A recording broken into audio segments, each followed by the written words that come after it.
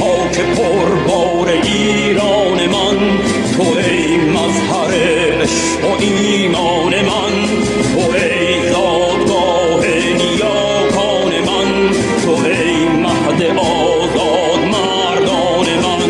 به خاک تو بود از تأثیرگاه برابر حقوق سپید و سیاه، یه دوران کوروش در این بوم و بر شده پای ریزی حقوق بشر.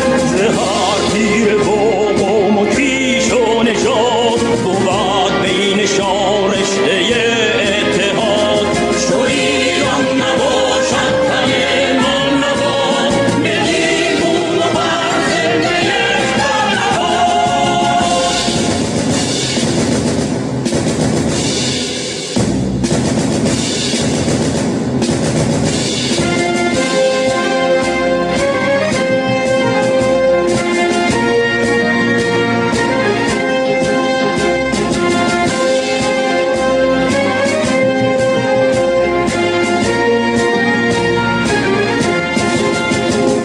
جهان آفرین تا جهان آفرین، نیاورد جز مهر و نیکی پدید.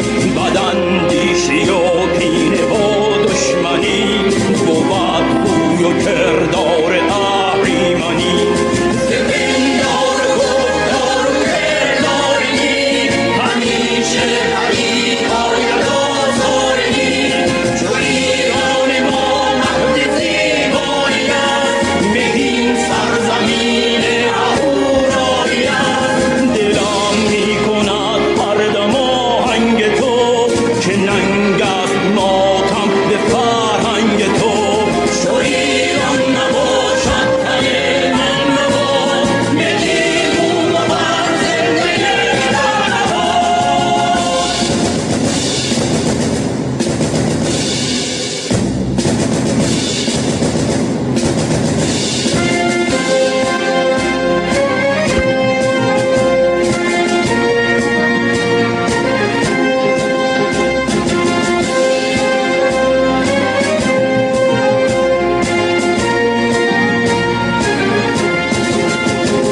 چنین ملت پاک و گردن فراز، به یک جنبش تازه بودش نیاز.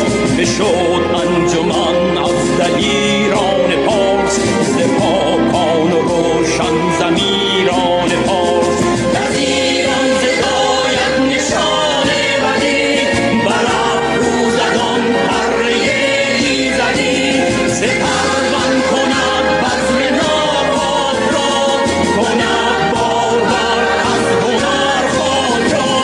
هنر دانش و رامش و شادی است، هماهنگی و صلح و آزادی است. شو ایران نباشد تن من مباد، ملی بوم و بر زنده یک نهاد.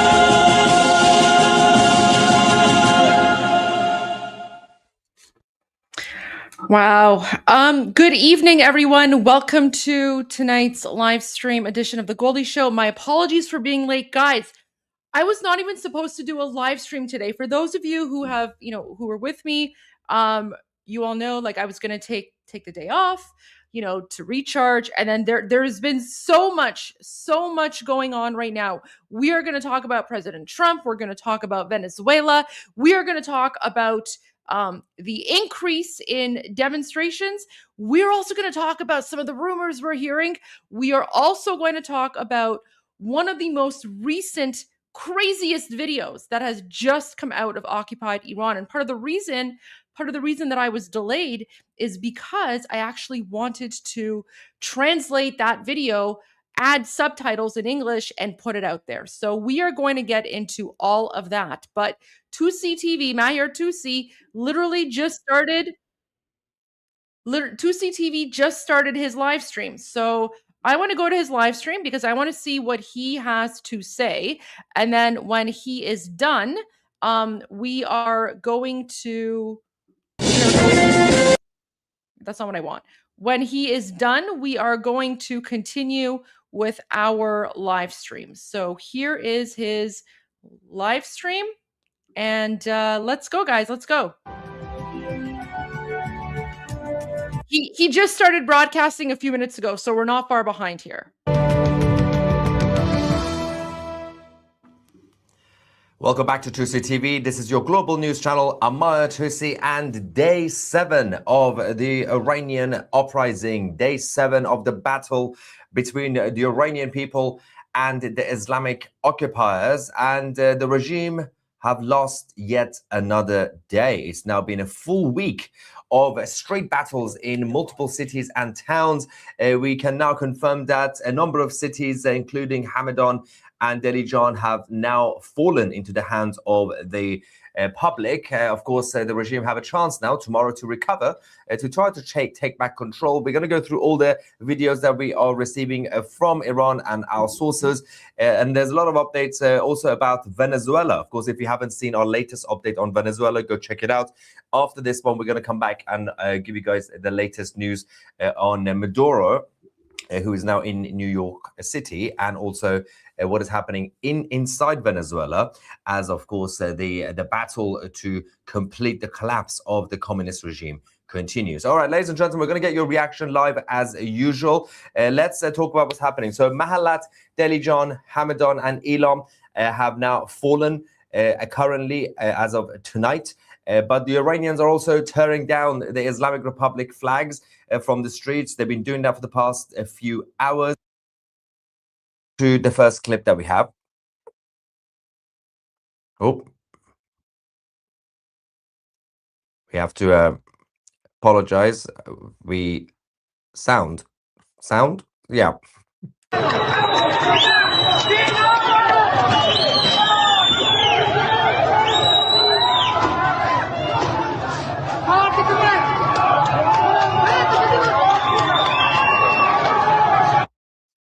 Couple of very important things to mention, as I expected tonight to get much worse than this, but unfortunately we can confirm that a number of Iranian people have unfortunately been killed tonight. We are receiving more names and photos and essentially identity of the victims, but there's still a lot more. So stay with us as we get more information about those who unfortunately have now been murdered by the Islamic occupation forces. Delijan has also now been taken over by the Iranian people, and Qasem Soleimani's statue on its 6th year anniversary of his assassination being burned down.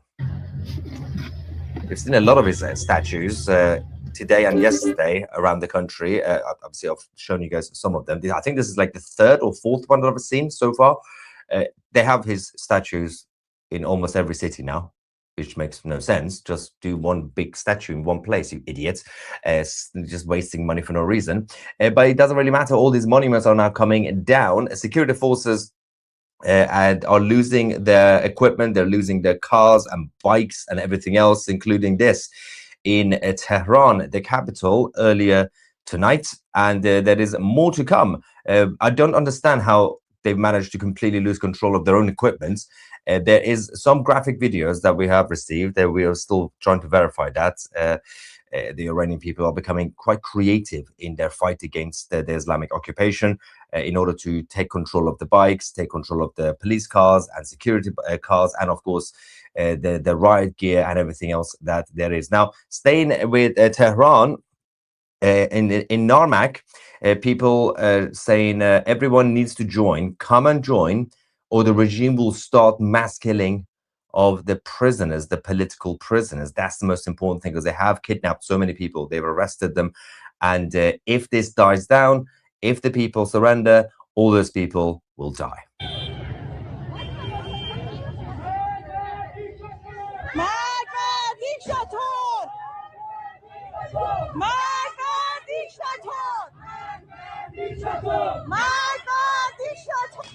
I say, isn't it true that the internet has been turned off? So they've been doing that. They've been slowing down the internet massively. Today, during the morning and afternoon, it was basically off.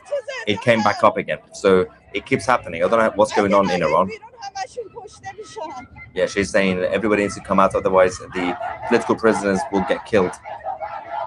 It's a crucial time right now for this revolution.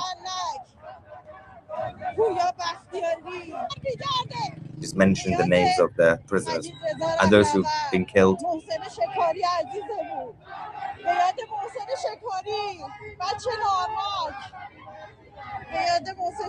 They have control of the streets though. Just saying, come out, people, come out. This is again in Narmak in Tehran. East Azerbaijan have now joined the revolution as well, the eastern part of Azerbaijan. The uprising in Maragha have now escalated. Let's go and see what's going on in East Azerbaijan.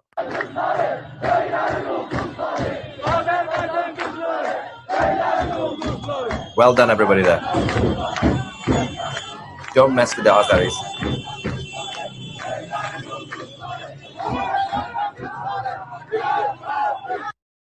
Yeah, death to the dictator. And Mahalat is yet another area that has now fallen into the hands of the population in the Markazi province. A vehicle associated to the Islamic occupation forces has been captured and destroyed.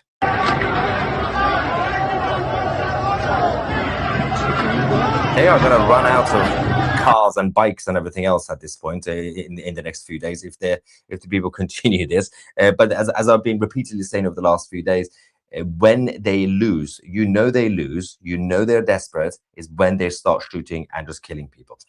Because they don't want to make it obvious. They don't want to randomly go during the day to just shoot at everyone. Technically they can, but they know if they do it in a more obvious way that everybody's watching, including Israel, including the United States. So what they end up doing is when it gets dark, things get ugly. And when the regime forces get cornered, or when they basically find a quiet area and they see 3 or 4 people basically on their own, that's when they take action. So when they are killing, that's when you know that they are losing. It's not actually because they are winning. But the Iranian people are sending messages to President Trump following his message of support and a warning to Ali Khamenei. Let's go and see what this is. I'm an Iranian girl in Iran, and I say thanks, Mr. President Trump. King Reza Pahlavi, Reza Pahlavi, این است شعار ملی جاوید شاه. So yes, she thanked President Trump, and of course mentioned her loyalty to King Reza Pahlavi. Now, several people were unfortunately shot outside a local police station in Parand. This is when the public managed to attack the police station and bring it down. But of course, the security forces were not going to just give up that easily. They have shot. We're trying to find out the number of casualties. Of course, we're not getting any official numbers from the authorities, but from our sources. Let's go and see what happened there. آقا اینم نفر دوم که با گلوله زدن. سه نفرن. Second person who's been targeted. Three people, he says. سه نفر رو تو پرند زدن. We got injured people there. چند نفر بودن؟ Now, of course, we had to blur this. دو تا زن فقط تو خونه مردمو چیکار کردن؟ یکی دیگه هم تو ماشین. There's yet another one in the car, apparently. جوون مردم اینا، اینم یکی دیگه. All the young people. ببین 12 13 نفر رو دادن. 12 13 نفر. It's according to the eyewitness, about 12 to 13 people got injured at least. So yeah, they've gone absolutely insane, of course. Now, the anti-Islamic protesters have also taken control of the streets in Haftahoz area. This is in the northeastern part of the capital. Let's go there.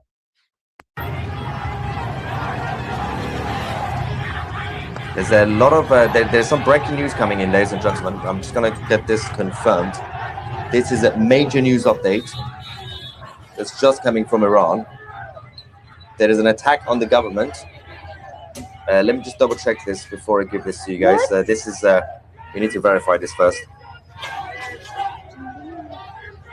Something that the BBC doesn't know how to do apparently these days. Okay. What? That's interesting. All right, well, we'll get back to that in a second. there is attack on the government. a bit of a chaotic situation inside the government. Not even the regime itself, just the government. They may have lost control.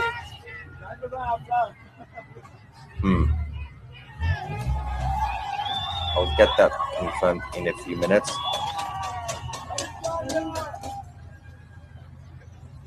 There's a lot of messages of support and thank you to President Trump. I'm going to show you all that in a second. But more surveillance cameras are getting destroyed in Mahalat and other cities around the country. This is I said this earlier today. It's one of the most important things that they can do. Attack the telecommunications posts and the surveillance cameras, because these are the tools that they obviously use to identify people. Let's go.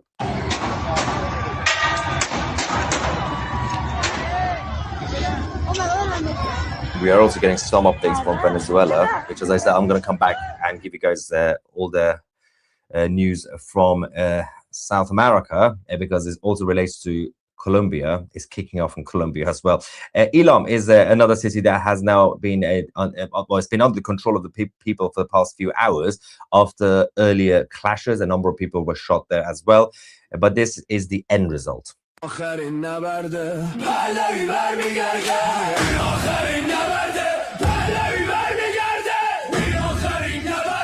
This is their new revolutionary song. This is the final battle. Pahlavi is returning. That's what they're saying. The fight continues on the streets.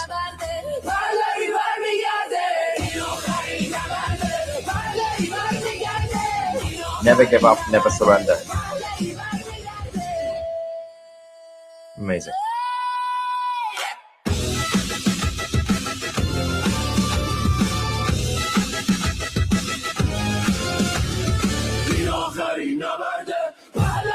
Well done, everybody. Amazing, guys, amazing. But clashes continue across the country anyway. Tonight did get ugly. For example, this clip. I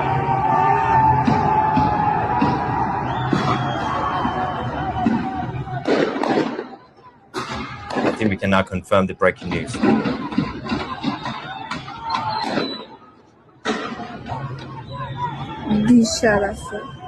Yeah, they're just running after the protesters.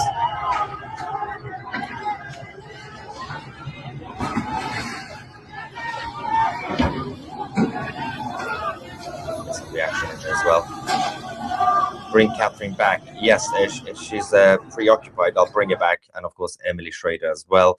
I will also ask the lovely Goldie, who I can see she's watching right now. I'll bring Goldie on as well from Canada. Oh, Canada.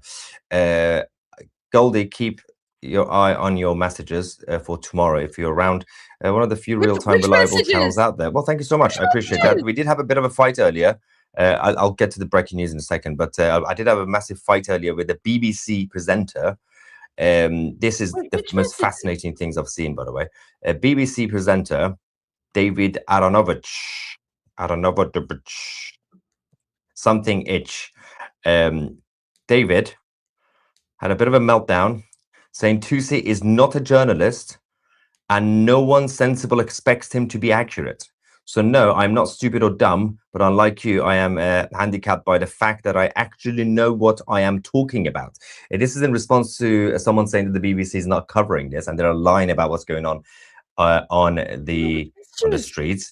And but as I said in my response, the BBC propagandist, the David Aronovich, claims that I'm not a journalist and attacks Tusi TV, which is currently the most watched and trusted geopolitical news channel from the UK.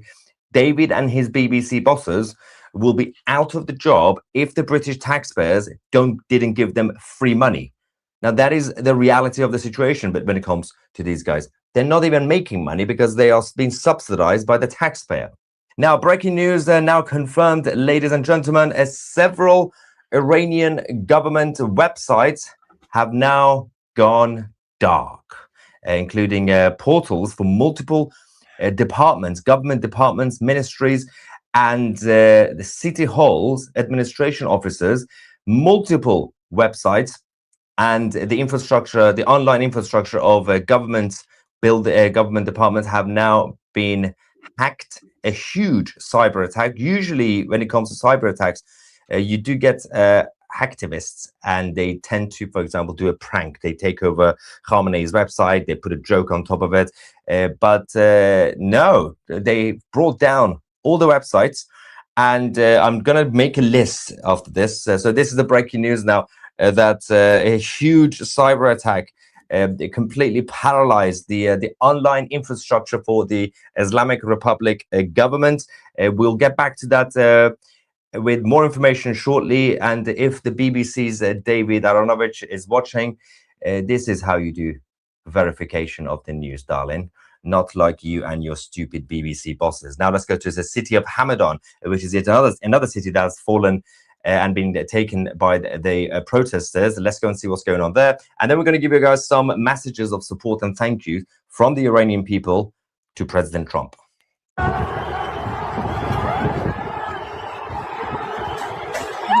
This is an older video.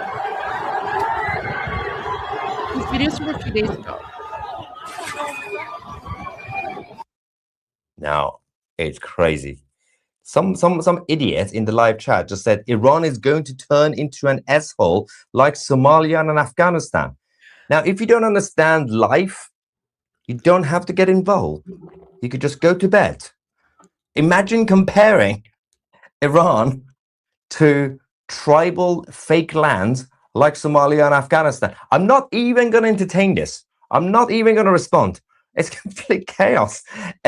Iran is so strong as a land and as a culture that even in 1979, when the Islamic occupiers took over with a paramilitary coup with the support of Jimmy Carter and France and others, and chaos happened, monarchy went, the country fell apart, right? But Iran stayed Iran. The land stayed as it is. It just got occupied. It didn't turn into an S-hole like tribal bits. This territory is there, that territory. Even in 1979, Iran stayed intact, but they don't get it. Anyway, now messages to President Trump from the Iranian people continues. We showed you the first one, and this is yet another one. This is a photo. President Trump, your message has been heard by the people of Iran, and we express our sincere appreciation. Now, this is quite interesting because this is a charm offensive. So the Iranian people are now basically acknowledging the message, and President Trump's team will be watching, of course, the White House, and they will be communicating this with the president, not necessarily just this photo, because there's so many now going around on social media. And the White House is going to like this. Ironically, this is going to put more pressure on the White House to act by seeing that people actually are appreciative of what President Trump said yesterday. There's another message as well. I put the translation on the screen for you guys as a technically subtitle. Let's just go and see that. از ایران میگم که نماینده ما شاهزاده رضا پهلوی از آقای ترامپ و آقای نتانیاهو بابت حمایتشون از مردم ایران متشکرم. ما مردم ایران همه مردم دنیا خصوصا مردم آمریکا و اسرائیل دوست داریم و فقط میخوایم در صلح و آرامش و آزادی زندگی کنیم. پاینده ایران.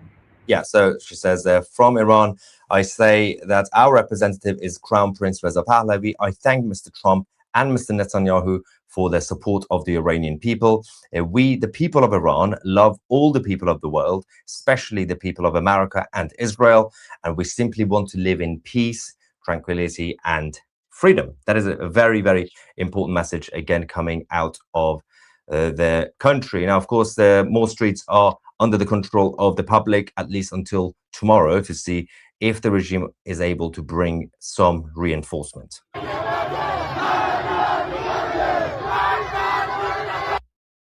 So the crowd continues to increase anyway, definitely in Tehran, you can see, but in Khorramabad as well, and many other cities, the regime is lashing out badly.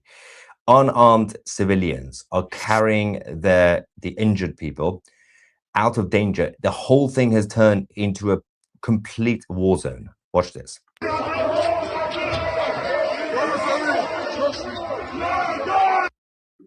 Wow. So unfortunately, we do have a lot of people who have lost their lives, been murdered by the occupation forces. There is a lot of names now, unfortunately, but so I'm just going with what we've just received in terms of some of them. Of course, there will be more, and we'll cover that.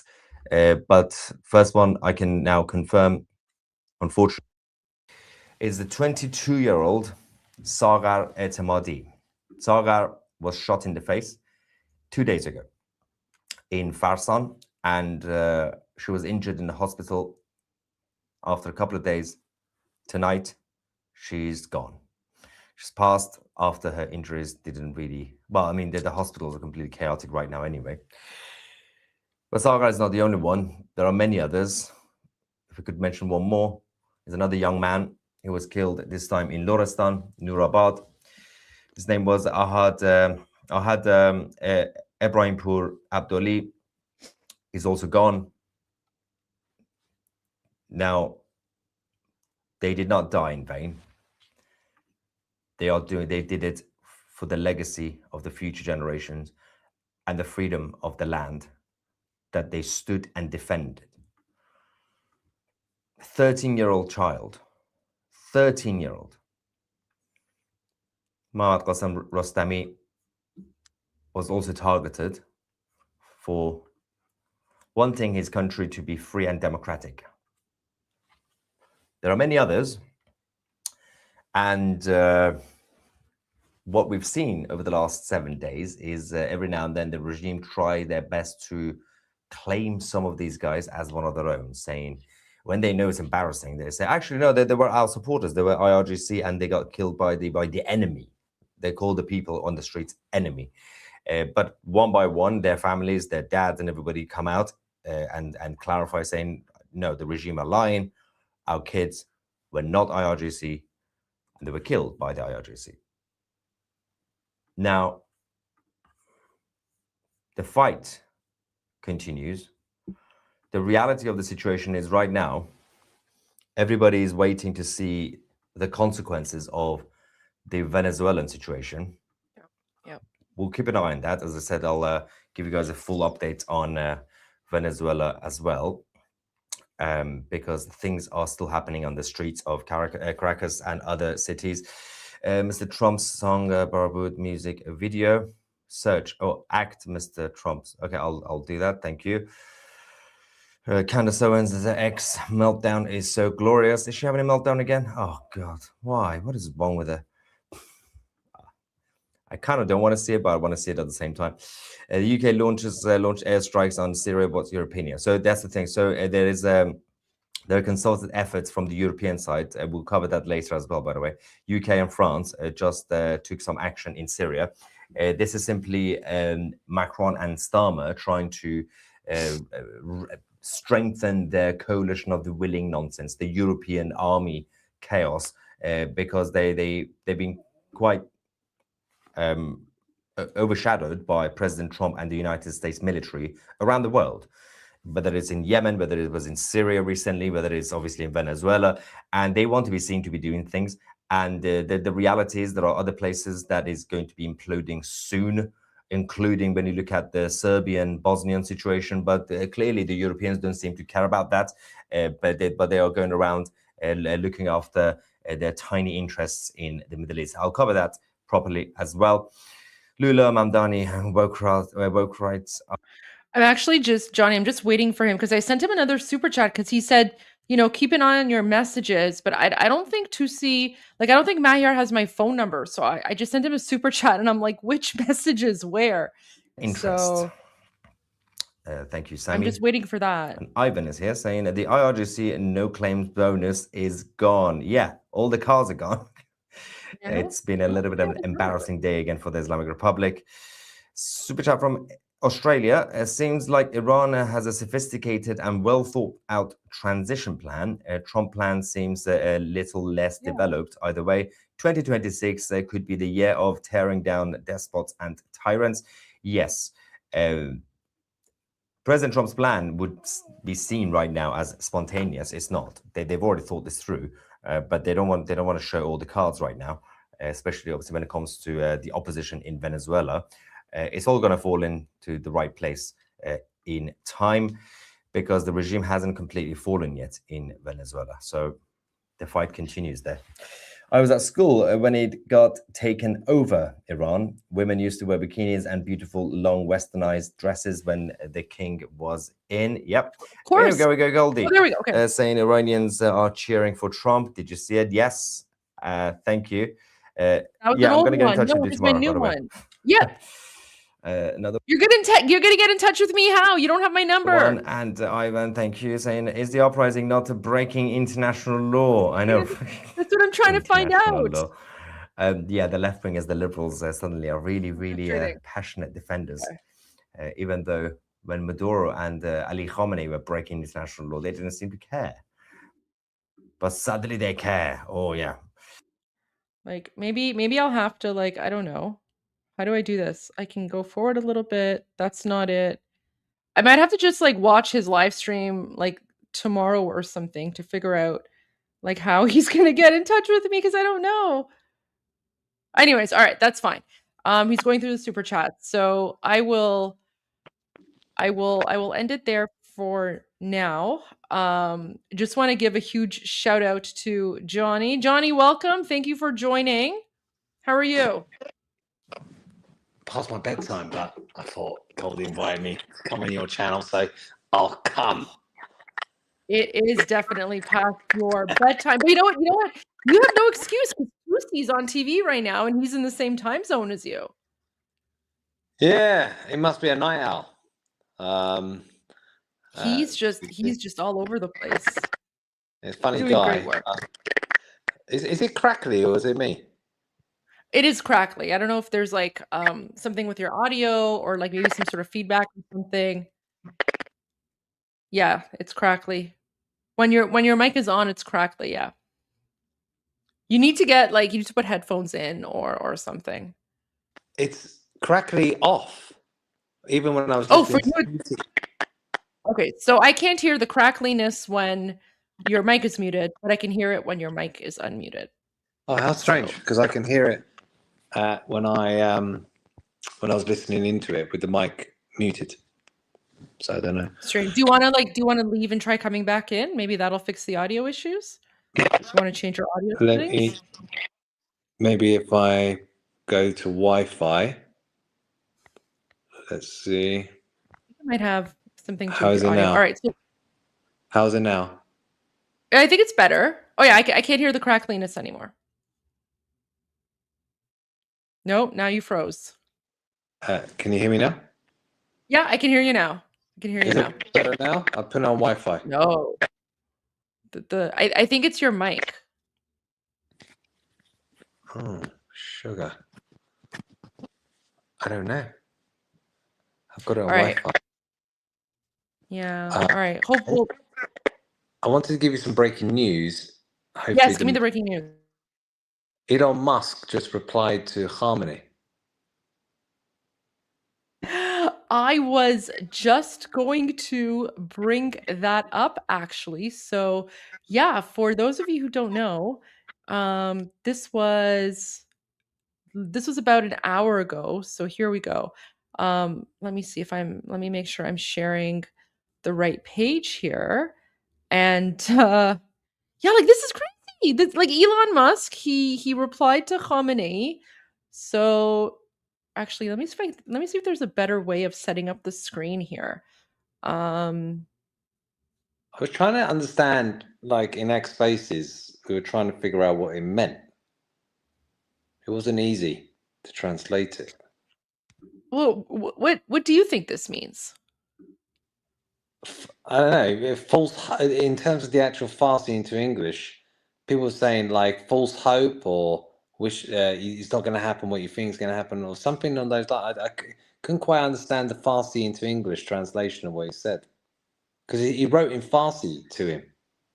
He did. So basically, wait, I saw this somewhere. So actually, an Instagram account. Let me bring that up because there's a really good Instagram account. I was just looking at it on my phone.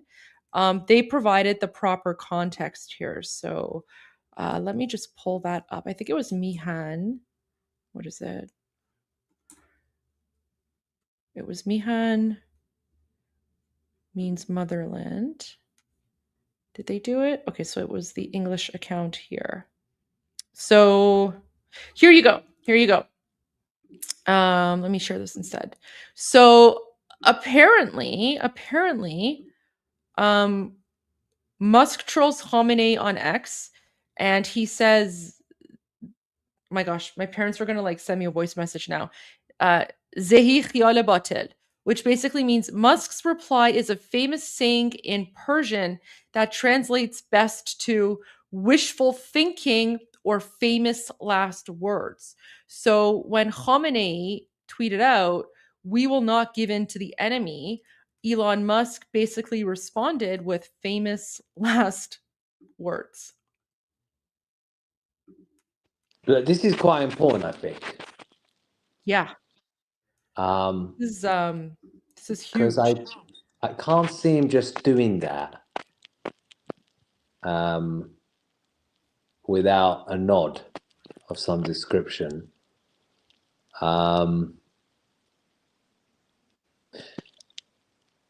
That follows, other rumblings. And I don't know if you saw the latest. Is a place called Khorramabad. Khorramabad, yep.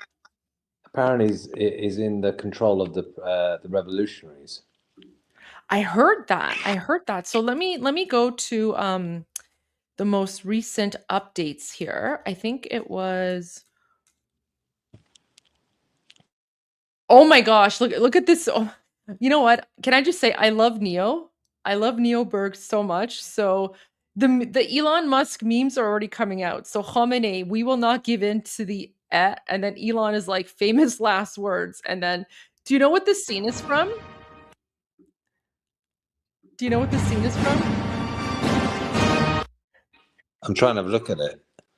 So there's a very famous it's like a very famous meme. There's like this Iranian TV show, and so this Iranian TV show, it's basically Islamic regime propaganda. And so part of the propaganda is they show like the Shah's men with their like murdering or whatever, which is fake news, like it never happened, right? But when that came, yes, yeah, I know. turn that into a meme.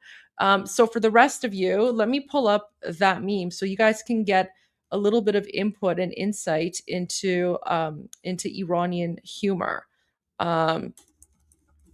So it's let me find the scene here. So here we go. So this is the meme, and then like this is the video basically. So I just want to put it in context. So this is like a TV show that the Islamic Republic created a few years ago, and it's basically historical revisionism. So what they're showing here in this scene is like the Shah of Iran, like his men, like the Artish, right? So the Shah supporters were supposedly going out and they were just like randomly murdering Islamic regime clerics. Obviously, like this literally never happened. But when the Islamic regime made this scene, Iranians turned this into like a meme. So let me show you the scene here. So you can see like the Islamic regime clerics running away.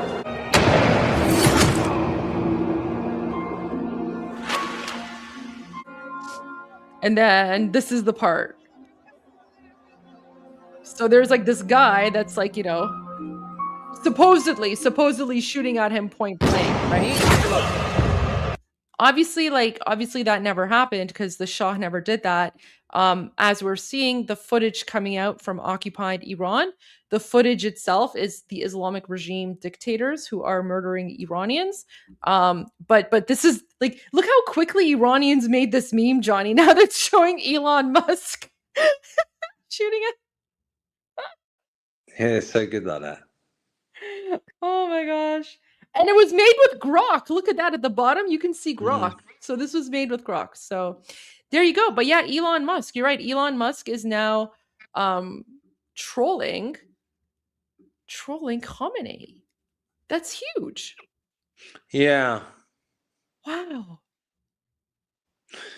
Yeah. I mean, It's been quite a day of news, really. When I woke up and seeing what happened with Maduro, and What are your thoughts on that, by the way? Because I have my thoughts, but I'd love to hear what you think is going on with that. And then yeah, I want to because go to some of the super chats because there are some people who've sent super chats and I want to respond to them for yeah, sure. of course. You know, it was building up, but it completely caught me off guard, the timing of, and also what they did. I thought they would, when it was building up, maybe do strikes, but not what they did in terms of capturing him and taking him back to the US. I mean, that's going to be a stuff of movies and Netflix documentaries for sure. I think it's more significant than Assad falling. You think so? Yeah, because it involves money and trade. And there wasn't hardly that much money or trade with Assad. Assad was more political flex, more territorial, more utilization of the kind of crescent that they were trying to form and their proxies. Whereas Maduro and Venezuela, is a lot of it is financial, because they're a cartel, and the Islamic Republic are pretty much a cartel in their own right, and they've got billions invested in Venezuela, billions. So I think the US and the CIA no doubt know about that, and then you think, why? Some people say, why arrest Maduro? Why not, just take him out, which they could have easily done. Because arresting him is far better. One, in terms of the symbolism of it all, because if he dies like, oh, a fallen hero, blah, blah, blah, fighting the Americans. Secondly, the amount of information that guy must have, not just on the narcotics trade and everything else that goes with it, but also on the Islamic Republic and what they're doing in terms of the shadow fleets of oil. Probably a lot of those tankers had gold and cash instead of oil. Who's doing what? Bank accounts. A lot going on there. That's my thoughts. What about you? I mean, so I tweeted this out earlier, and this tweet actually got a lot of attention because I wasn't really checking my social media today as much. I was supposed to be taking a day off, but I saw the news about I literally woke up to the news of President Trump attacking Venezuela. And then I was kind of thinking about it, and I was, talking to my family, and I was like, oh my gosh, like I think this is huge. And here, let me show you my tweet that I put out this morning, where I say, I just realized something. Trump went after Maduro first to make sure Khomeini and the terrorist Islamic Republic occupying Iran can't escape to Venezuela when the Islamic regime falls and Iran is freed. All of the IRGC's assets, drone factories, and military bases in Venezuela are now in the hands of the United States.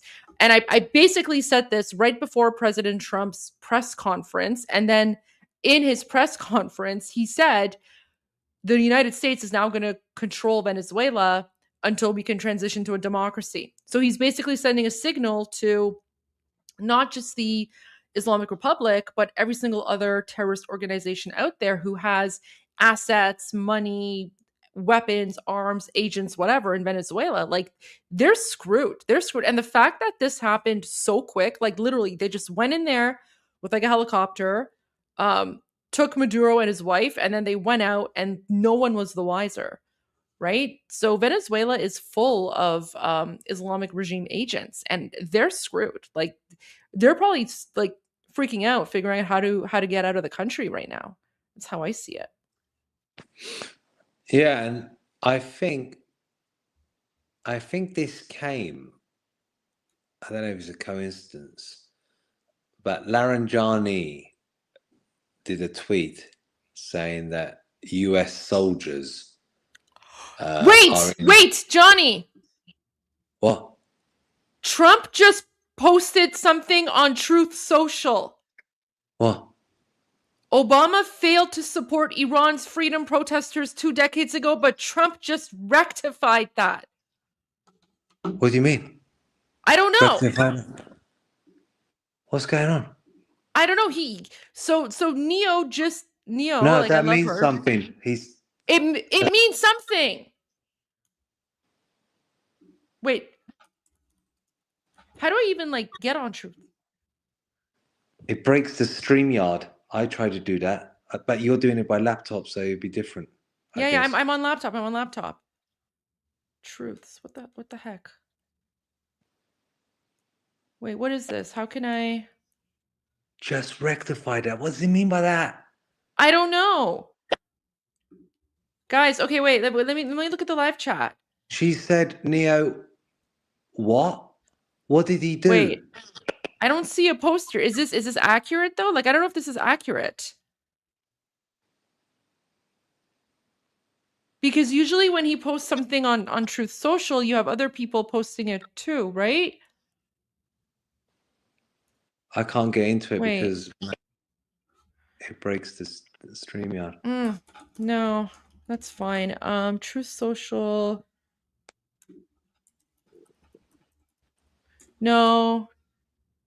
Guys, Johnny's not high. It's literally like 1 a.m. right now in the UK. So wait.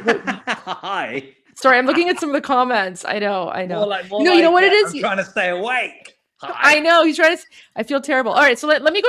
Guys, okay. Guys, for those of you in the comments, if you guys have something on Truth Social, let me know if that's true or not, because I don't know where Neoberg got that image from, but it just like popped up on my feed. What's so her timeline on that? She literally just posted it. Okay. She just. So it happened. It has happened. Well, I don't know. She posted it 3 minutes ago, but I don't know where she got. Remember, although I've had a lot of strong words, I felt I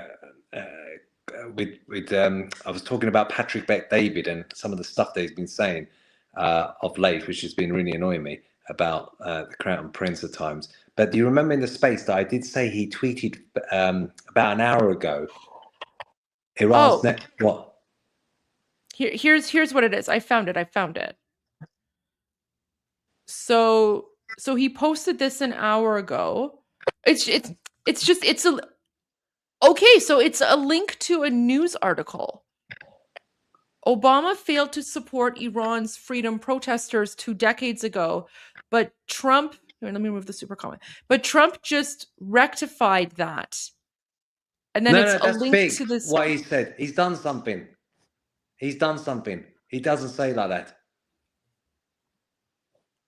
And he follows on what that Patrick Bet-David tweet said, that Iran's next and Khamenei and Peshkian have lost control of the country, despite some of these negative swipes of late. Okay, so I clicked on the Truth Social link to the news article, and this is what comes up. So why don't we watch this? Why don't we watch? Well, actually, no. So before we watch this, let me go to the super chats, because we have a number of super chats, and I want to get to them, and then we're going to watch this video.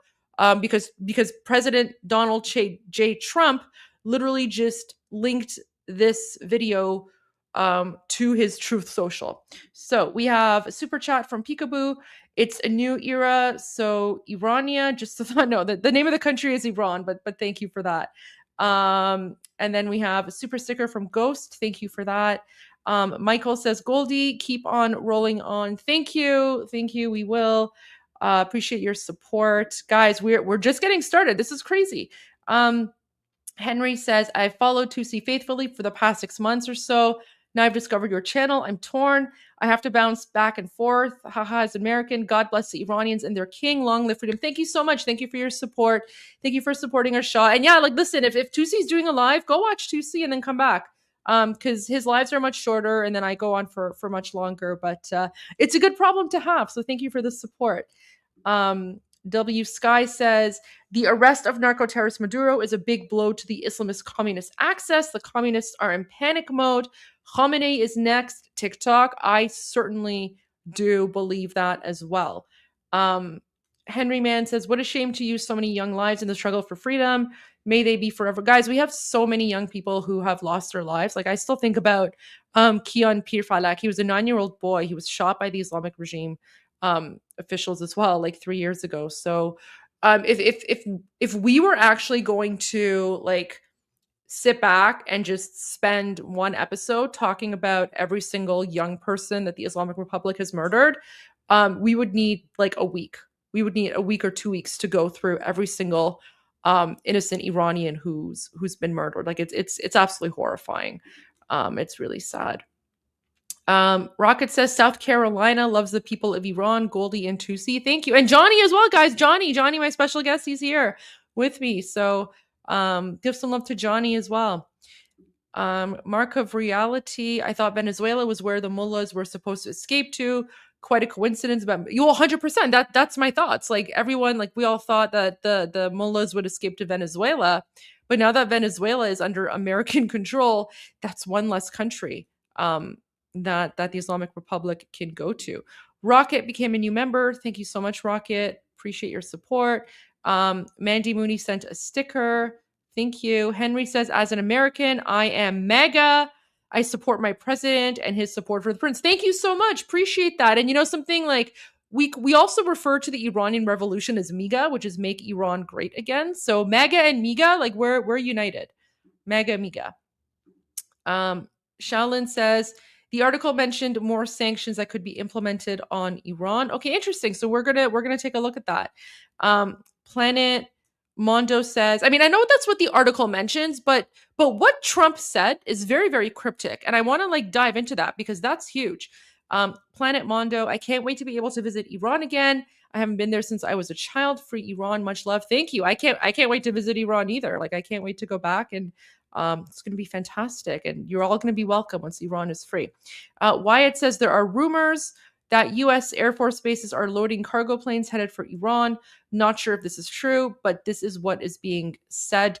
I would say that there's going to be so many rumors out there, but ultimately we're not going to know what happens until after it happens. I mean, look, we didn't know what was going to happen in Venezuela until President Trump basically said what's going on in Venezuela.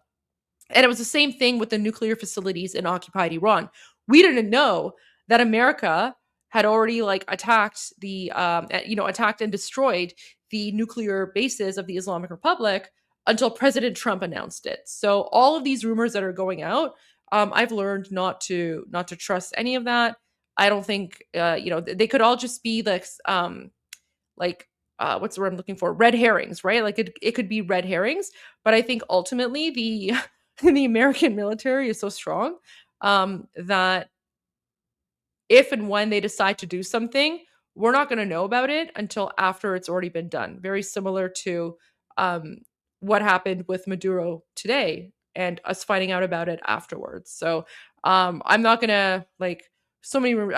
Johnny, what are your thoughts on that? Do you agree, or do you think there's something to the rumors? I remember doing a Spaces and I went to sleep and then I checked my phone and messages, and I think you sent a message saying, I can't believe you slept through it with the attack on Salami and Bordeaux, and Marguerite and stuff, and what happened with Israel.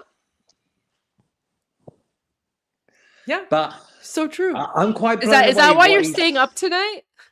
Well, I'm quite blown away with what he's just said. Trump just rectified that. He's done something big. Yeah, we're going to get to that. We are going to get to that. I just want to get through the super chats here because I don't want to keep people waiting.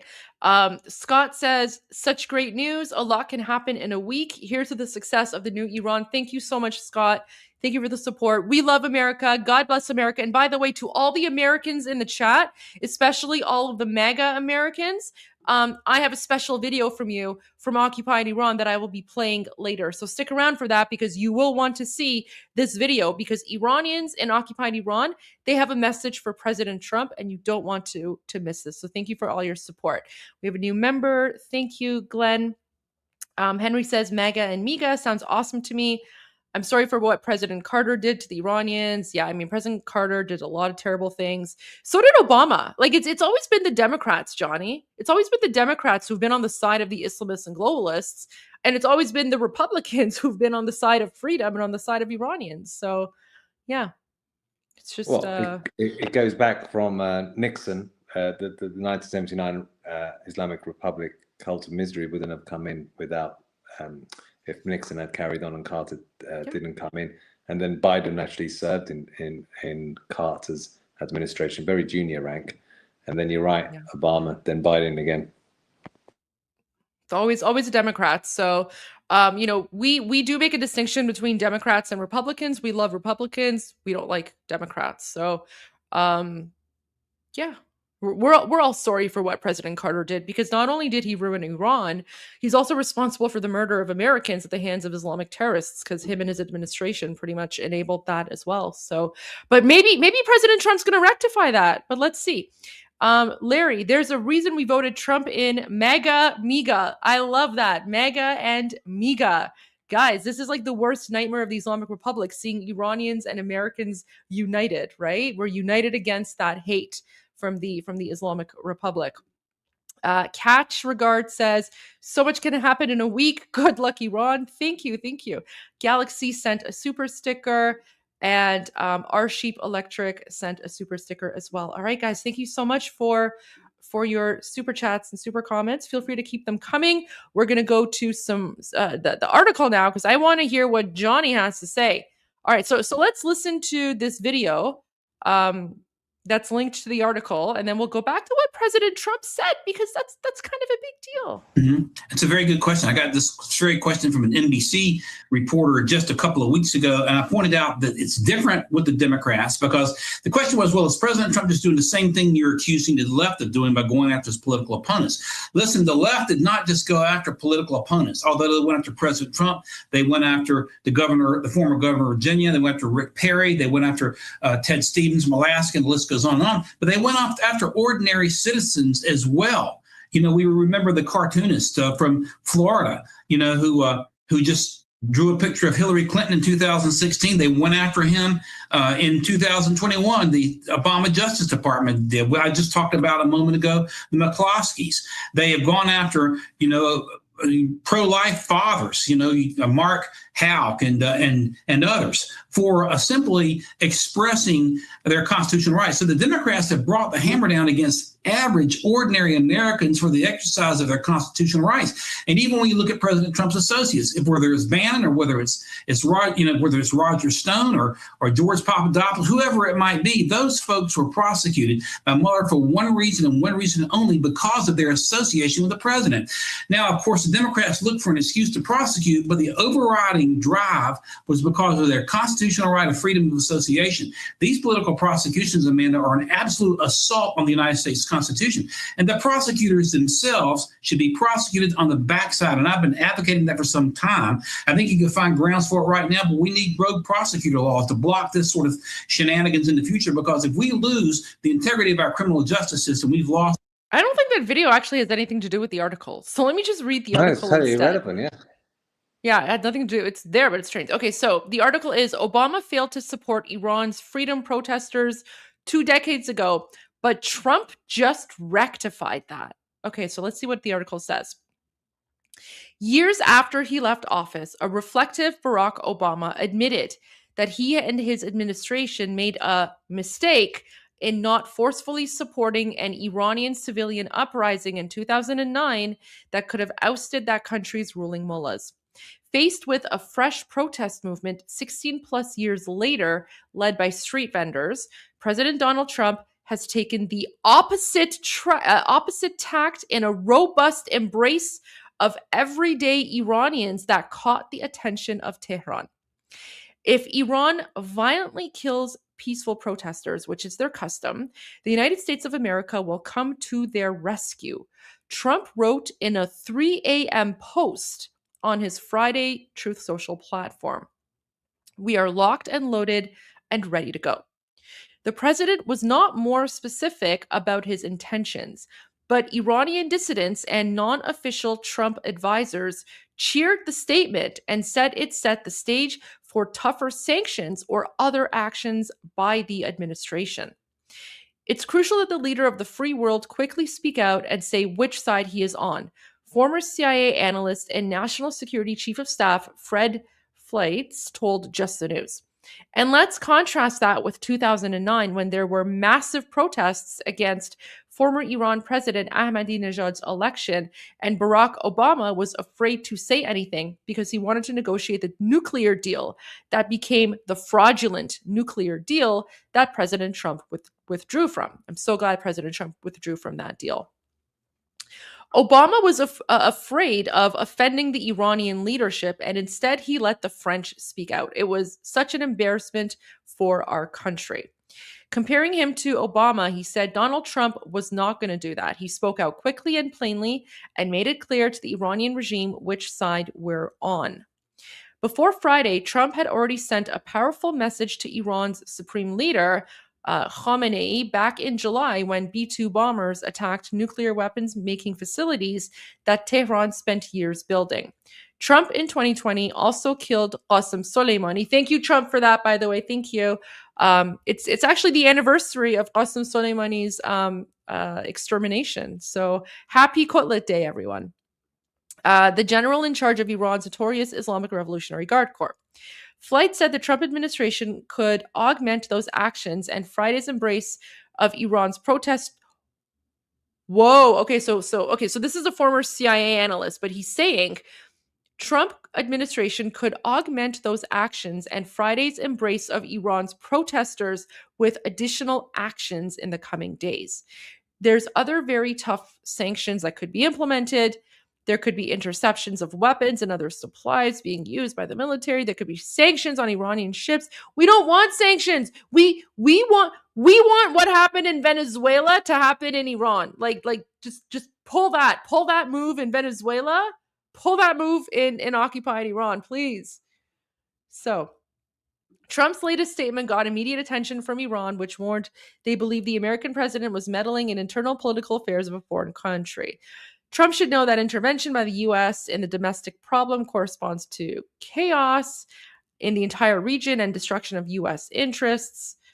The people of the U.S. should know that Trump began the adventurism. They should take care of their own soldiers. So basically, Islamic Republic is, of course, threatening American soldiers. The current protest began 6 days ago, prompted by frustrations of street merchants, but they have since spread countrywide. But you know what? They always say that it's prompted by frustrations of the economy, but that's actually not why people are protesting nationwide. They're like, the economy is the spark that fueled the nationwide protests, and people are protesting because they want to overthrow the Islamic Republic and they want the Shah of Iran, His Royal Highness, to come back, and we're going to share some videos with you there. Okay, like that's so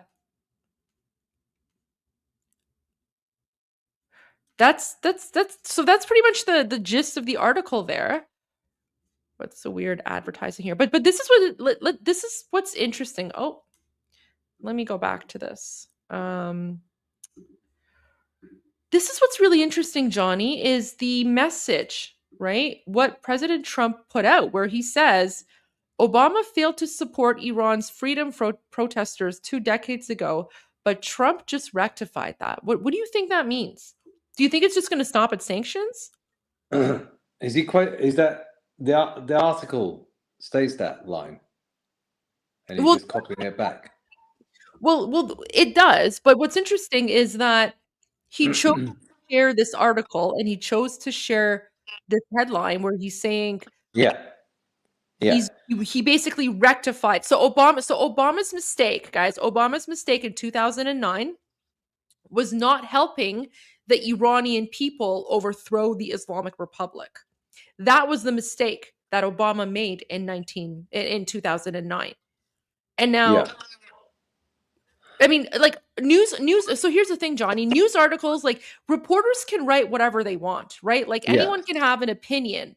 But the fact that President Trump took this particular headline and he shared it on his Truth Social, that's basically an endorsement, right? Like as a politician, you're not going to share a headline without any context or explanation unless you're endorsing it. Yeah. I would say my interpretation is he's just done something and then quoted that headline in terms of what Obama was to what he is when it comes to the Islamic Republic and Iran. And actually stating that and doing it on Truth Social, if you look at it in context, so he at 3:30 in the morning sent that tweet out, something along those lines, about if you shoot at peaceful protesters in Iran, we're ready, locked and ready, or whatever it was, he said, and that thank you for your attention for this matter. We're ready and loaded, or locked and ready, or something on those lines. So, and then thereafter, Laranjani, which is part of the Supreme National Security Council, which is their core inner group, especially when it comes to things like protests, etc. And you've got the Supreme Leader and you've got this inner circle, and they war game all these kind of things and how they respond. He then did a tweet back saying that be careful, American soldiers is in our vicinity, or something like that. It was an implied threat. And then thereafter, you see what's happened with Maduro. And then you see this now, another Truth Social post quoting that article and that headline. Trump just rectified that. So I think he's done something, or ordered something and quoted that in a cryptic way, which is Trump kind of fashion. What has he done? I don't know. And I'd like to see what people are saying. I don't know. Yeah, yeah, let us know. Let us know in the chat. Like, what do you guys think? Johnny, you can see the comments, right? You can see the comments? No. Oh, are you on your phone? Oh, that's why. On my phone. Yeah. Oh my gosh, that's why. That's why you need to do this on your laptop, right? So Johnny can't see the comments, unfortunately, but yeah, just let us know what you guys think President Trump is referring to. But we're still seeing some crazy footage coming out of Iran. So this was just sent. So Armin, my friend Armin, just posted this about 30 minutes ago. Just sent to me from inside Iran. This is mind-blowing. In the middle of the protests, this man fearlessly thanks Trump and he shouts, "The people of Israel live." So let's watch this and see what's going on here. So Magbar dictator is death to the dictator. Of course, that's Khomeini. Exclusively for atheist republics from Mashhad. Thank you, Armenians and Dawad Iran. Thank you, Donald Jr. Trump, for taking out the fucking Maduro. Oh shit, they're coming. What are they? I'm Israel Khai! There you go, guys. So literally Iranians, and this was posted 30 minutes ago. So right now it is a scene of utter chaos across the country. This is in the city of Mashhad. And they're yelling death to the dictator. They're thanking President Trump. They're even saying "I'm Yisrael Chai" in support of Israel. And then he says "Bodo." Bodo means run, because the Islamic regime forces are coming after. This is crazy, Johnny. When did that happen? This was posted 31 minutes ago. This is from tonight. And he's thanking him in what context? So a lot of Iranians are thanking President Trump right now, because he's in the heat of battle. Yeah. Do you know one thing I've noticed about this time round? They are much more ferocious in the fighting. Oh yeah, like real warriors out there. Whereas I felt like in the previous ones they always held back. You had instances, but this time I feel like the ferocity, like in Hamadan, etc., and some of the clips, and it feels very coordinated this time round, much more organized and coordinated. So I think part of the reason for the coordination is because His Royal Highness King Reza Pahlavi, remember, he put out a booklet called Garde Javidan, which is Garde Javidan refers to the Immortal Guard. The Immortal Guard was the elite military unit that protected the king. But in a sort of like Iranian national resistance revival type of way, his team created this booklet called Garda Javidan, and it was all about how to form small groups of protesters, right? So groups of like, I don't know, 3 to 7 or something.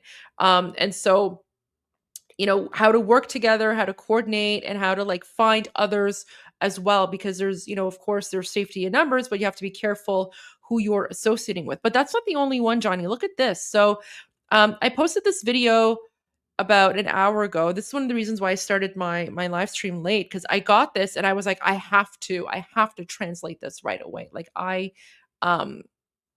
have to, like, I just had to put this out there. So like, and I guys, I did the translation myself. So this is 100% accurate. So this was today. This was in Sadeghieh. Sadeghieh is just like a neighborhood. And here's what Iranians are chanting right now.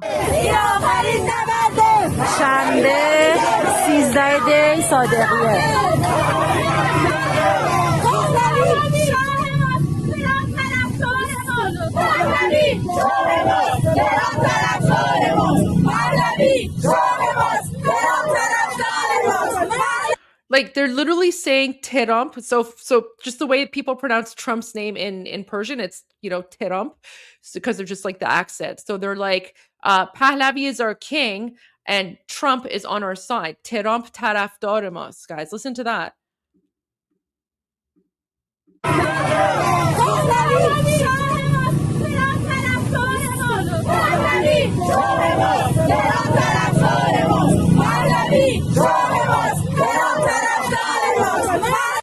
Do you hear that, Johnny? People don't realize that how important what the US president says to Iranians. I can't understate that, really, or what they don't say. And I think 2 injections in the arm is Trump and Maduro, and then this cryptic True Social thing that he's just said with Neo. Any more analysis on that on X or I don't what know, that like means? that. I have not seen anything. I mean, I'll do a quick search, but for everyone who's watching and they're, if you're wondering why Iranians are cheering for President Trump right now and Iranians are chanting President Trump's names in the streets, is because of this post that he put out yesterday. If Iran shoots and violently kills peaceful protesters, which is their custom, the United States of America will come to their rescue. We are locked and loaded and ready to go. Thank you for your attention to this matter. President Donald J. Trump. This was yesterday. So for those of you on my live stream yesterday, I basically said how this has given a lot of Iranians hope because it has let them know that, now the United States is finally on the side of freedom fighting Americans, as opposed to, Obama and Biden and Carter, who were on the side of Islamists, right? So that gave them a lot of hope. But I think the reason why we're seeing all of these pro-Trump messages coming out of occupied Iran today is because of what President Trump did in Venezuela, where he went and he pretty much got rid of the dictator and he liberated Venezuela. And so that is giving Iranians a lot of hope. And so they're literally out in the streets. They're chanting President Trump's name.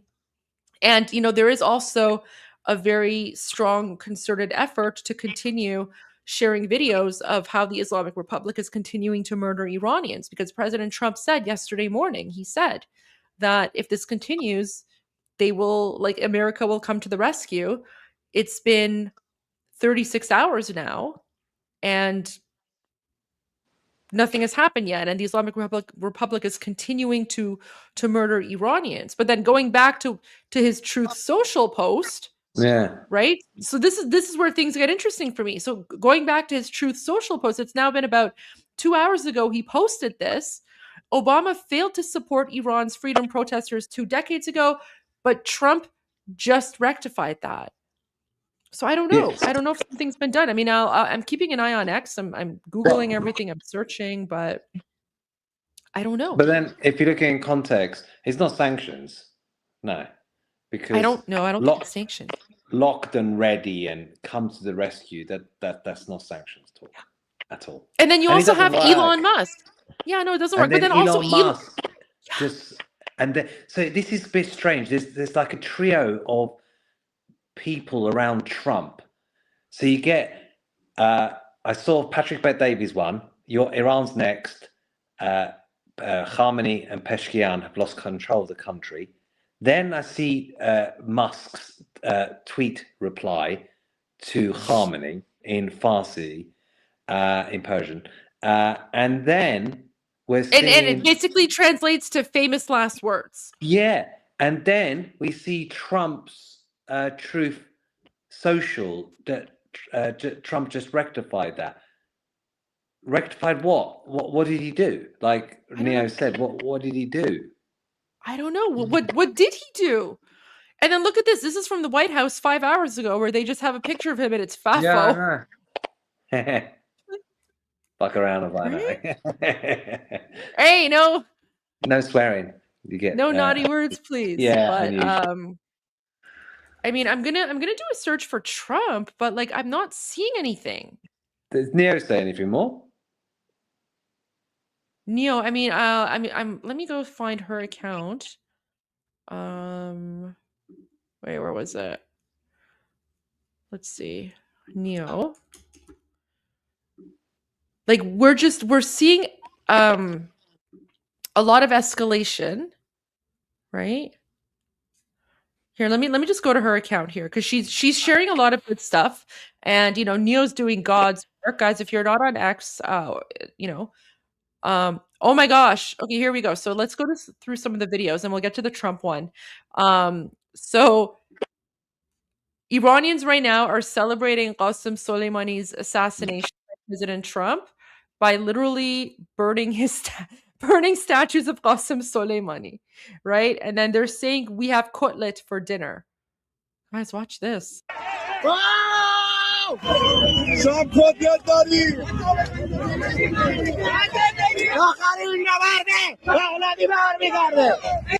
Guys, so this is a thing. Like these are the things you will never see in the mainstream media, okay? Iranians in occupied Iran, like this is the anniversary of President Trump exterminating Qasem Soleimani, like the terrorist that he was, right? So on that anniversary, Iranians are literally burning the statue of Qasem Soleimani. They're cheering. They're saying, "Oh, we're gonna have cutlet tonight." Cutlet is basically like ground beef patty. It's like a Persian hamburger, let's say. And the reason that Iranians eat cutlet, like ground beef patties, on the anniversary of Trump assassinating Qasem Soleimani is because when he was assassinated, there was pretty much nothing left of him. Like he was basically turned into ground beef. So there's some, dark Iranian humor for you. We do have a very dark sense of humor, but yeah, so we celebrate his extermination by eating hamburgers, basically, because President Trump turned him into a hamburger. Yeah. So in the video, Iranians are yelling, "We're gonna have cutlet for dinner tonight," and then they start yelling, "In akharin nabarde Pahlavi barmigarde," which means this is the final battle. Pahlavi will return again.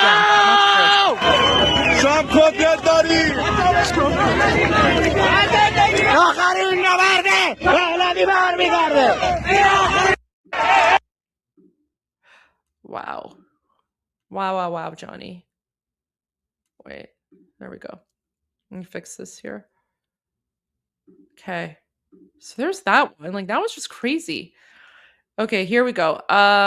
And apparently, so a freedom fighter, an Iranian citizen, used a homemade flamethrower on a group of Basijis. Guys, again, Basijis, they are people who are affiliated with the Islamic Republic. This is what happens when brave, unarmed people have to defend themselves. Like this is literally happening right now.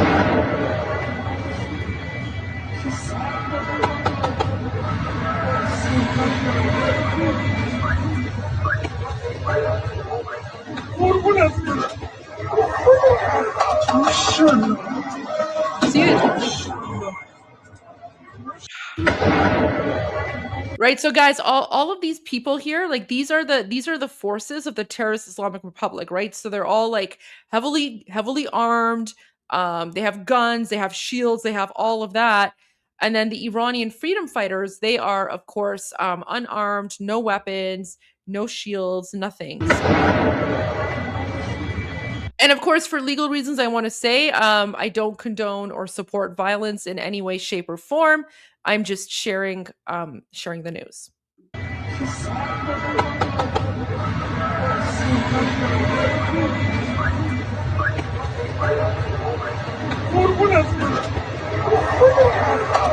Whoa!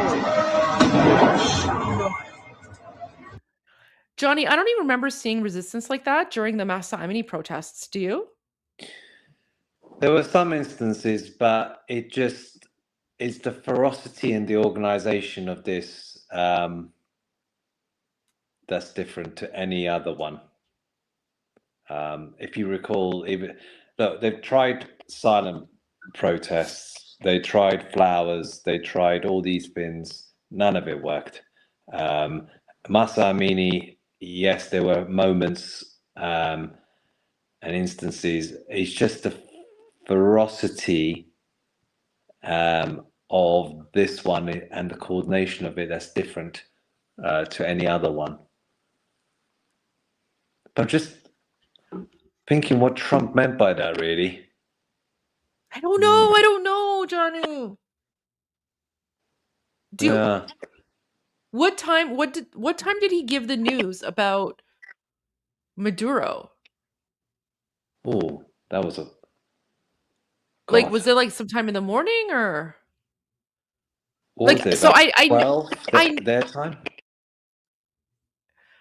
Well, I know that when I woke up this morning at like, I think like 6 a.m. Eastern, I woke up, briefly checked my phone before I fell back asleep. I think the news had already broken. So. Oh, I mean, I don't know. Yeah, the news conference was 12. But no, the new the actual like breaking of the news on. No, I'm not talking about the press conference, guys. The press conference was at 11 a.m. Eastern. I saw that, but I'm talking about like the news breaking on social media that they had done something, right? But I don't know. Like that's very cryptic.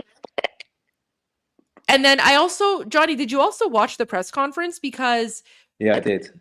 All of it. There were some messages in there to the Islamic Republic. And I actually, I have the press conference lined up and I want to watch that as well. But before I go to that, I just want to go to some of the super chats to get the comments from our viewers. Thank you so much for all of that. So we have Stuart Young says, Godspeed to Iranian people and to their true martyrs. Thank you. Praying Iran is returned to democracy / separation between religion and state. Love from Texas. Thank you. Love to Texas. Texas is my favorite state. You guys all know that. I love America, but Texas is my favorite state. Chris sent a super sticker. Thank you so much, Chris, for your support. VFR Omid says Venezuela. Oh, that's a good one. Venezuela is the linchpin to a lot of change. Watch the dominoes fall. What do you think, Johnny?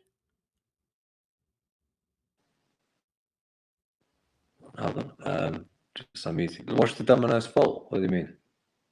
So he says Venezuela is the linchpin to a lot of change. Watch the dominoes fall. I think that's a good point. Yeah. With Venezuela falling, I think a lot of other places might now fall. Well, I said earlier that I think that is a bigger blow than Assad falling. Because this regime is all about money as well. And yeah, it's how they pay the mercenaries. 100%. Yeah, I'm just thinking about some of those lines in the press conference, but I'll come back to you after you've done your chance. Okay. So then we have Phil says, I am for Trump's support of toppling the regime, so long as Iran doesn't become a puppet of the US, Israel, or anyone else. But the Venezuela thing is terrible. Venezuela targeted for... Do you really think so? There's a lot of people in Venezuela who are very, very happy with what President Trump has done. Johnny and I would actually, we actually hosted a number of spaces on X, audio only, and we had so many Venezuelans come in, and basically all they were talking about is they want this dictator to be overthrown so that they can then take control of the country. So I know for a fact that Venezuelans are incredibly happy. Like social media is flooded with Venezuelans who are just cheering, and they're so thankful of Trump, right? So I mean, I respect your comment, but I think when it comes to Venezuela, I think the Venezuelans would disagree with you on that. I think they might disagree.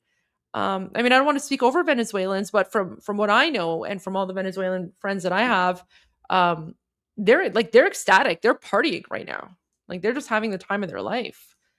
Okay, Shalin says, report about Revolutionary Guard shooting protesters, claims 17 dead so far. I wouldn't be surprised. It is really horrific, and because it's such chaos in the country right now, and because we don't have like a proper legitimate media outlet, we don't even know what's going on. The way that we get information is from people in occupied Iran who send out video messages, and put out things on Instagram or X or WhatsApp or Telegram, right? And so that's why, like for me, for example, I'm always monitoring X. Johnny as well. Like many of us, we monitor X because X has basically become the most important news outlet when it comes to getting information about occupied Iran. That's how Iranians in the country are able to communicate with those of us outside. And I think Elon Musk knows that because he just trolled Khamenei. But again, like Elon Musk commenting under Khamenei's tweet and saying famous last words. Come on, Johnny. That's and in part, I mean, he gets involved in stuff at times, but it's just the context of everything. I don't think that's coincidental.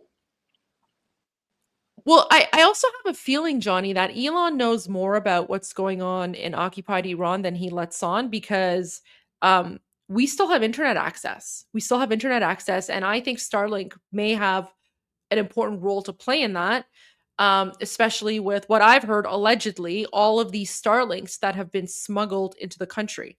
Because we know the Islamic Republic has tried to shut down the internet, but they're not able to. And we are still getting videos coming out by the second, by the minute. So something's going on behind the scenes, and someone is working hard to make sure that Iranians have access to not just internet, but to X as well. Yeah, I think the CFO or the CEO of X is Iranian. Is he? Okay. Yeah. I think good the for CFO, him.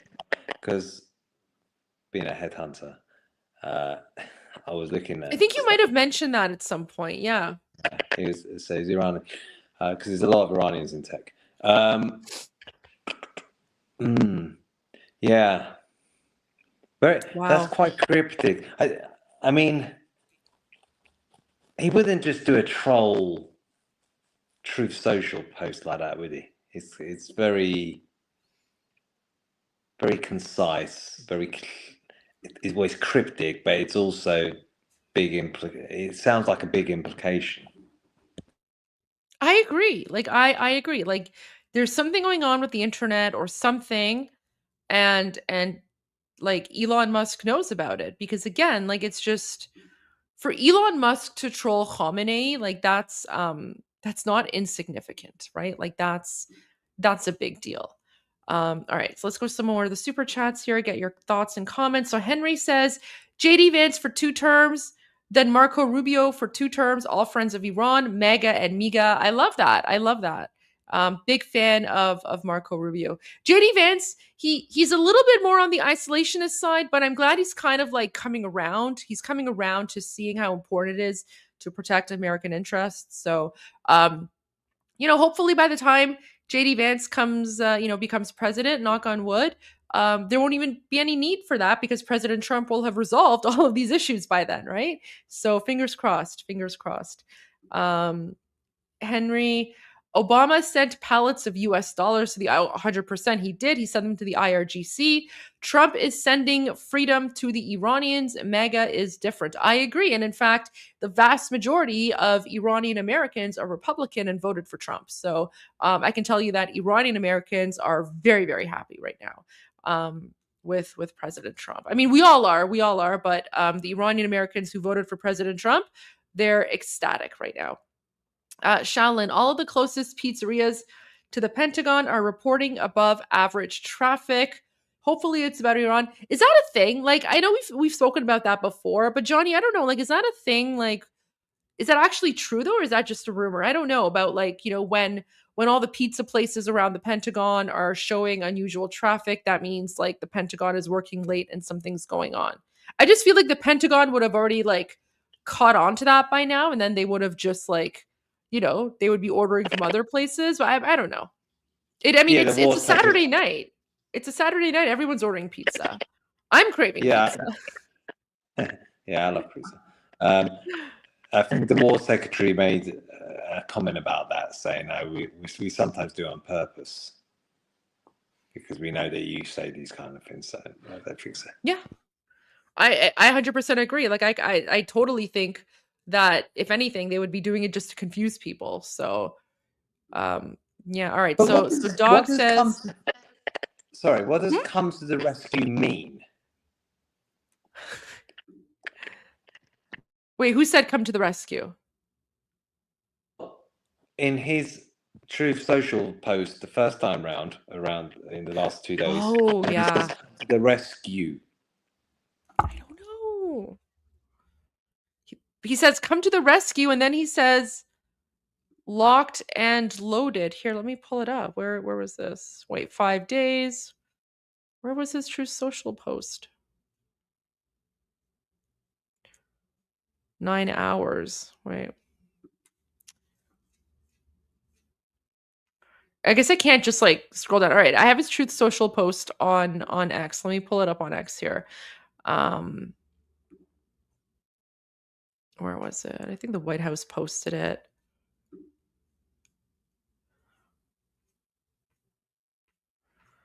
Where's the thing he posted about Iran?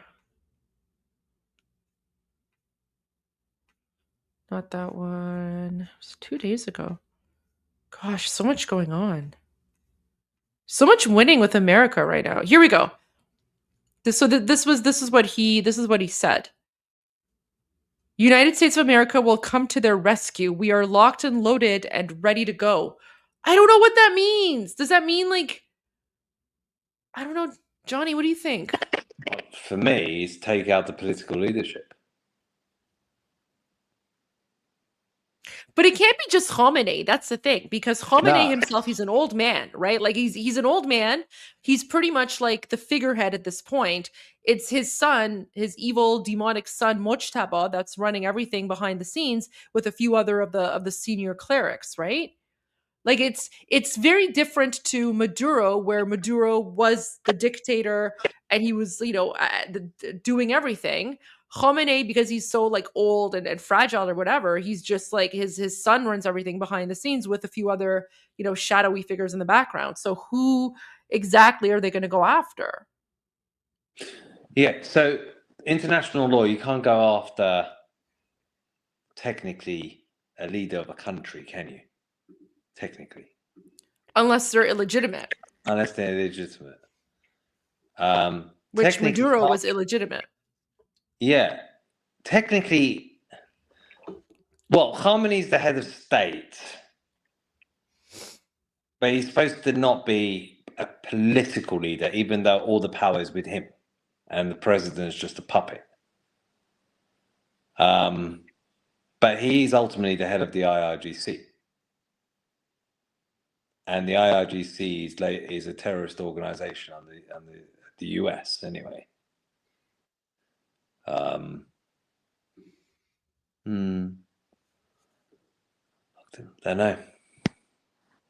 Yeah, I mean, can a terrorist group be considered the leader of a country, especially when the Iranian people themselves are saying this is illegitimate, they are illegitimate, we don't want them, down with the dictator, right? So when you have Iranians literally chanting death to the dictator, I mean, who is America to disagree? If Iranians think the Islamic regime is, illegitimate and they're terrorists and they're dictators, who's America to disagree, right? I don't know. No, you're 100% right. It's something a bit different about him lately, I think. What do you mean? Trump.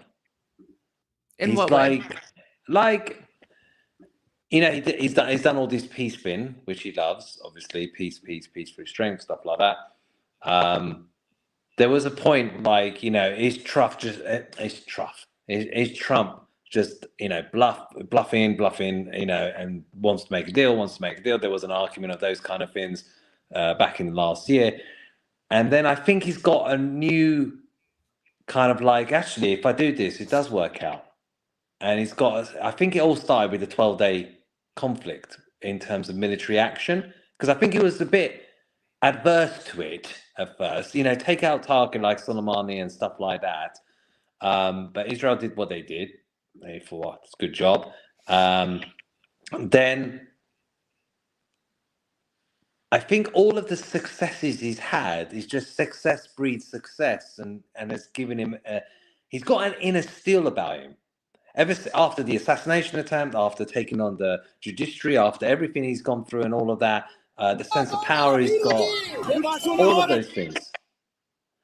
So I feel like now, for example, in that press conference, he talked about we're not frightened to have troops on the ground. That surprised me, that comment.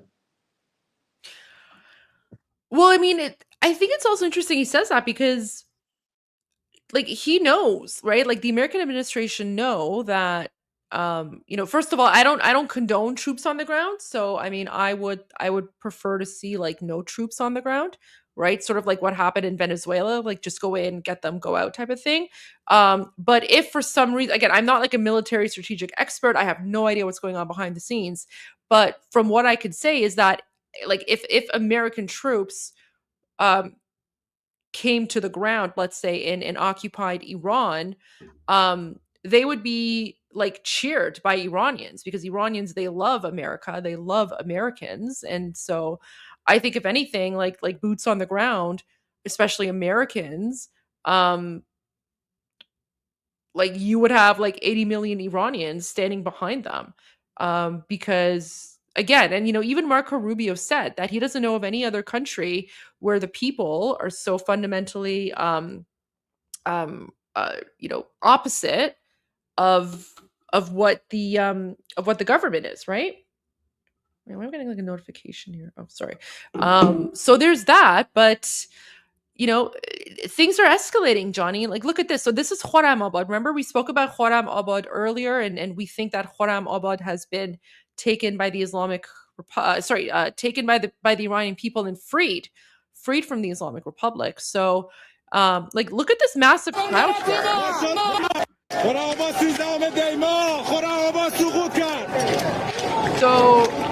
So he's saying Khorramabad, 16 day ma. So Khorramabad is the name of the town. Let me show you guys where Khorramabad is on a map. Khorramabad map.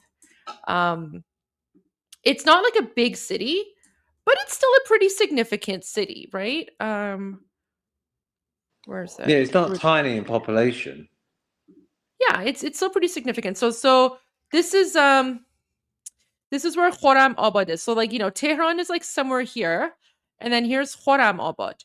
So what they're saying in this video, Johnny, is they're saying Khorramabad has fallen. We've captured Khorramabad, and Khorramabad is free from the Islamic Republic. So they're basically saying that they have pushed out all of the Islamic regime's, like, military whatever forces from the city of Khorramabad, and they have captured Khorramabad.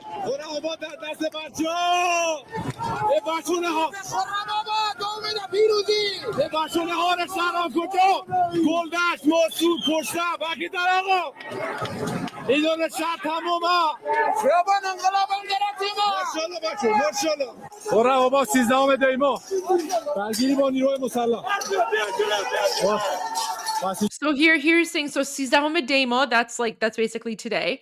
And then they're saying here they are fighting with the Islamic regime forces. So these are the freedom fighters. Islamic regime forces are on the other side. Of course, you know, it's dark because it's nighttime, but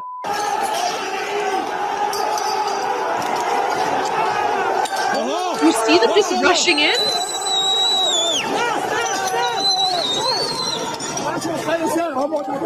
خرابات 13 دیما درگیری با مامورین مسلح درگیری مردم با نیروهای مسلح Of course, Marg bar Khamenei means death to Khamenei. Wow. So that's Khorramabad. Look, newlywed groom killed in Hamadan protests. These are some of the innocent Iranians who've been murdered. Guys, look at this. So this is how. So if you're ever wondering why Iranians burn the motorcycles of the Islamic regime officials. Oh, and Johnny, I know it's late, so whenever you have to go, you let me know. Because I know you want to get to bed at some 10 point. minutes. But yeah, you stick around as long as you can. But I know it's getting late for you. But for everyone who is watching, I just want to share this video, and then we'll go to Johnny's final thoughts here because he does have to go to sleep for at least an hour or two. But like this video is why Iranians burn motorcycles, because the Islamic regime terrorists literally use motorcycles to murder innocent Iranians. So look at this. Okay? You can see that. There's the protester, and he just like used the motorcycle to run over him.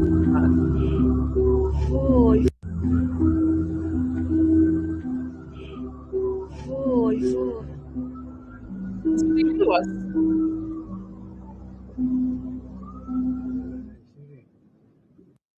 And you never hear about this in the mainstream media, right? Like literally every day it's one crime against humanity after another, and you never see this in the news. No, I saw that video. Just shocking how you can do that as a human being. Well, you're not a human.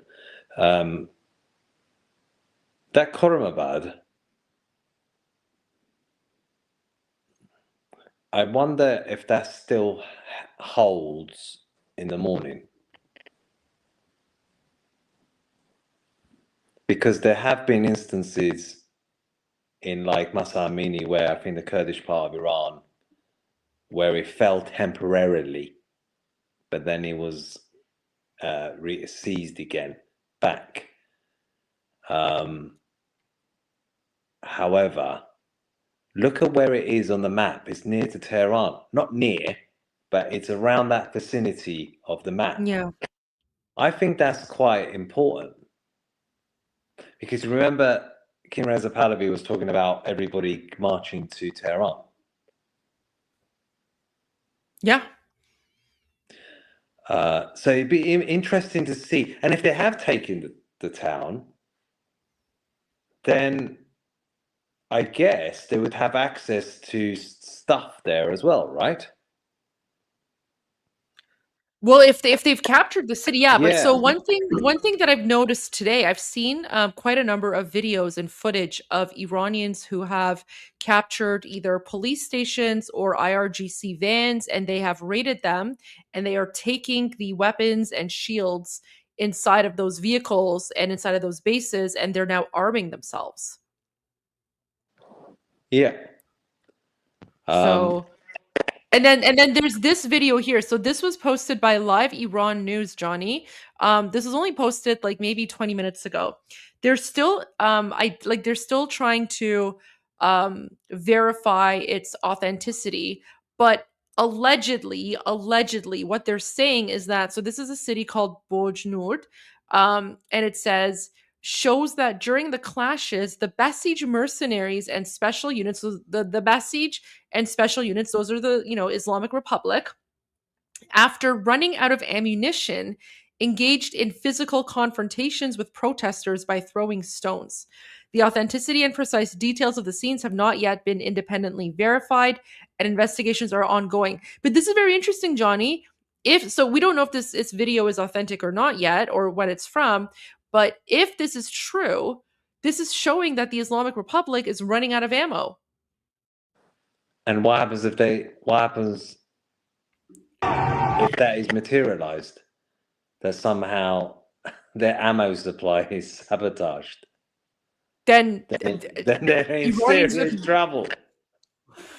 Like, look at this.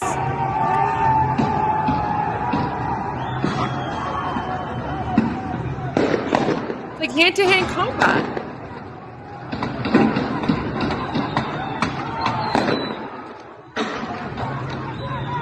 بی‌شرفه.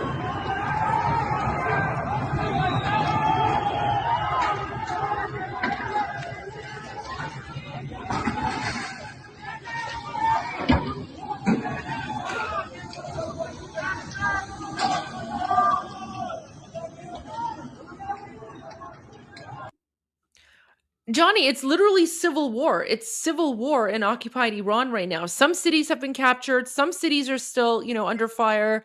It's all over the place, and it's escalating. Like, I haven't seen any signs of this slowing down, Johnny. It's just getting more and more and more. Yeah, it's a war for liberation. Yeah. To be liberated. It's the liberation of Iran. It's the people versus the regime. That's what it is. It's really interesting to see these things. I'd be fascinated if I wake up tomorrow and there's some major developments, especially if a town is taken but is kept. If it's kept, that's kind of serious. Yeah. Because there's one thing temporarily doing it, there's another thing keeping it. Absolutely. Well, Johnny, I know it's late. I want to thank you so much for being here. But before you go, because I know you and I were going to be WhatsApping all day tomorrow. Yeah. What are your thoughts? What are your predictions right now? I'll wake up and something dramatic has happened. That'd be great. Wouldn't that be something? We'll see. I'm just praying and hoping that tonight President Trump will thank you for your attention to this matter. Yeah. The Islamic Republic tonight. So yeah. See what goes on. Thanks, Goldie. Yeah. All right. Thank you, Johnny. Much. Thanks for being here. Thanks, everyone. Absolutely. Bye. All right. Okay, guys. So we are going to. How do I do this? All right. So there was Johnny. Thank you, Johnny, for being here. All the best. Have a good sleep. Okay. So what I want to do now is, before I get to some of your super chats, or actually, you know what? Let me go to your super chats, and then I want to replay President Trump's press conference today, because he said a lot of really interesting things. And as a former politician who was in politics for 10 years, I was an elected official for 7. I've done a lot of press conferences. So I want to break this down for you, and I want to give you sort of my political insight into what he's saying, and I also want to give you my political interpretation of certain phrases and certain words that are being used. Okay, so that's what we're going to get into next, because the press conference today also has a direct impact on what's happening in occupied Iran. But before we do that, I do want to get to your super chats, because you have been waiting very patiently. So Dog85 says, dance to Khomeini's removes. Yeah. And then we got 2 new members, Ben Stovall and Henry Mann. Thank you for joining. Thank you for supporting the channel. Really appreciate that. Welcome to Goldie's gang. Dog says, sanction removes of Khomeini Meini. I like how you pronounce his name, Khomeini Meini. That's funny. I might have to start using that from now on, dog. Ben Stovall says, God bless America and the people of Iran. Thank you so much. God bless the people of America as well and the people of Iran. Phil. Oh, look, guys, we got, what is that? By the way, Goldie, you're not even American, you're Canadian, yet you're painting herself as MAGA. You're not American. You don't have to say like we do. I never said I'm MAGA. I said I'm MIGA, guys. I said I'm MIGA, make Iran great again. I don't know, maybe you misheard me, but I mean, sure, if you want to give me, like, you know, if you want to complain about that in a super chat, fine. But I never said I'm MAGA. I said I'm MIGA.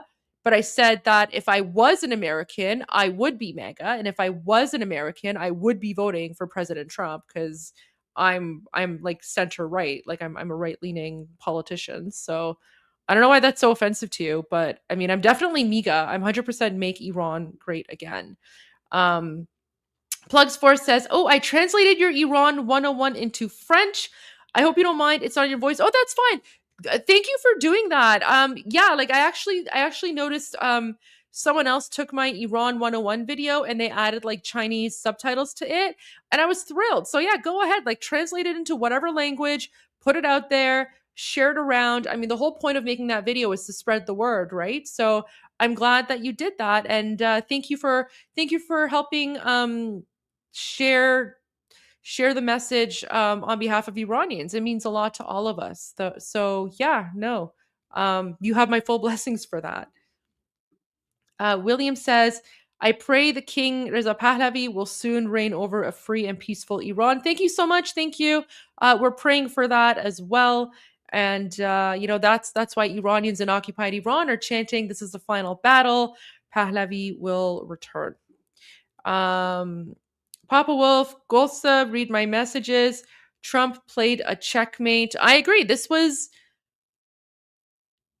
a checkmate. This is a checkmate. And, you know, we're seeing a lot of very interesting things here. Like we're seeing President Trump, he basically put a Truth Social post that says he corrected the mistake that Obama made.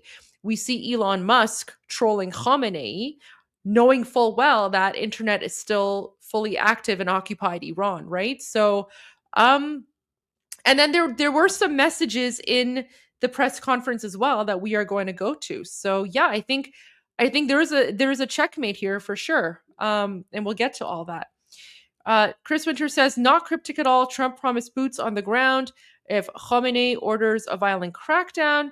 That's how he rectified Obama's and Biden's mistake. But so here's the thing. He didn't actually say boots on the ground, though. That's the thing. What he said was, if Iran shoots and violently kills peaceful protesters, which is their custom, United States of America will come to their rescue. So I agree. So given that the violence has escalated and we have seen more and more innocent Iranians be murdered by the Islamic Republic, I do believe that President Trump is going to come to the rescue and do something. 100%. I agree with that. I have no doubt. He says, we are locked and loaded and ready to go. But I don't know if it's going to be boots on the ground, or I don't know if it's going to be something else. I mean, I don't know. That's where I'm not like a military strategist. So I have no idea what to expect. I have no idea what to predict. But given how he, given the operation that happened today in Venezuela, there weren't any boots on the ground in Venezuela. It was like an extraction thing, right? Now, having said that, I think the situation with the Islamic Republic is a little bit different, but I don't know. Again, I don't know. And so we're all just going to have to just sit tight and wait and see. And I hope, given how things have escalated in occupied Iran, I hope that something happens sooner rather than later, because Iranians are literally out there as we speak right now. Iranians are out there in the streets all across occupied Iran. They are fighting for their lives. So there we go. Silent Whistle says, there must be a weapons drop coming from the USA. I mean, I hope so. But a lot of Iranians, there's no right to bear arms in Iran, right? So a lot of Iranians, I don't even know if they would be familiar with how to. I mean, although there is like 2 years, there's like 2 years of mandatory military training for Iranian men. But even then, I don't know if the training is the greatest. But I mean, let's see what happens. Two Rivers Pete, new member. Thank you for joining. Thank you for being a member and supporting the channel. Henry Mann. Oh, hi Johnny. What is the UK and the EU response to this, to Trump and the fight for freedom? So Johnny's left.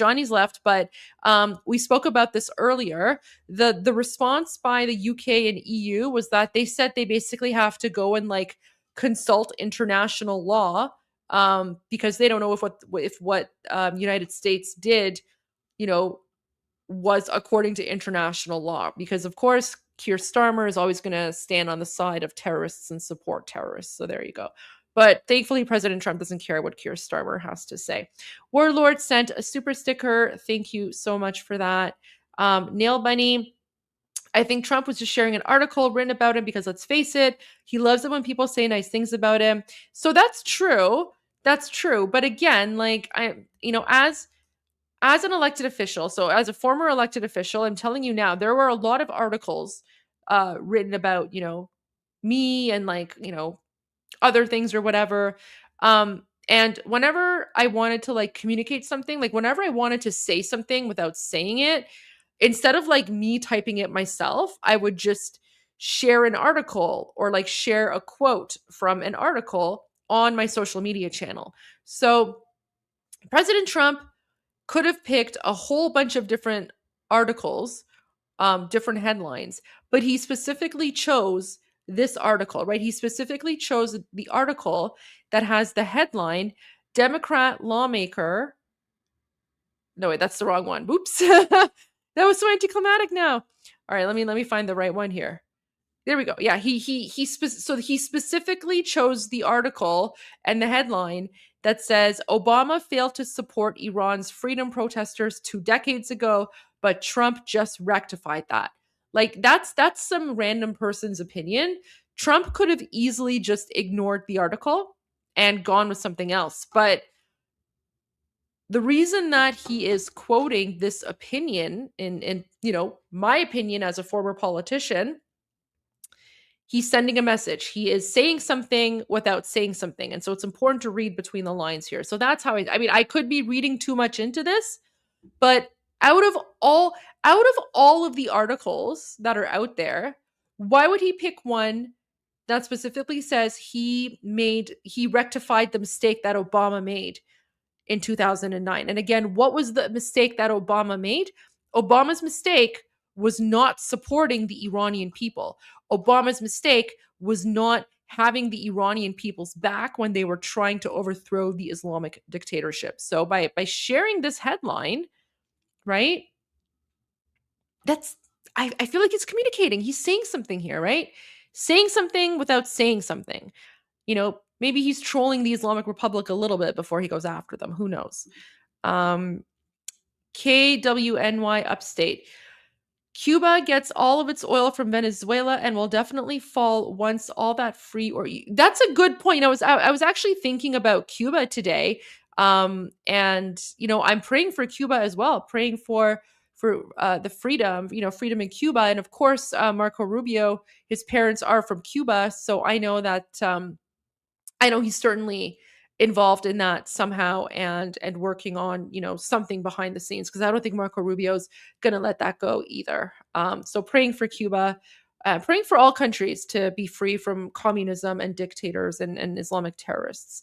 Matt sent a super sticker. Thank you so much.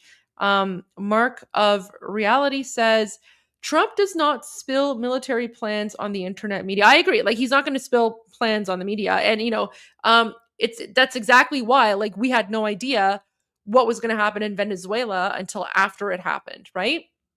However, I can't say he cut a lot of globalist funding to Iran, both ours and the Venezuelan cash cow, 100%. Like USAID was a huge, just like corrupt organization that was, funding a lot of terrorist groups in various Middle Eastern countries. And they were just kind of using fronts. So yeah, the fact that USAID was cut, that's huge. I think he's sending weapons too, but that's my theory. I don't know, maybe. I mean, he could be. I mean, I honestly, I have no idea. Like, I'm not a military strategist. I have no idea what the military side of things is going to look like or what it's going to, end up being.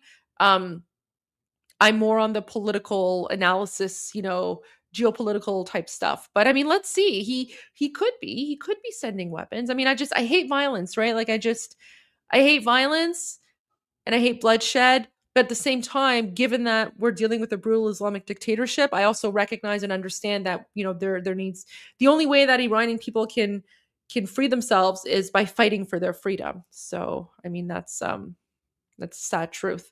Mordred says, that's why Elon bought Twitter, to make sure there would be one free speech outlet. No matter 100%. And Twitter has actually been huge. Twitter is instrumental in helping Iranians get the word out. And so we are going to go back to all of those Twitter accounts that I am sharing with you, and I have been sharing with you throughout the last week, because that's where I'm literally getting my news from about Iran, is through all of these Twitter accounts, or X accounts now, as we call them, that are constantly putting info out there. And that's how Iranians are able to communicate with the outside world.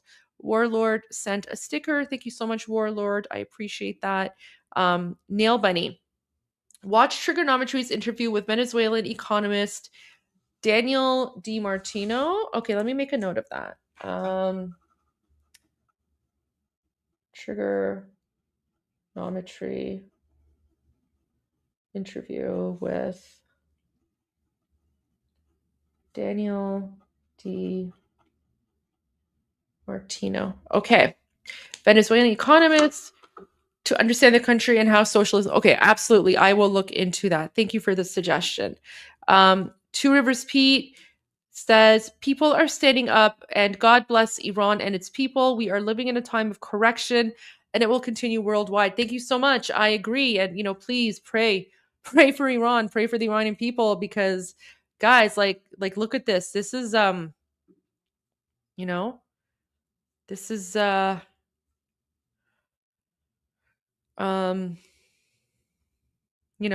this poor 22-year-old girl, Sagar Etemadi, she was murdered, right?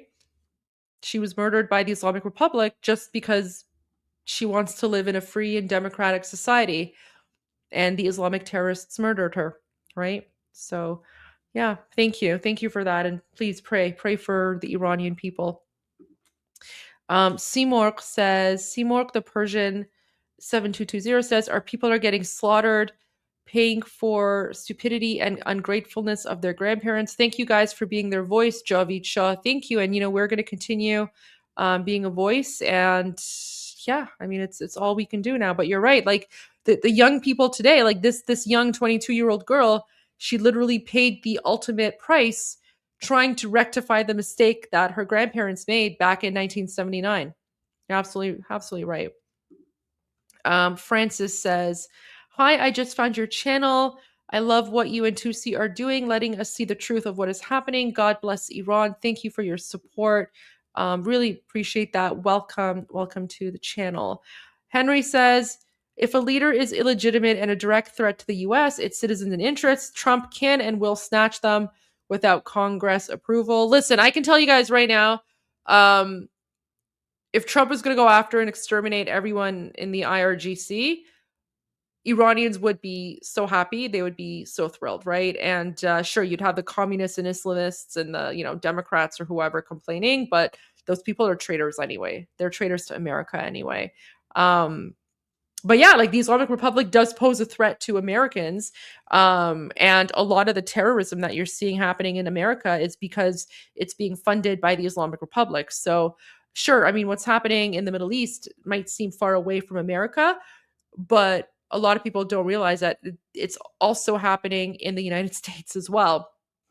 And if you don't nip it in the bud now, 10, 20, 30 years from now, you might be in a situation that Iran was in back in 1979, where you've ignored the problem for so long that you've let the communists and Islamists gain so much power that they eventually take control. And as you can see, once they take control, they don't want to give it up, and you basically have to pay with your life and fight back for your freedoms. Like, Iranians are literally fighting for their, like, they're literally fighting just because they want to live in a normal, secular, democratic country, and they're being slaughtered by Islamic regime terrorists for that, right? Because it's not according to Sharia law or, whatever garbage nonsense they put out there. Lalambowski gifted 10 memberships. Thank you so much. Thank you. Appreciate that. Klaus became a new member. Thank you, Klaus, for your support. Welcome to the channel. Welcome to Goldie's gang. Find the truth and be set free. Lock and loaded. Same thing he said to Nigerian leaders. Look what happened on December 25. That's exactly true, right? So, and when he went after the terrorists, the Muslim terrorists in Nigeria, there were no boots on the ground. It was just from up above, right? So that's why I'm thinking, I don't know if there's going to be boots on the ground or not. I have no idea what's going to happen. I don't even know if there needs to be boots on the ground, but I mean, who knows? We have to wait and see, but something's brewing for sure. Something's brewing. Hail, Salty Army. Hail. I don't know what Salty Army is, but welcome. Thank you for the super chat. So Israel says, I'm American by blood and I give you the MAGA pass. Oh, thank you. Okay. I'll you know what? I should buy like an American flag or something, but thank you for giving me the MAGA pass. I appreciate that. Thank you for accepting me as one of your own. Spent hours explaining to my, Greek Blasi says, spent hours explaining to my girlfriend the locations I want us to visit in Iran after the regime was gone. So much history up there with China and Greece. Oh my gosh, guys, you could spend like 3 months just traveling Iran, and it wouldn't be enough to see all of the sites. Like, it's so much history, so much context. And oh my gosh, I need to take a break soon, guys, because I need to make like some tea or something. My throat is drying up. But yeah, so much history, so much culture, and you guys are going to love it. I can't wait until Iran is free. We're a normal country again, and you guys can come and see how beautiful the country really is. Connor sent a super sticker. Thank you. Zebirk says, you're a national treasure. Thank you. I appreciate that. Thank you for the kind words. Dexter, just found your channel the other day. Love it. Looking forward to watching it. Thank you, Dexter. Welcome. Thank you for being here. I really worried if Trump would do it without King. So I have a feeling that President Trump knows exactly who the Iranian people want, but I think it's also really important for us Iranians, especially those on the outside, and those of us who are able to, communicate in English. It's really important for us to share the message of Iranian people, because there is a concerted effort and push by the globalists and the communists and the Islamists to try and delegitimize the leadership of His Royal Highness King Reza Pahlavi II, and so because they're afraid of him, they are of course in the minority. Like, I would say at least 80% of Iranians in occupied Iran support His Royal Highness and want him to return. I'm actually going to be making a video about that tomorrow, so stay tuned for that. In my video, I'm going to go over a number of independent statistics, a number of independent polls. I'm also going to share a lot of the footage from Iranians in occupied Iran, because all that you're hearing from Iranians, all they're saying is King Reza Pahlavi, Javid Shah, long live the king. They're saying this is a final battle, Pahlavi will return. If you've noticed, they have not said any other person's name, right? Like, there's not a single video out there, and we have seen hundreds and hundreds and hundreds of videos. Literally not one video out there of anyone in occupied Iran who is chanting for the name of anyone else. And I guarantee you, the Trump administration, they are well aware of this. Marco Rubio is well aware of this. Many others are well aware of this. I know Israel, of course, is also very, very well aware of this as well. So having said that, I know that, I have a feeling the Trump administration is well aware of who the Iranian people want, but it's also important for us Iranians to continue sharing that message. Like, we're so close to the finish line, and now is not the time to slow down. Now's the time to ramp up. So I will be making a video about that tomorrow, so that I can do my part in helping to share the message and get it out there. and to counter the propaganda from the communists and the Islamic Republic. I just want to thank all of you guys as well for your support and helping me raise awareness, and sharing all of my videos really means a lot to me. Because, it's not just me, it's you guys. Like, you guys are literally, every single one of you, even just by being here and watching, even if you're not commenting, just being here and watching, you are helping the algorithm. You are helping this live stream become more accessible. And so you are helping share the voice of the Iranian people with the rest of the world. So every single one of you is actually playing a very, very important role in the Iranian Revolution right now, right? So this isn't just something that you're just watching on your TVs and, whether you watch or not. No, your literal participation is helping boost the algorithm on social media and is helping the voice of the Iranian people reach the world. So think about that. You guys are all basically a part of history here, and we're all doing it together. So Galveston County Mike, with Trump and Musk smuggling Skylink into Iran, this is a massive freedom handed to them. We're seeing the population of Iran is willing to fight to restore their human rights. 100%. Like, Iranians have always been willing to fight. They've always tried to fight. It's just they've never been given the chance, and the world has always looked away. But this time around, the internet hasn't been cut off, and the world is seeing, right? The world is seeing the bravery of these Iranian people, right? Like, oh my gosh, look at this. Like, this is the holy city of Mashhad, and you have Iranian protesters have taken to the streets, and so you know what that is, guys? So those are motorcycles, right? These are the motorcycles of the Islamic regime. So Iranians aren't just burning random thing, right? Like, you see the cars are totally untouched. There's cars behind, those cars are untouched as well. These are the motorcycles of the Basij, the Islamic Revolutionary Guard Corps thugs. And remember that video I just showed you a few moments ago of how they use their motorcycles to run over protesters and ram them into walls. So these bicycles are literally used as weapons to injure and murder Iranians. So this is they're going after the weapons of the Islamic Republic here. And Iranians are fighting back, and they're going to continue to fight back. And this is why it's so important to have all eyes on Iran. Inside Out sent a sticker. Thank you so much. Wyatt says, lock and load means to prepare a firearm for... Oh, no, I know what lock and load means. Yeah, like lock and load. I get that. But I just mean in the context of what President Trump is saying, that's where I don't know how that's going to translate to literally. I mean, maybe it is. Maybe it is boots on the ground, like lock and load. I don't know. It could be that, but I don't know. Then we have Gino Stefanini, new member. Thank you. Welcome for joining. Thank you for becoming a part of Goldie's gang. Great to have you here. ANWZ2OJ says, Arman, restore Pahlavi government of Iran.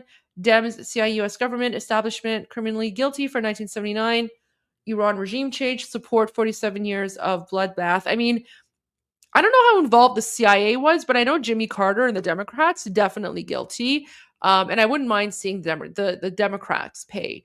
But I wouldn't put that on all Americans, because Richard Nixon was a huge friend of the Shah. And Richard Nixon did go visit, did visit the Shah. And Richard Nixon also went to the Shah of Iran's funeral.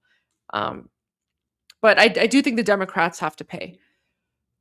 Varun says, yes, first mistake was accepting Islam from Arabs. Well, I mean, it wasn't that Islam was accepted, it was forced. It was forced on Iranians through jihad, right? So it was called the Muslim conquest of Persia. So it's not like Islam came with peaceful means and stuff. It was literally violence and bloodshed and jihad. So it was forced on Iranians. Salty Army is audience of Salty Cracker on YouTube. I don't even know who Salty Cracker is, but should I even look that up? Is that going to be like a weird thing? Salty Cracker? Okay, no idea what that is or who that is, but I'll look that up. And then we have Janine says, sending our thoughts, hearts and prayers to you and all people in Iran from Texas. Stay strong. Thank you so much. Thank you so much for the support. Thank you for the kind words. Thank you for the comments. I really appreciate all of that. Okay, guys. So I want to go to Salty is hilarious and fine. Okay, I see someone on Rumble. Oh, I also want to give a shout out to everyone on Rumble. I do see your comments. So Rumble, you guys are not alone. I see your comments. Thank you for joining me from Rumble as well. Platonic Pluralist from Rumble says Salty is hilarious and fine. Okay, as long as he's like, you know, not like you know, R-rated, I'll go check it out for sure. Inside Out says you can be MAGA and MIGA. Okay, thank you. MAGA and MIGA. I love that. I love that. Find the truth and be set free. I go to propaganda channels and comment to visit you and 2C TV for the real news. You broke the news about Khosrow Ali Kurdi December 8th murder. Thank you. Thank you. I appreciate that.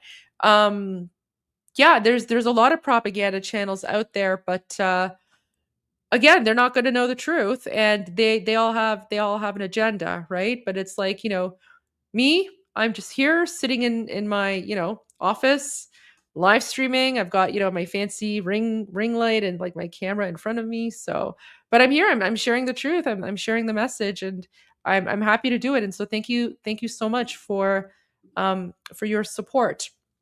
Okay, guys, I'm gonna take little bit of a break because I've been live streaming for about 2.5 hours now. So I'm just gonna, oh, by the way, because things were so hectic today and are still going on, I actually forgot to mention what bubbly flavor I'm drinking. So tonight's bubbly flavor is mango. Well, the first one anyway. The second one's going to be a different flavor. But my bubbly is pretty much done. So I'm just going to take a quick break. I'm still going to be here. I'm still going to be listening because there's a lot I want to unpack here with President Trump's press conference. But this press conference is incredibly important. So I am going to go and take a quick break while I'm listening, get another bubbly drink, and then we are going to go over President Trump's press conference once we get to the, you know, the important part, especially during the question and answer part. And I will break it down for you, and I will translate to you exactly what he's saying, and I will translate it from political talk into real talk. So, all right, guys, here we go.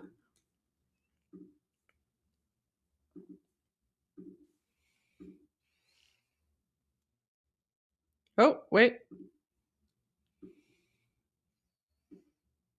Let's make sure the volume's up.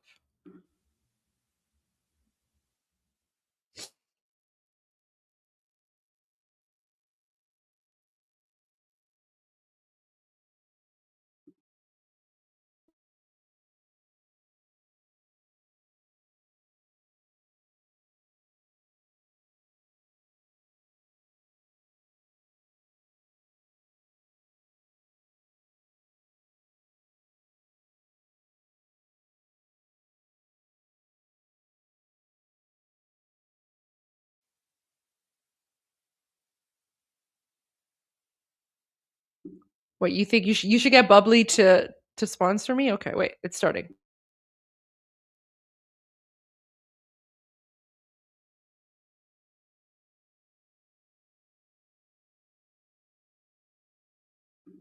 If the audio's not working here, guys, give me one moment here.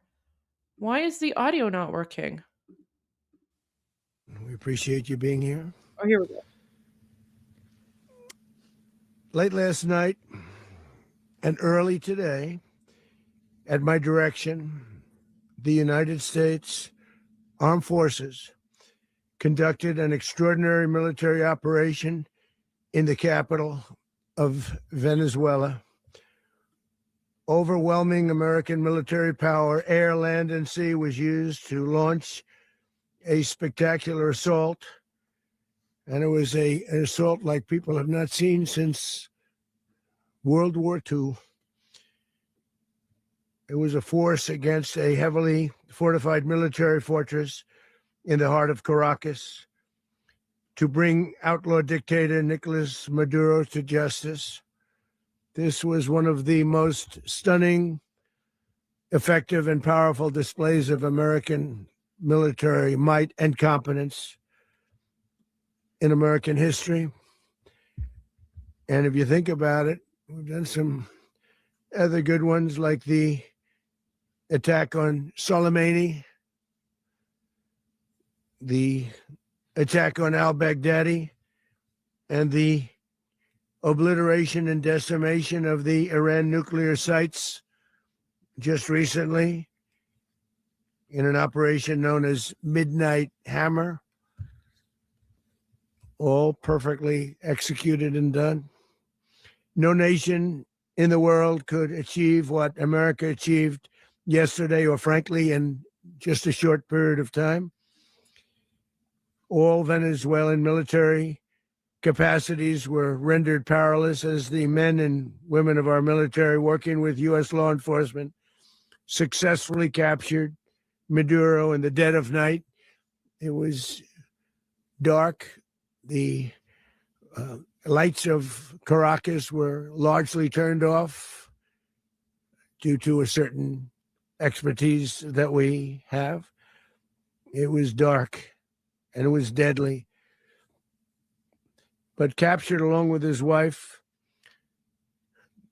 Celia Flores, both of whom now face American justice. Maduro and Flores have been indicted in the Southern District of New York. It's Jay Clayton, for their campaign of deadly narco-terrorism against the United States and its citizens.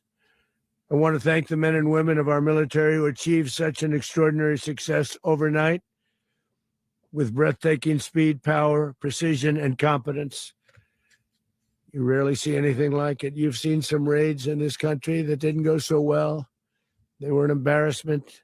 If you look back to Afghanistan, or if you look back to the Jimmy Carter days, they were different days. We're a respected country again, like never before.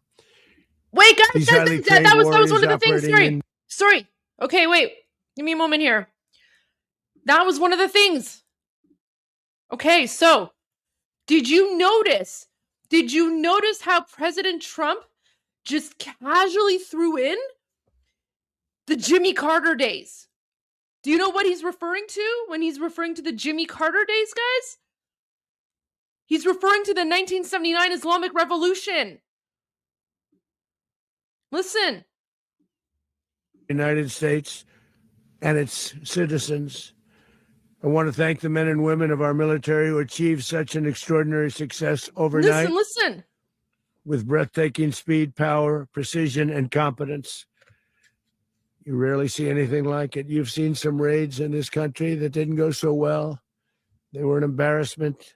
If you look back to Afghanistan, or if you look back to...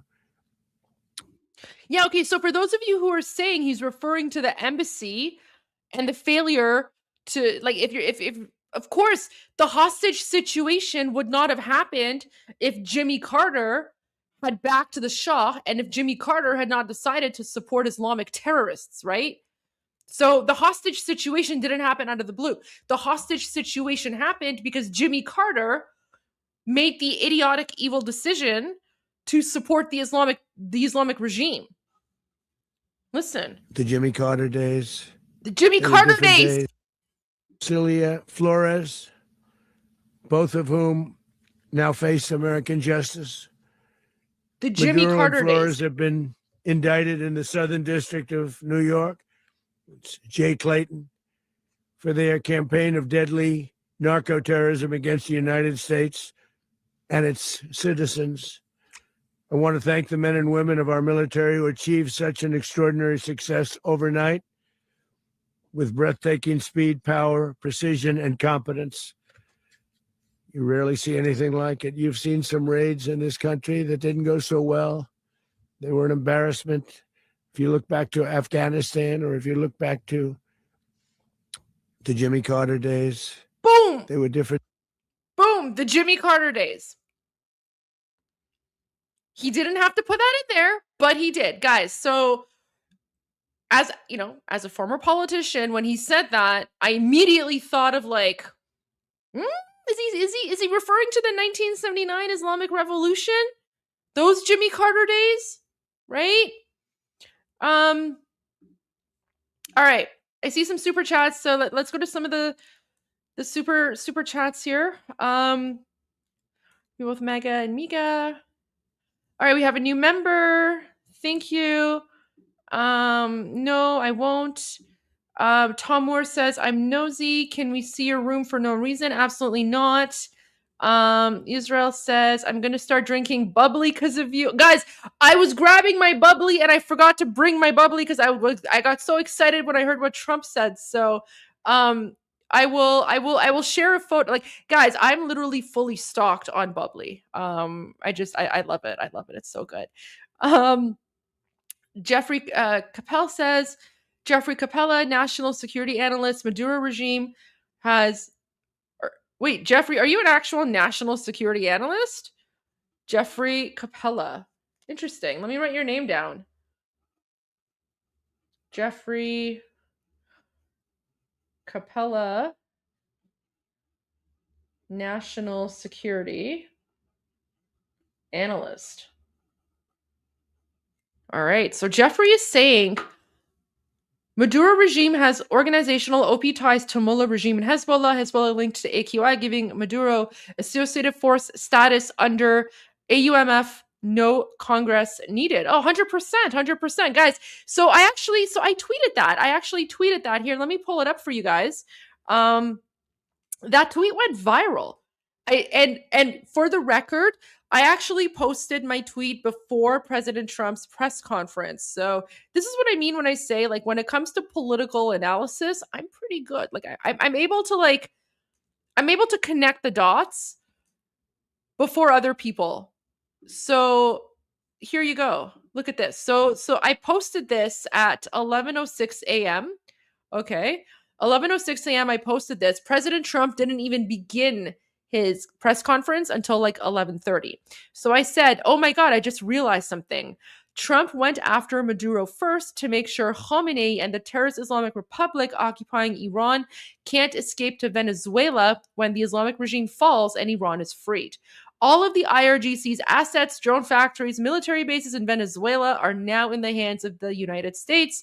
God bless America and President Trump. And then literally in his press conference, half an hour later, and we're going to get to that part, but he literally said that Venezuela is now under the control of the United States until a liberal, functional democracy comes in. But what that basically means is that all of the Hezbollah IRGC assets, whether it's the military bases, the weapons, the drones, the cash, whatever, all of that is now in the hands of the United States. So this is huge. This is huge because now the Islamic regime can't even rely on escaping to Venezuela, and they can't rely on using their proxies in Venezuela to engage in terrorist attacks, right? So, I agree with you on that. I agree with you that the Maduro regime is ties to the Islamic Republic and Hezbollah. Like, I've been saying that for a long time, and people were just looking at me and they were like, are you a conspiracy theorist? I'm like, no, it's just everything is connected, right? Like, the Islamic Republic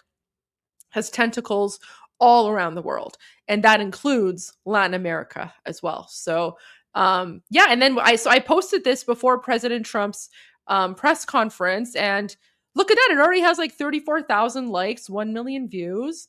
So there you go. I guess I really was onto something there with that analysis. But thank you, Jeffrey, for your feedback and confirmation. I really do appreciate that.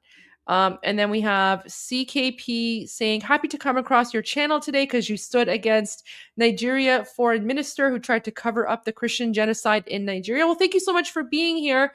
Welcome to my channel. And yes, I will always speak out against all victims of Islamic terrorism and oppression. And for those of you who have been with me from the beginning of October, when I first started my channel, you guys know that, I've always focused on different topics every day, different people, different groups of people who have been marginalized and attacked and are victims of Islamic terrorism, whether it's, people in Nigeria or, United States or Canada or Israel or, Lebanon or, Iraq or, wherever, right? Iran. I've always kind of focused on, all people who have been victims of Islamic terrorism. But of course, right now, for the past 7 days, I have been exclusively focused on Iran because, of course, I am from Iran, and I have a feeling that we are literally going through the revolution right now, and the revolution is not being televised or broadcast anywhere. And I'm really, really excited about this because when Iran is free, that's also going to have a huge impact on many of the other countries, including Nigeria, including Lebanon, including, wherever, that have been victims of Islamic terrorism, because the Islamic regime has been sending their proxy forces and sending funding and money there as well. So for those of you who are new to my channel and you're wondering why it's so, Iran focused, it's literally because Iran is right now going through what I see as a revolution. And so, of course, I'm going to be focusing on this 100% because this is going to have huge, huge impacts all across the world, basically. But thank you so much for being here. And, my thoughts and prayers to all the Nigerian Christians. And I'm very happy that President Trump sent the Muslim terrorists in Nigeria a Christmas present. And that was a very savage message that he gave. So I saw that, and my entire family and I, we were just like, good for Trump, good for President Trump. So okay, so let's go back to the press conference. But yeah, like the Jimmy Carter statement, right? So when he even mentioned Jimmy Carter this morning, when I was listening to that, I was like, oh, okay, that's interesting. Like, that's sort of a hidden reference, hidden message in there, right? So all right, let's continue now. Different days. We're a respected country again, like never before. These highly trained warriors operating in collaboration with U.S. law enforcement caught them in a very ready position. They were waiting for us. They knew we had many ships out in the sea, just sort of waiting. They knew we were coming. So they were in what's called a ready position. But they were completely overwhelmed and very quickly incapacitated. If you would have seen what I saw last night, you would have been very impressed. I'm not sure that you'll ever get to see it, but it was an incredible thing to see. Not a single American service member was killed, and not a single piece of American equipment was lost. We had many helicopters, many planes, many people involved in that fight. But think of that, not one piece of military equipment was lost, not one service member was, more importantly, killed. The United States military is the strongest and most fearsome military on the planet by far, with capabilities and skills our enemies can scarcely begin to imagine. We have the best equipment anywhere in the world. There's no equipment like what we have. And you see that even if you just look at the boats. We've knocked out 97% of the drugs coming in by sea. 90%. Each boat kills on average, 25,000 people. We knocked out 97%. And those drugs mostly come from a place called Venezuela. We're going to run the country until such time as we can do a safe, proper, and judicious transition. So we don't want to be involved with having somebody else get in, and we have the same situation that we had for the last long period of years. So we are going to run the country until such time as we can do a safe, proper, and judicious transition. And it has to be judicious because that's what we're all about. We want peace, liberty, and justice for the great people of Venezuela. And that includes many from Venezuela that are now living in the United States and want to go back to their country. It's their homeland. We can't take a chance that somebody else takes over Venezuela that doesn't have the good of the Venezuelan people in mind. We've had decades of that. We're not going to let that happen. We're there now, and what people don't understand, but they understand as I say this, we're there now, but we're going to stay until such time as the proper transition can take place. So we're going to stay until such time as we're going to run it, essentially, until such time as a proper transition can take place. As everyone knows, the oil business in Venezuela has been a bust, a total bust, for a long period of time. They were pumping almost nothing by comparison to what they could have been pumping and what could have taken place. We're going to have our very large United States oil companies, the biggest anywhere in the world, go in, spend billions of dollars, fix the badly broken infrastructure, the oil infrastructure, and start making money for the country. And we are ready to stage a second and much larger attack if we need to do so. So we were prepared to do a second wave if we needed to do so. We actually assumed that a second wave would be necessary, but now it's probably not. The first wave, if you'd like to call it that, the first attack was so successful, we probably don't have to do a second, but we're prepared to do a second wave, a much bigger wave, actually. This was pinpoint, but we have a much bigger wave that probably won't have to do.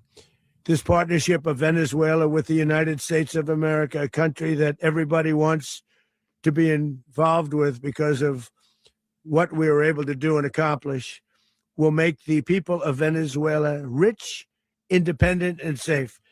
And it will also make the many, many people from Venezuela that are living in the United States extremely happy. They suffered.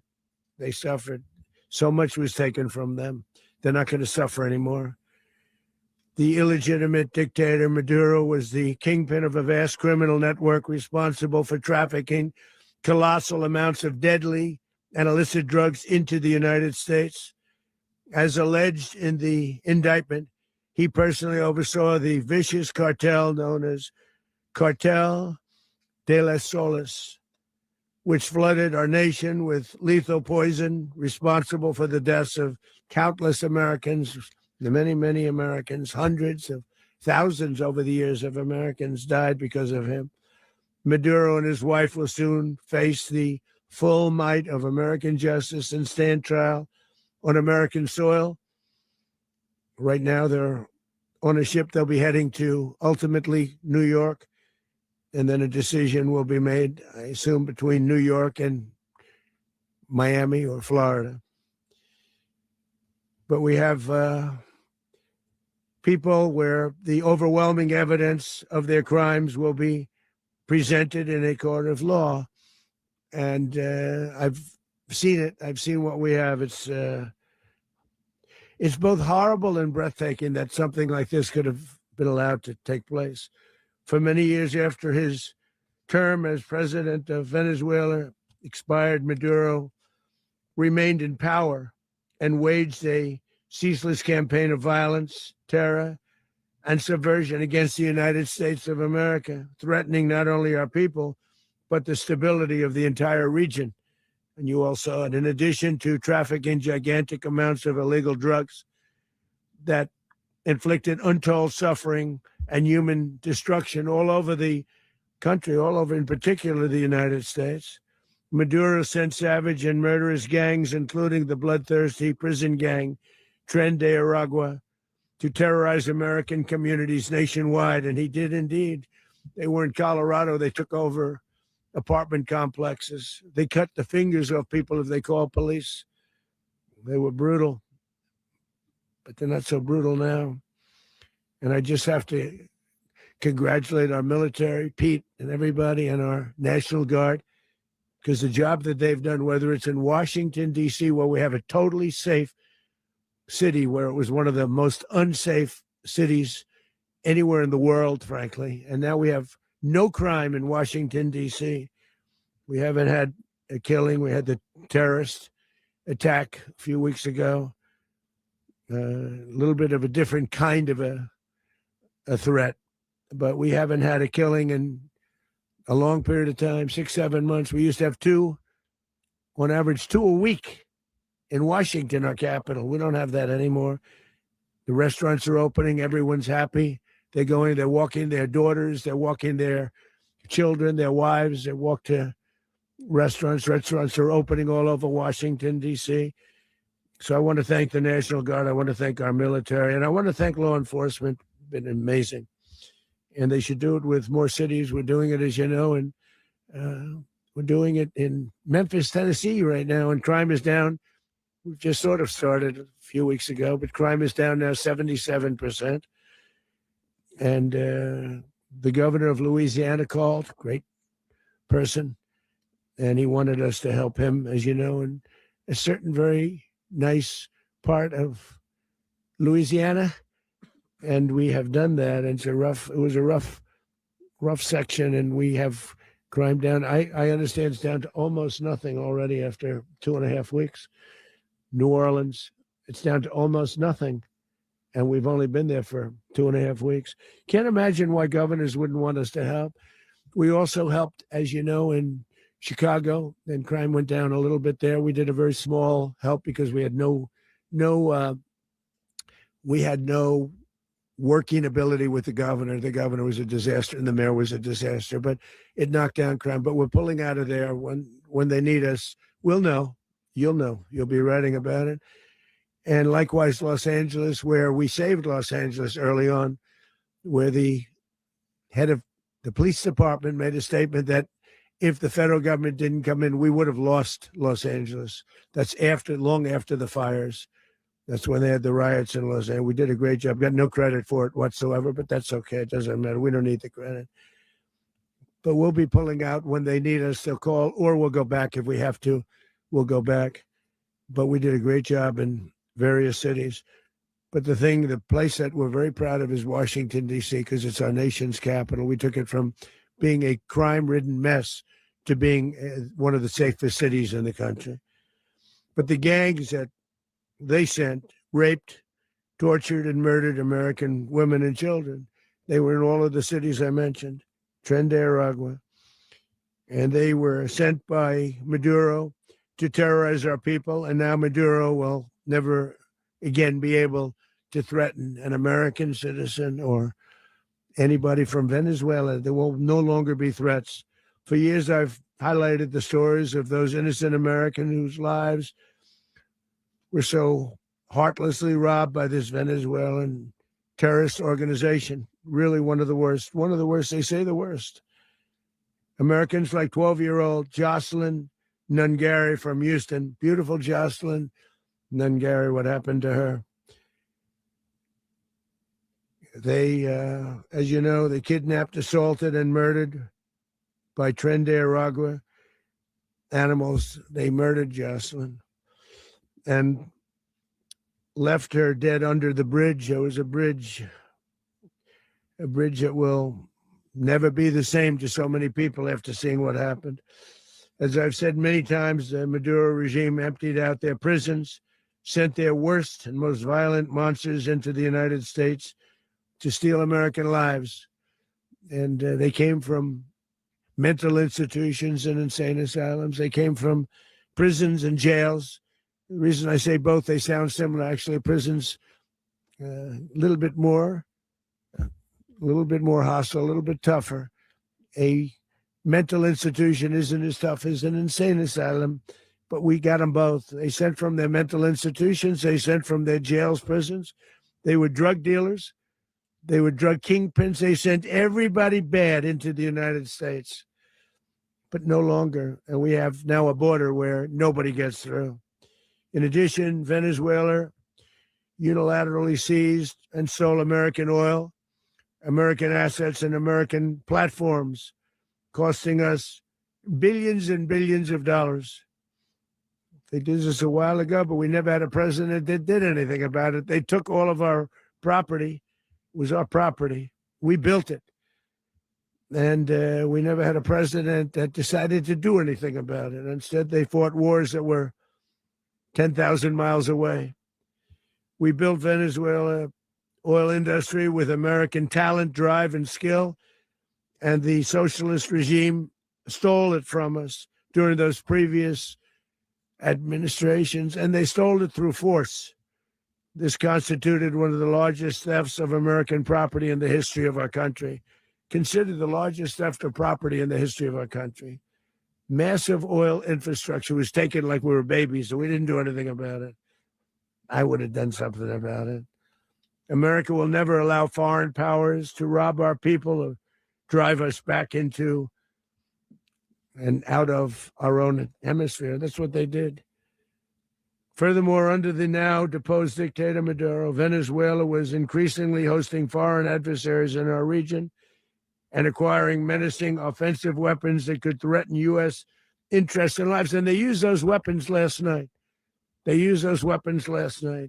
Potentially in league with the cartels operating along our border.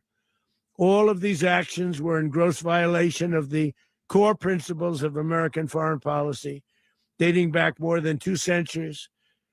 And not anymore. All the way back, it dated to the Monroe Doctrines. And the Monroe Doctrine is a big deal, but we've superseded it by a lot, by a real lot. They now call it the Donroe Document. I don't know. It's Monroe Doctrine. We sort of forgot about it. It was very important, but we forgot about it. We don't forget about it anymore. Under our new national security strategy, American dominance in the Western Hemisphere will never be questioned again. Won't happen. So just in concluding, for decades, other administrations have neglected or even contributed to these growing security threats in the Western Hemisphere. Under the Trump administration, we are reasserting American power in a very powerful way in our home region. And our home region is very different than it was just a short while ago. The future will be, and we did this in my first term. We had great dominance in my first term, and we have far greater dominance right now. Everyone's coming back to us. The future will be determined by the ability to protect commerce and territory and resources that are core to national security. These are core to our national security. Just like tariffs are, they've made our country rich, and they've made our national security stronger than ever before. But these are the iron laws that have always determined global power. And we're going to keep it that way. We will secure our borders. We will stop the terrorists. We will crash the cartels, and we will defend our citizens against all threats, foreign and domestic. Other presidents may have lacked the courage or whatever to defend America, but I will never allow terrorists and criminals to operate with impunity against the United States. This extremely successful operation should serve as warning to anyone who would threaten American sovereignty or endanger American lives. Very importantly, the embargo on all Venezuelan oil remains in full effect. The American Armada remains poised in position, and the United States retains all military options until United States demands have been fully met and fully satisfied. All political and military figures in Venezuela should understand what happened to Maduro can happen to them, and it will happen to them if they aren't just, fair, even to their people. The dictator and terrorist, Maduro. Guys, this is a part. This is a part. Okay, so this part is also really, really important. So let me go back, because this right here, this part. Sorry, and like I have been paying attention. Like I'm literally multitasking. I'm literally checking my messages on X from like Iranians in occupied Iran who are like, they're constantly just like, they're sending me so many messages. I want to get through all of them, but you know, like I'm going to try my best. Okay. But this is what I want to say. So what President Trump says right here, okay, This is a message to the Islamic Republic. This is a message to the Islamic Republic, okay? So I'm going to go back a little bit. Wait, how do I like maximize this to like do it properly? Okay. Let's go back a little bit. Okay? Because now he is sending a warning to the Islamic Republic and Khamenei, right? And Armada remains poised in position, and the United States retains all military options until United States demands have been fully met and fully satisfied. All political and military figures in Venezuela should understand what happened to Maduro can happen to them, and it will happen to them if they aren't just, fair, even to their people. The dictator and terrorist, Maduro, is finally gone in Venezuela. People are free. They're free again. It's been a long time for them, but they're free. America is a safer nation this morning. It's a prouder nation this morning because it didn't allow this horrible person and this country that was doing very bad things to us. It didn't allow it to happen. And the Western Hemisphere is right now a much safer place to be. So I want to thank everybody for being here. I want to thank General Raisin Kane. He's a fantastic man. I've worked with a lot of generals. I worked with some I didn't like. I worked with some I didn't respect. I worked with some that just weren't good. But this guy is fantastic. I watched last night one of the most precise attacks on sovereignty. I mean, it was an attack for justice. And I'm very proud of him. And I'm very proud of our Secretary of War, Pete Hegseth, who I'm going to ask to say a few words. Thank you very much.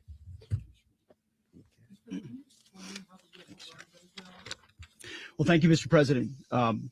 Finally, a commander-in-chief the world respects and the American people deserve. And as the president said, words can barely capture the bravery and the power and the precision of this historic operation, a massive joint military and law enforcement raid flawlessly executed by the greatest Americans our country has to offer. American warriors are second to none, the best in the world and the best of our country. What all of us witnessed last night was sheer guts and grit, gallantry, and glory of the American warrior. I'm simply humbled by such men. And I tip my hat to our chairman, Dan Raisin Kane, and all those Americans who stood watch last night. Our warriors are the elite of America. And again, President Trump has your back. No other country on planet Earth, and it's not even close, could pull this kind of operation off. And no other president has ever shown this kind of leadership, courage, and resolve, the most powerful combination the world has ever seen. As the president said, our adversaries remain on notice. America can project our will anywhere, anytime. The coordination, the stealth, the lethality, the precision, the very long arm of American justice, all on full display in the middle of the night. Nicolas Maduro had his chance, just like Iran had their chance, until they didn't and until he didn't. He effed around and he found out. Did you catch that? Now, here's the interesting part. So, a lot of people are, so I just want to be very clear about something. A lot of people are taking that comment about Iran and the Islamic Republic and referring to right now, but that's not the case whatsoever. What Peter Hegseth is referring to is he's referring to back in the summer where the Islamic Republic, I know he calls it Iran. I hate that. I'm Iranian, right? I'm Iranian, and Iranians in occupied Iran are fighting against the Islamic Republic, right? So this is Iran. He is referring to the Islamic Republic, and it's just frustrating when politicians refer to the Islamic Republic as Iran, but whatever. We'll deal with that another time. But he did say it in the past tense. So what I have noticed is that a lot of people are taking this particular comment from Peter Hegseth as if something's going to happen now. That's not the case. They are using the example from back in the summer where President Trump exterminated, and destroyed the nuclear facilities of the Islamic Republic as, one example of, I don't want to say what they said because I can't believe like, okay, so again, like, guys, okay, so I'm Canadian, right? Like I am Iranian, but I'm also a proud Canadian. And as a Canadian politician, I guarantee you, like if a Canadian politician said, FAFO or, FAFO in a press conference, that would be like the top headline story. And then like that politician would be like, oh my gosh, this is so inappropriate. And like there would be like campaigns to like get them kicked out of office and like all this nonsense, right? But the fact that like, I guess I can say it on my YouTube live because they're the ones that said it. Like they're the ones that said it. So so the FAFO comment is referring to what happened in the summer, but I find it very interesting that like you're seeing all these various like pieces of the puzzle. The pieces of the puzzle are coming together, right? President Trump refers to the mistakes of Jimmy Carter. They talk about getting rid of dictators. They, now Pete Hegseth is talking about. He's talking about calling out the bluff of the Islamic Republic, right? So he's saying, remember when we called out like the bluff of the Islamic Republic? We said something, we meant it, and then we did it. And that's why this part stands out to me, because President Trump now put out another statement, right? President Trump put out another statement. So guys, these are the, small like little messages here that you see here. Let me go back and just pay attention again. Anytime. The coordination, the stealth, the lethality, the precision, the very long arm of American justice, all on full display in the middle of the night. Nicolas Maduro had his chance, just like Iran had their chance, until they didn't and until he didn't. He effed around and he found out. President Trump is deadly serious about stopping the flow of gangs and violence to our country, deadly serious about stopping the flow of drugs and poison to our people, deadly serious about getting back the oil that was stolen from us, and deadly serious about reestablishing American deterrence and dominance in the Western Hemisphere. This is about the safety, security, freedom, and prosperity of the American people. This is America first. This is peace through strength. And the United States War Department is proud to help deliver it. Welcome to 2026. And under President Trump, America is back.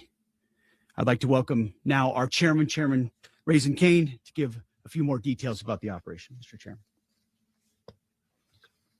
Thank you, Mr. Secretary. Thank you, Mr. President, and good morning.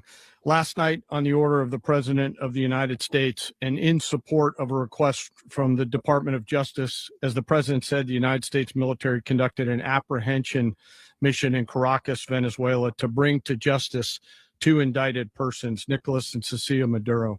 This operation, known as Operation Absolute Resolve, was discreet, precise, and conducted during the darkest hours of January 2nd, and was the culmination of months of planning and rehearsal, an operation that, frankly, only the United States military could undertake. What I'd like to do this morning is talk to you through some of the preparation and the details without compromising any of our tactics, techniques, and procedures. There is always a chance that we'll be tasked to do this type of mission again. Our interagency work began months ago and built on decades of experience of integrating complex air, ground, space, and maritime operations. While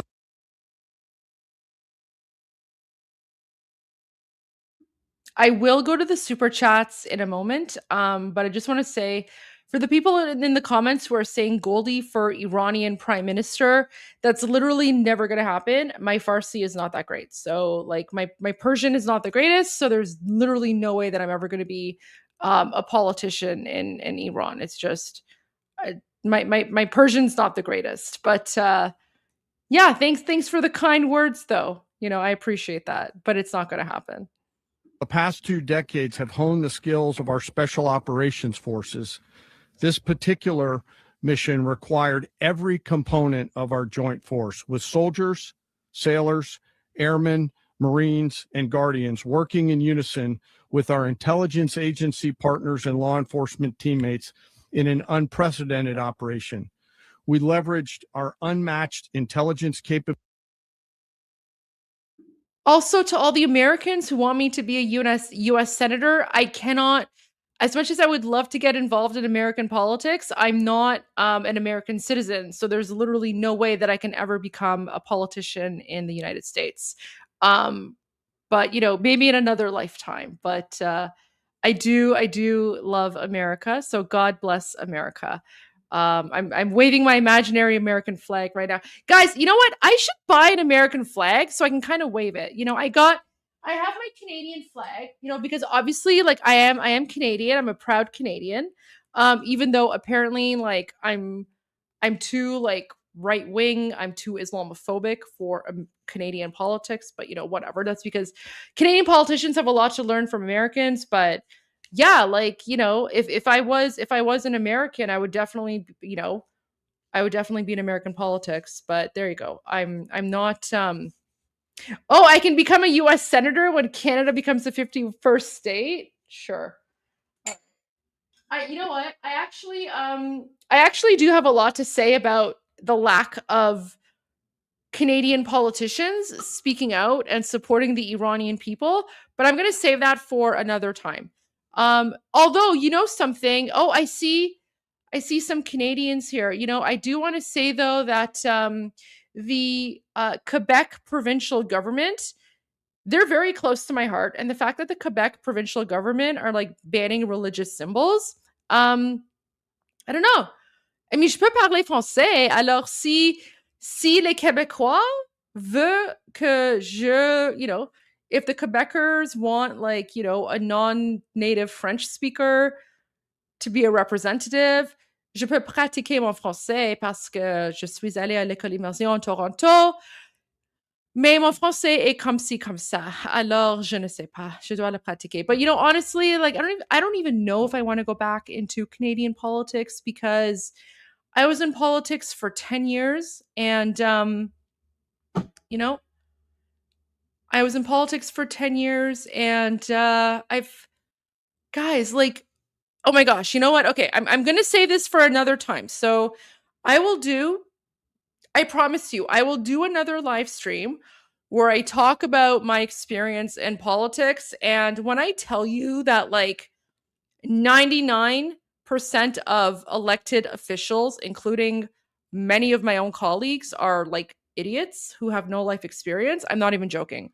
There's a reason that the smart people don't last in politics because after a while, you're just sitting there and you're looking around and you're just like, really? Like what sort of cult am I in, right? So politics is just, in Canada anyway, it's messed up. So that's why like all the stupid people like just fail upwards, right? Yeah, politics is very weird in Canada.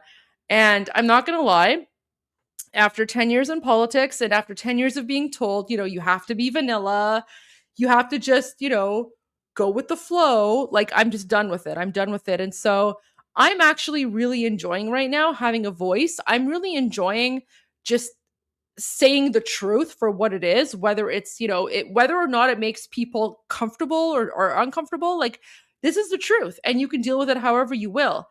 I could not do this if I was an elected official. And so I actually don't know if I ever want to go back to politics. Like I did it for 10 years. Like I did it all. Like I did the photo ops. I did, you know, the fancy press conferences. I did the, you know, all of this you see here. I did all this. I literally did all of this for 10 years. Right?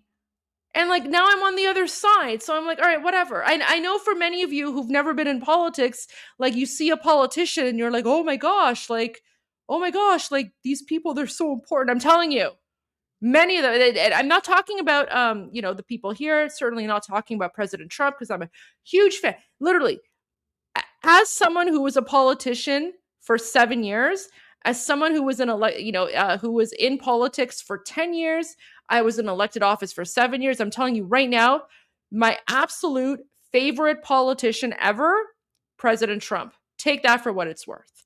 All right, let's continue. And then I will get to your super chats. And then I will get to the latest breaking news. Sorry, guys, the only reason I'm checking my phone is because I'm literally getting like messages from people all across the country and all across Iran. So I'm just like going over that as well. But this is really important what he's saying right now. All right, guys, let's continue.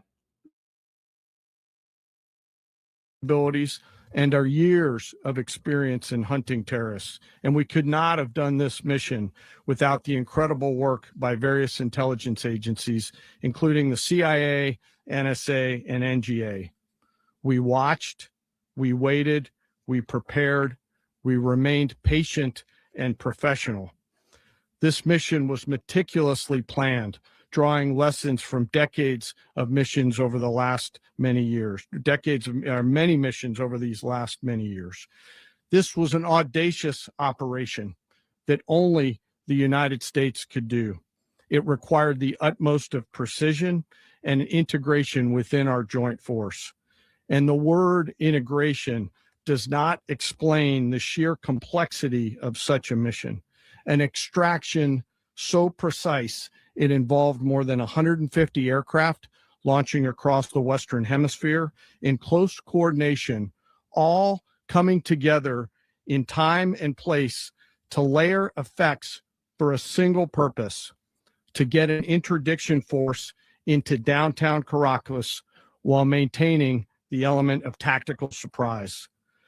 Failure of one component of this well-oiled machine would have endangered the entire mission, and failure is never an option for America's joint force. Those in the air over Caracas last night were willing to give their lives for those on the ground and in the helicopters. Let me talk a little bit about the preparation. After months of work by our intelligence teammates to find Maduro and understand how he moved, where he lived, where he traveled, what he ate, what he wore, what were his pets. In early December, our force was set pending a series of aligned events. Key was choosing the right day to minimize the potential for civilian harm and maximize the element of surprise and minimize the harm to the indicted personnel. So as the president said, they could be brought to justice. And as the president said earlier today, weather in Venezuela is always a factor this time of the year. And over the weeks through Christmas and New Year's, the men and women of the United States military sat ready, patiently waiting for the right triggers to be met and the president to order us into action. Last night, the weather broke just enough, clearing a path that only the most skilled aviators in the world could maneuver through. Ocean, mountain, low cloud ceilings. But when tasked with a mission, this organization does not quit.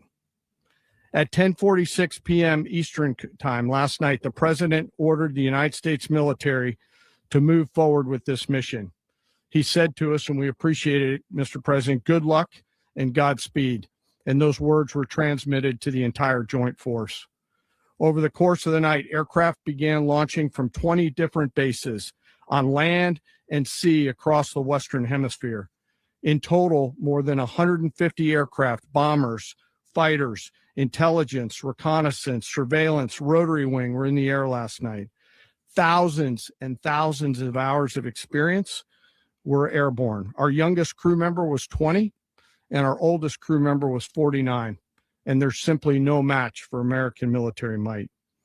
As the night began, the helicopters took off with the extraction force, which included law enforcement officers, and began their flight into Venezuela at 100 feet above the water. As they approached Venezuelan shores, the United States began layering different effects provided by Spacecom, Cybercom, and other members of the interagency to create a pathway.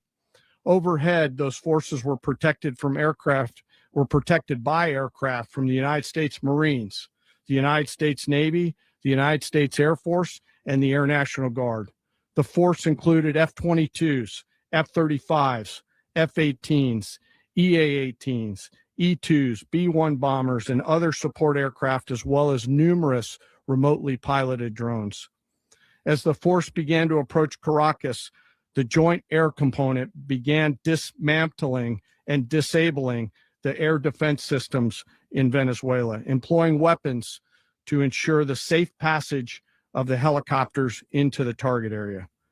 The goal of our air component is, was, and always will be to protect the helicopters and the ground force and get them to the target and get them home. As the force crossed the last point of high terrain where they'd been hiding in the clutter, we assessed that we had maintained totally the element of surprise. As the helicopter force ingressed towards the objective at low level, we arrived at Maduro's compound at 1:01 a.m. Eastern Standard Time, or 2:01 a.m. Caracas local time, and the apprehension force descended into Maduro's compound and moved with speed, precision, and discipline towards their objective, and isolated the area to ensure the safety and security of the ground force while apprehending the indicted persons. On arrival into the target area, the helicopters came under fire, and they replied with that fire with overwhelming force in self-defense. One of our aircraft was hit, but remained flyable. And as the president said earlier today, all of our aircraft came home, and that aircraft remained flyable during the rest of the mission. As the operation unfolded at the compound, our air and ground intelligence teams provided real-time updates to the ground force, ensuring those forces could safely navigate the complex environment without unnecessary risk. The force remained protected by overhead tactical aviation. Maduro and his wife, both indicted, gave up and were taken into custody by the Department of Justice, assisted by our incredible U.S. military with professionalism and precision, with no loss of U.S. life. After securing the indicted persons, the force began to prep for departure. Helicopters were called in to exfiltrate the extraction force, while fighter aircraft and remotely piloted aircraft provided overhead coverage and suppressive fire. There were multiple self-defense engagements as the force began to withdraw out of Venezuela. The force successfully exfiltrated and returned to their afloat launch bases, and the force was over the water at 3:29 a.m. Eastern Standard Time with indicted persons on board. And both Maduro and his wife were embarked aboard the USS Iwo Jima. In closing, what we've witnessed today is a powerful demonstration of America's joint force. We think, we develop, we train, we rehearse, we debrief, we rehearse again and again, not to get it right, but to ensure that we cannot get it wrong. Our jobs are to integrate combat power so when the order comes, we can deliver overwhelming force at the time and the place of our choosing against any foe anywhere in the world. I am immensely proud today of our joint force and filled with gratitude to represent them here today. There is simply no mission too difficult for these incredible professionals and the families that stand by them and support them. As we stand here this morning, our forces remain in the region at a high state of readiness, prepared to project power, defend themselves, and our interests in the region. This operation is a testament to the dedication and unwavering commitment to justice and our resolve to hold accountable those who threaten peace and stability. In closing, I want to express my heartfelt gratitude to the brave men and women who executed this mission. Their courage and tireless commitment to our nation are what makes us strong. Thank you, Mr. Secretary, and thank you, Mr. President. Well, I don't have much to add to what you've heard now, other than the following points. Nicolas Maduro was indicted in 2020 in the United States. He is not the... Guys, I just want to point out, so the only reason I'm like hiding my face is because I don't want to cover the president's. Okay, you know what? Maybe I'll move my face to like, I'll move my square to a random place so that we can also see President Trump's reaction. Okay, I'll move it here for now because I don't want to block President Trump's face because his reactions are also really critical. Legitimate president of Venezuela. That's not just us saying it. The first Trump administration, the Biden administration, the second Trump administration, none of those three recognized him. He's not recognized by the European Union and multiple countries around the world. He is a fugitive of American justice with a $50 million reward.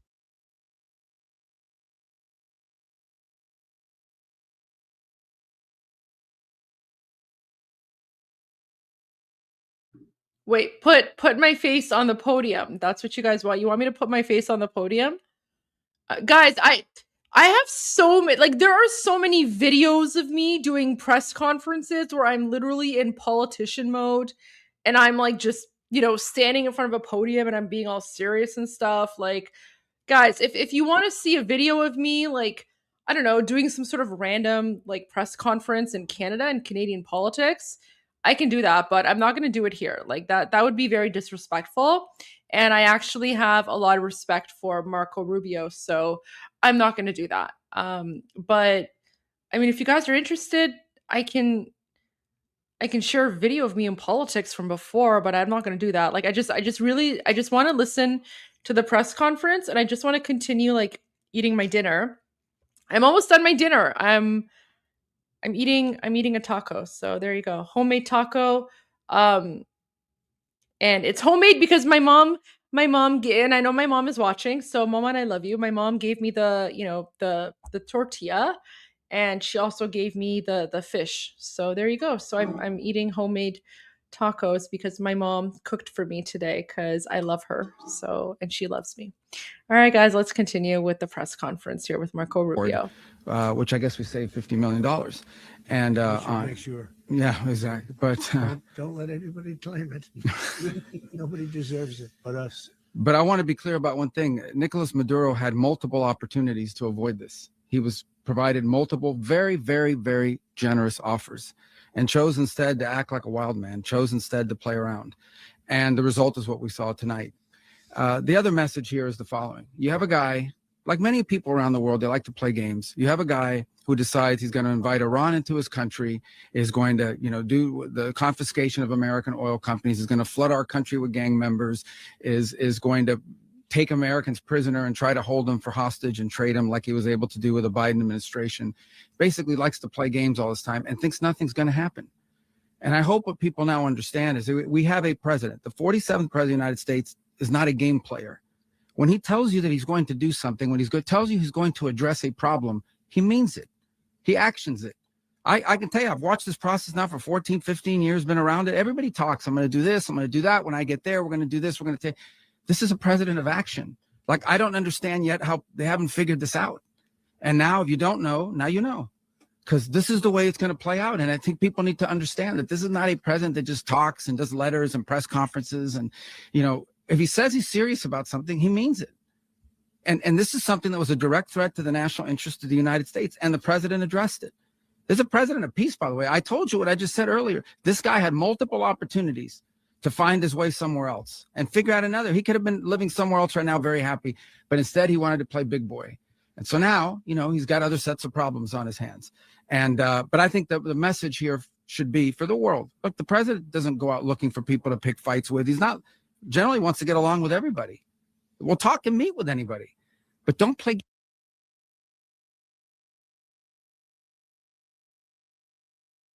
Sorry, Mike was muted. Okay, so guys, this is where like my political spidey senses started tingling. Okay, so we're talking about, what we like, the press conference is about Venezuela. And yet, all of a sudden you have Marco Rubio referencing the rest of the world. Now, who is Marco Rubio referring to? He's referring to the terrorist Islamic Republic, guys, right? And again, and I just want to point out, Marco Rubio has actually met His Royal Highness King Reza Pahlavi, and he's actually spoken with the, King Reza Pahlavi, who is the official opposition leader of Iran, right? So when Marco Rubio just like, I don't know if this was on purpose, I don't know if this was a Freudian slip, but guys, like, he says the rest of the world. Listen to this part. We're going to take. This is a president of action. Like, I don't understand. Wait. Let's go back a little bit. This is a president of action. Like, I don't understand yet how they haven't figured this out. And now, if you don't know, now you know, because this is the way it's going to play out. And I think people need to understand that this is not a. Let's go back a little bit. Okay. Mr. President. Oh wait, Marco Rubio. Okay. With a $50 million reward, which I guess we saved $50 million, and make sure. Yeah, exactly. But don't let anybody claim it. Nobody deserves it but us. But I want to be clear about one thing. Nicolas Maduro had multiple opportunities to avoid this. He listen provided to this multiple part. very, very, very generous offers, and chose instead to act like a wild man, chose instead to play around. And the result is what we saw tonight. The other message here is the following. You have a guy, like many people around. Okay, so the other message is, okay, listen to this, because this is where he references the rest of the world, right? Like, this is where Marco Rubio, he just like, oof, listen to this, pay attention. In the world, they like to play games. You have a guy who decides he's going to invite Iran into his country. Maduro was indicted in 2020 in the United States. Choosing against any foe anywhere. I went back too much. I'm on a new computer. Okay.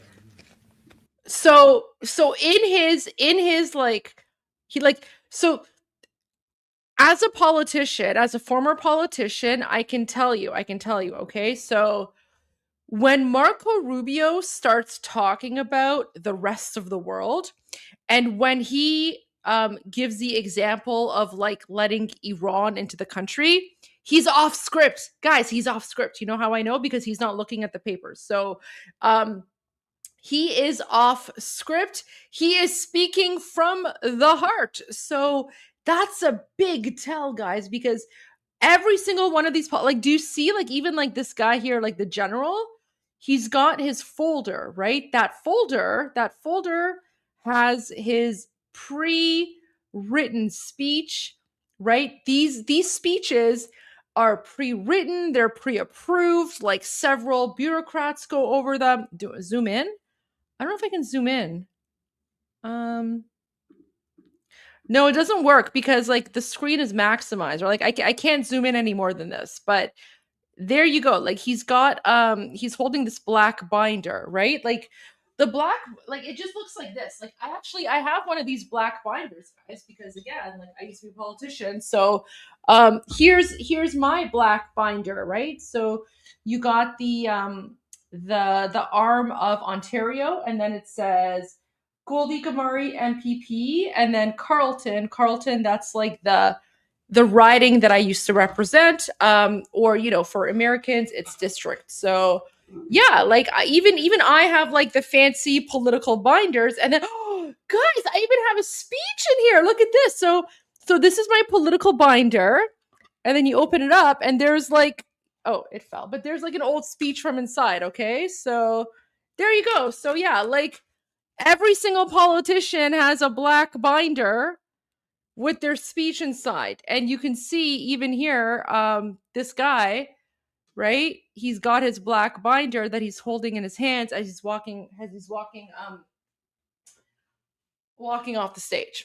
So, but this is where it gets interesting, because when Secretary Marco Rubio goes up, I forgot his name for a moment, sorry. When Marco Rubio goes up, he's speaking from a script, But then he goes off script.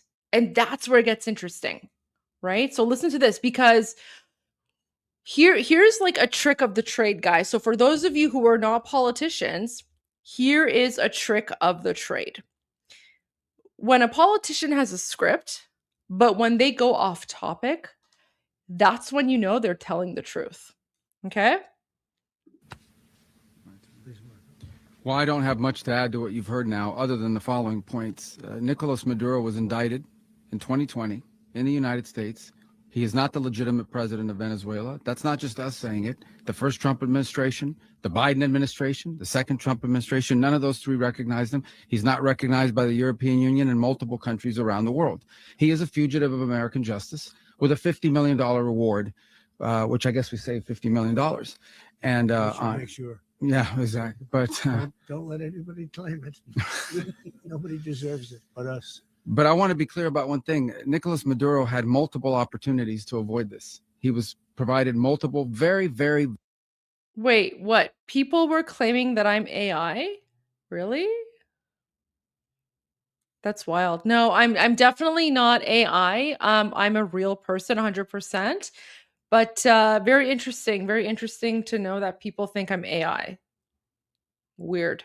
Biden administration, the second Trump administration, none of those three recognized him. He's not recognized by the European Union and multiple countries around the world. He is a fugitive of American justice with a $50 million reward, which I guess we saved $50 million. And make sure. Yeah, exactly. But don't let anybody claim it. Nobody deserves it but us. But I want to be clear about one thing. Nicolas Maduro had multiple opportunities to avoid this. He was provided multiple very generous offers and chose instead to act like a wild man, chose instead to play around. And the result is what we saw tonight. The other message here is the following. You have a guy, like many people around the world, they like to play games. You have a guy. Did you catch that? You have a guy, like many people around the world, who like to play games. So now he's referring to the Islamic Republic. I guarantee you he's referring to the Islamic Republic here.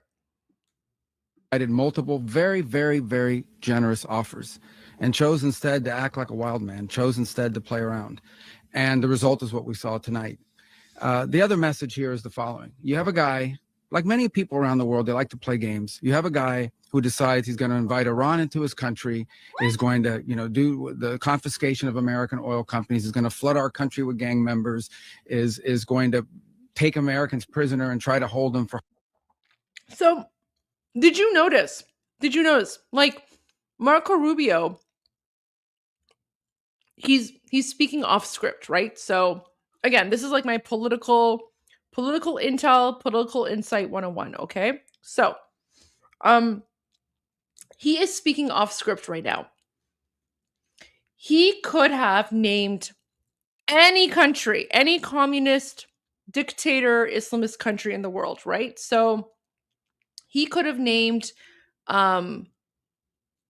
Russia. He could have named China. He could have named North Korea. He could have named Somalia, because again, like, the Somalians have engaged in like literally the biggest taxpayer fraud in the history of America, right?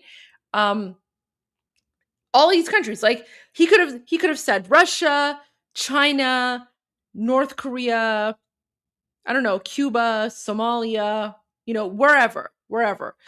But he chose Iran. Do you know why? Do you know why he chose to say the word Iran? Because I'm telling you, Iran is on their minds right now. Yeah, he could have named, I don't know, like Afghanistan or, any other like terrorist third world jihadi country. But he said Iran. Why do you think that is? Because like that's, it's not necessarily a Freudian slip, but Freud would say that like, okay, like you're basically just saying what comes to mind. And so the fact that President Trump, in his statement earlier, he spoke about the mistakes of Jimmy Carter. And then you have like, Pete Hegseth talking about going after dictators. And then now you have Marco Rubio mentioning Iran, right? Literally, he mentions Iran less than 24 hours after President Trump put out a warning to the Islamic Republic. And I want to make something very clear, okay? When Marco Rubio is speaking about Iran, he does not mean the Iranian people. Like, he's not talking about me. He's not talking about the Iranian people fighting for freedom and democracy. He's referring to the Islamic Republic. And he actually put out a video about this that I want to share with you, right? Wait, how do I make this big? Wait, oh. Wait, why does this video look so small? Sorry, guys. I'm having some technical difficulties here because I'm not like a tech person.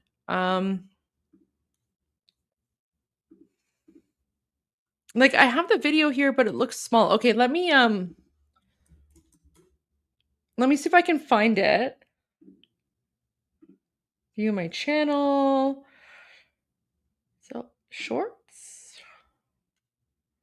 No, where's the Marco Rubio video? I thought I had it somewhere. Wait. All right. I know I have the Marco Rubio video on Instagram, but it doesn't look too big. But you know what? Okay, that's fine. Oh, here we go. Okay. How do I make this bigger? And where's the volume? Okay. About Iran, I'm talking about the radical Here we go. Shia clerics and not the people. The people of Iran are people. Here we go. Want to make about Iran, and it's really important. When we talk about Iran, I'm talking about the radical Shia clerics and not the people. The people of Iran are people of an ancient civilization, an ancient culture with tremendous pride and advances. And I don't know who take great pride in their Persian heritage and identity. And I don't know of any nation on earth in which there is a bigger difference between the people and those who govern them than what exists in Iran. And that's a fact that needs to be made repeatedly. In no way is the clerics who run that country representative of the people of that country and of its history and of contributions it's made to humanity. And it's a point I wish we would continue to make. So Iran today, 2 points I want to make about Iran, and it's really important. When we talk about Iran, I'm talking about the radical Shia clerics and not the people. The people of Iran are people of an ancient civilization, an ancient culture with tremendous pride and advances. And I don't know who take great pride in their Persian heritage and identity. And I don't know of any nation on earth in which there is a bigger difference between the people and those who govern them than what exists in Iran. And that's a fact that needs to be made repeatedly. In no way is the clerics who run that country representative of the people of that country and of its history and of contributions it's made to humanity. And it's a point I wish we would continue to make. So Iran. So this is literally why, we love Marco Rubio, right? Because Marco Rubio, he actually, he understands the difference between Iran and the Islamic Republic, right? So he's even gone out and he said, when I speak about Iran, I want to make a distinction between the Iranian people and the Islamic Republic. So this is why, guys, So even though he says Iran, okay, there I am. So even though in the press conference today, he said he's referring to Iran as like the terrorist state, those of us who follow politics, we know that Marco Rubio is not actually referring to Iranians like me and, the Iranians who are currently in the streets of occupied Iran fighting for freedom against the Islamic Republic. He's referring to the Islamic Republic, which is occupying Iran, right? And so that's why Marco Rubio is very, very supported by Iranians, because he literally understands what we're going through. And I actually have a feeling that Marco Rubio understands what we're going through, because he's literally going through the same thing, right? Like, his parents are Cuban, and, Cuba is occupied by a brutal communist dictatorship. And that brutal communist dictatorship in Cuba is an ally of the Islamic Republic. So Marco Rubio understands what Iranians are going through, because because just like us Iranians, he, you know, comes from a country that is occupied by communists, right? So like Marco Rubio, like you guys, I'm just telling you right now, like as Americans, like you are so lucky to have someone like Marco Rubio who understands how evil a communist dictatorship is. And, you know, he is such a proud American and he is fighting for America because he knows how evil communism is. Like Marco Rubio, you guys are blessed. So blessed to have someone like him. Just saying. And I actually have a feeling that Cuba will be free soon because of what's happening in Venezuela. And my fingers are crossed. My fingers are crossed for Venezuela. I haven't gone to the super chats in a while, so I'm going to go to the super chats. My apologies. I got a little bit distracted. But I'm going to go to the super chats now, and then we're going to continue with the press conference. So Jeffrey Capella says, yes, I shared portions of the report I authored that contributed to administration policy. I know Amir Fakivar and Adel Nazarian. Please check your email and reach out. I don't know which email address you emailed. It was probably like an old email that I have no longer access to. I actually like don't have like an official email account right now. So my only email account is private, which I don't share. But I am working on making like an official website and, you know, providing like an official email address so people can reach out to me. So not quite sure who you emailed, but I probably wouldn't receive it. Just letting you know.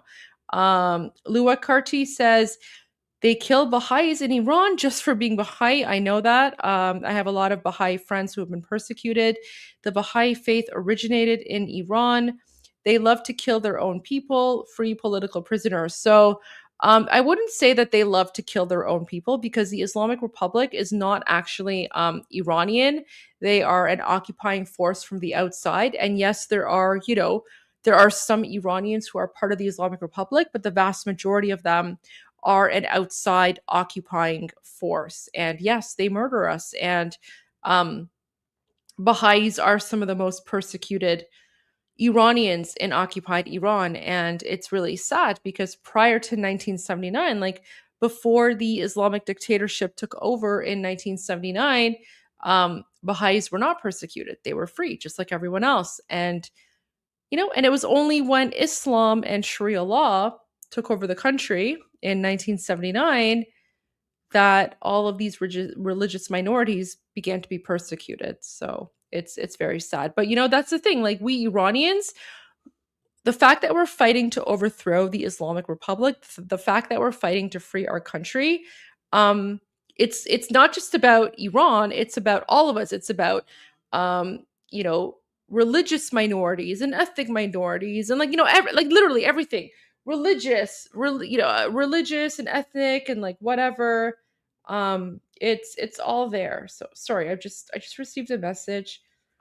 All right. I don't know. Sometimes I get messages and I'm like, okay, is this urgent or not? So I just have to check. But that one was not urgent, so I can save that for later. Oh, this is a good one. So what is the difference between Persians and Iranians? Because I know people from Iran that called themselves Persian and they prefer to be called that. Very, very, very good question because I know it can be confusing. Let me find this comedy sketch because this comedy skit will explain to all of you in, you know, using humor. It will explain to you using humor why some Iranians insist on calling themselves Persian. And just to put it in perspective, this did not start happening until after 1979. So it was only when the Islamic Republic occupied Iran in 1979 that many Iranians started to insist on calling themselves Persian.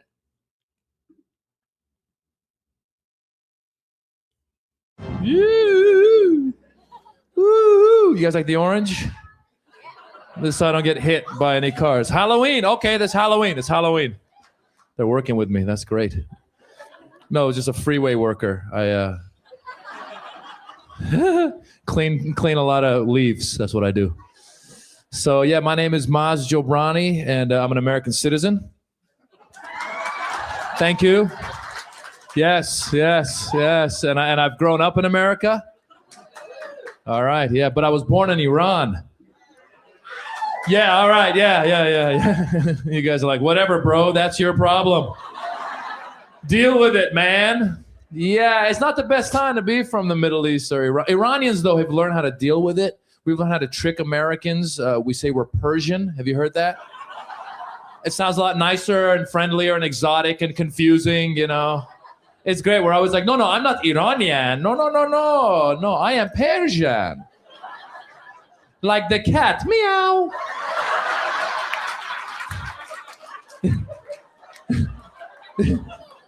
I am the cat, meow. I am not axis of evil. No. I am Persian, like the rug. Hello. I am soft. You can lay down on me. I'm colorful and hand-woven. I'm Persian. Yeah, it's not a good... Some of my friends just became Italian. I don't know if you've met those Middle Easterners. Yeah, I got a buddy, be at a party, meet some girls, he'd be like this. Come meet my friends, come over here, come on. This is Hassan, Hussein, Ali, Reza, Mohammed, Maz. And I'm Tony. Oh yeah, they're Iranian, I'm Italian. Hey, I'm Tony. You are talking to me? Yeah. Ciao, forgetting about it.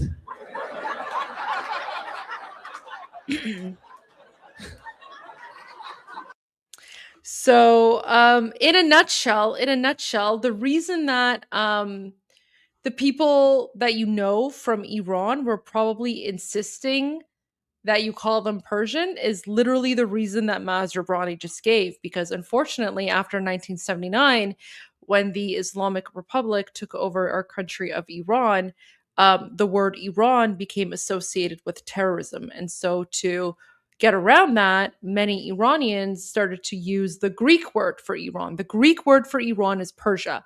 And, you know, because the vast majority of people are not familiar with, you know, history or anything like that. It just, you know, Persian sounds nicer. And like he said, like, it's interesting how you can use comedy to convey very sensitive topics in a way that is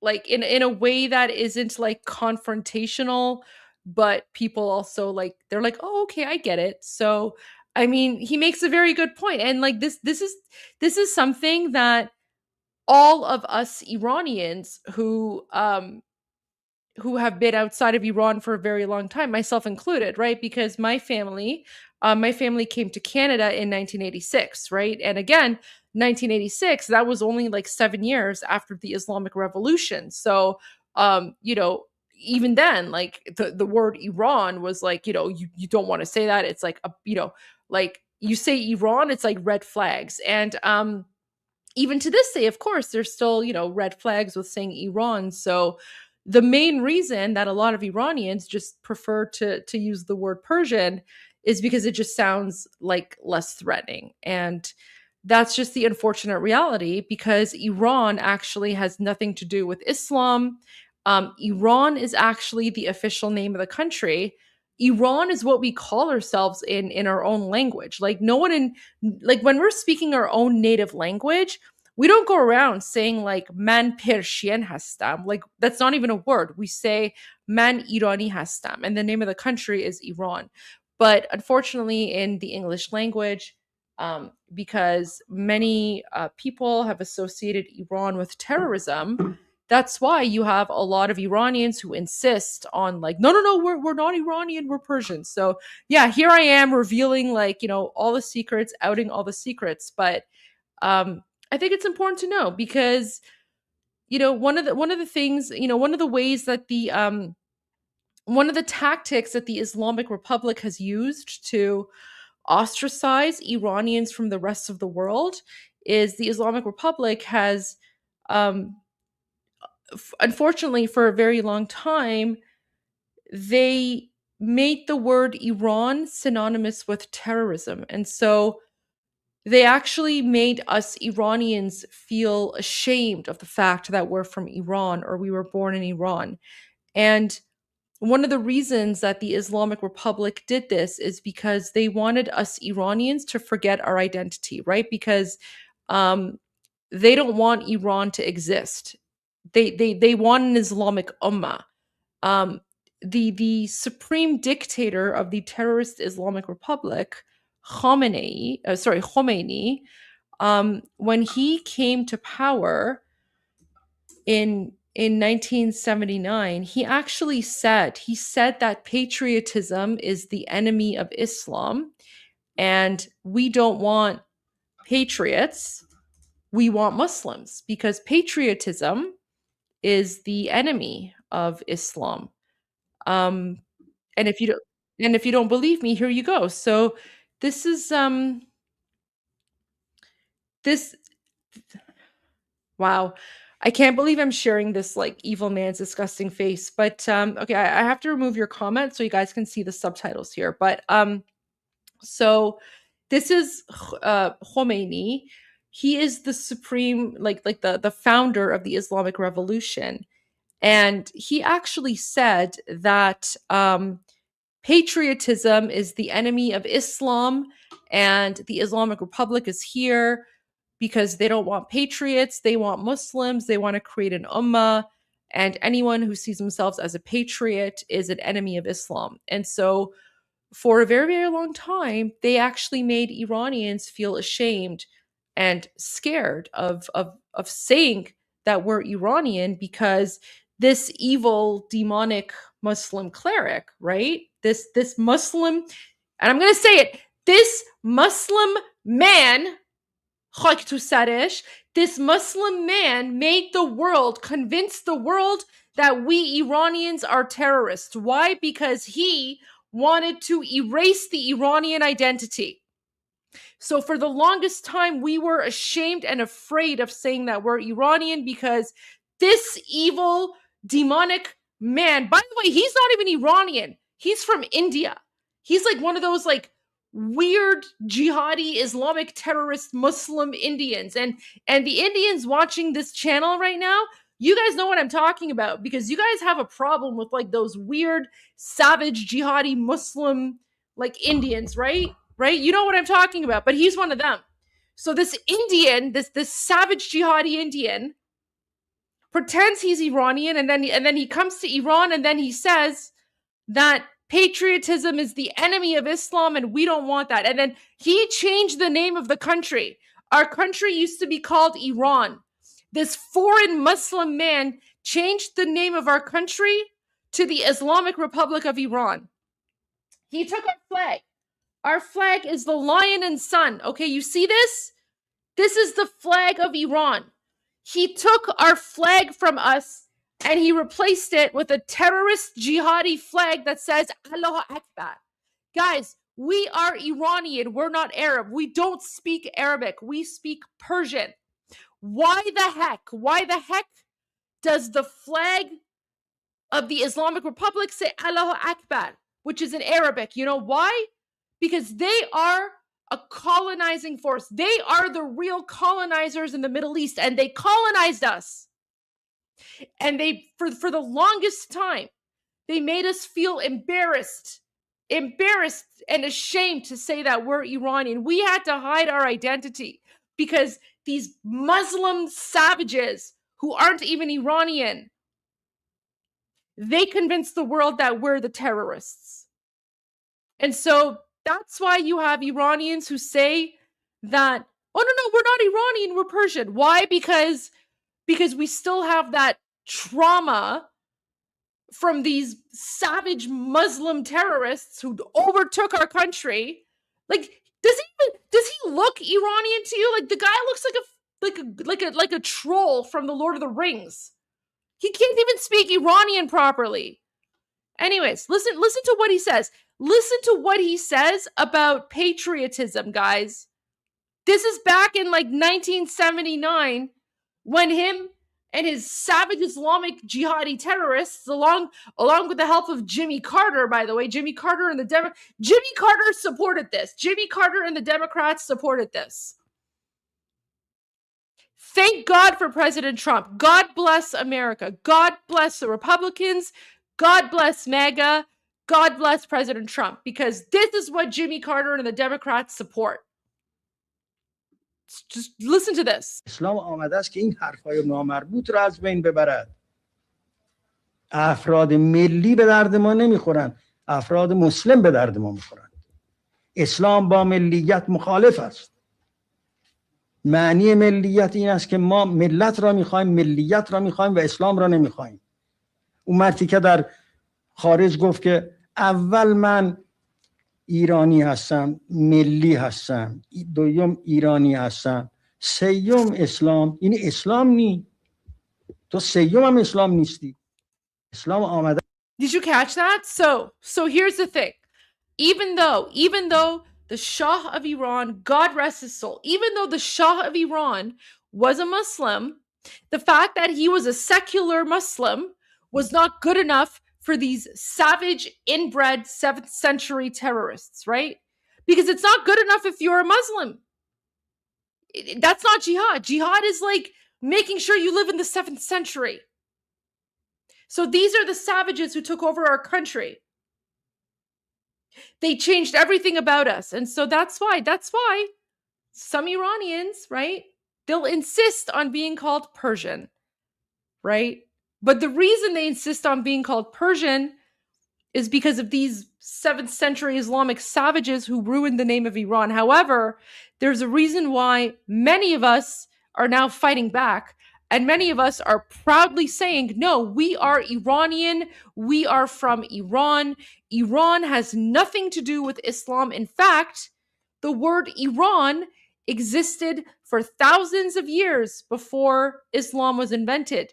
And the Iranian civilization existed for thousands of years before Islam was invented. Like our language existed for thousands of years before Islam was invented. So these savage Islamic terrorists have tried to take away our identity from us, but we are fighting back. And the fact that we are now proudly saying that we're Iranian, that in and of itself is fighting against the Islamic colonization of Iran. So there you go. That's little bit of a rant there. Little bit of a rant, but you know, I just and nothing to do with you.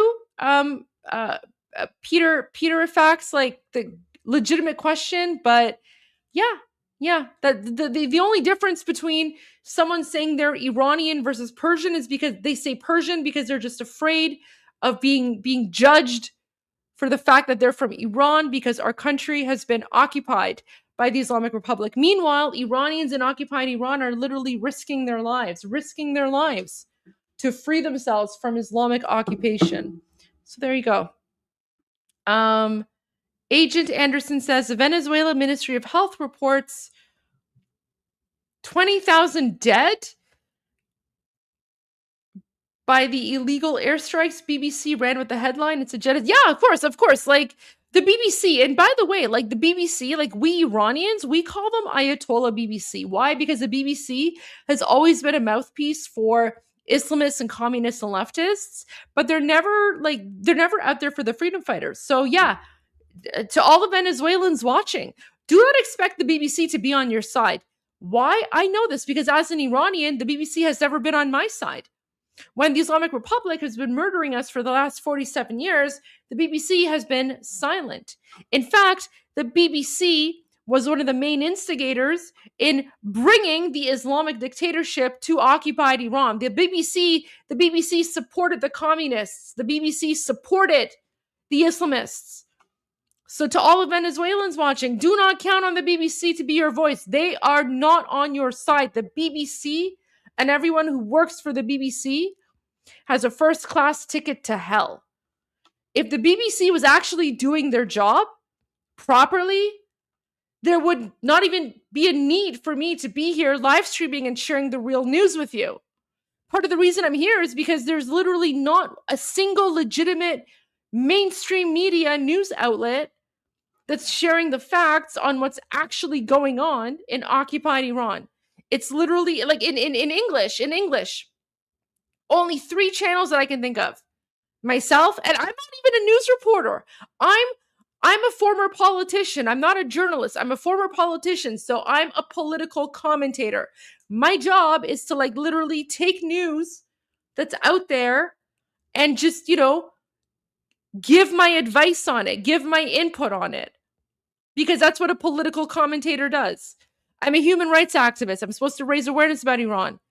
But there's no one in the mainstream media is accurately reporting on what's happening in Iran. And so I've now in the last week turned into a journalist. I've turned into a journalist because there's no one else doing it. It's myself, it's Armin from Atheist Republic, and of course, Mahyar Tusi from Tusi TV. But aside from the 3 of us, I don't know of anyone else. I don't know of any other Iranian who is streaming in English, sharing the message of the Iranian people with the world. If someone knows of someone out there, let me know. I would love to know who they are. I would love to know who they are and support them.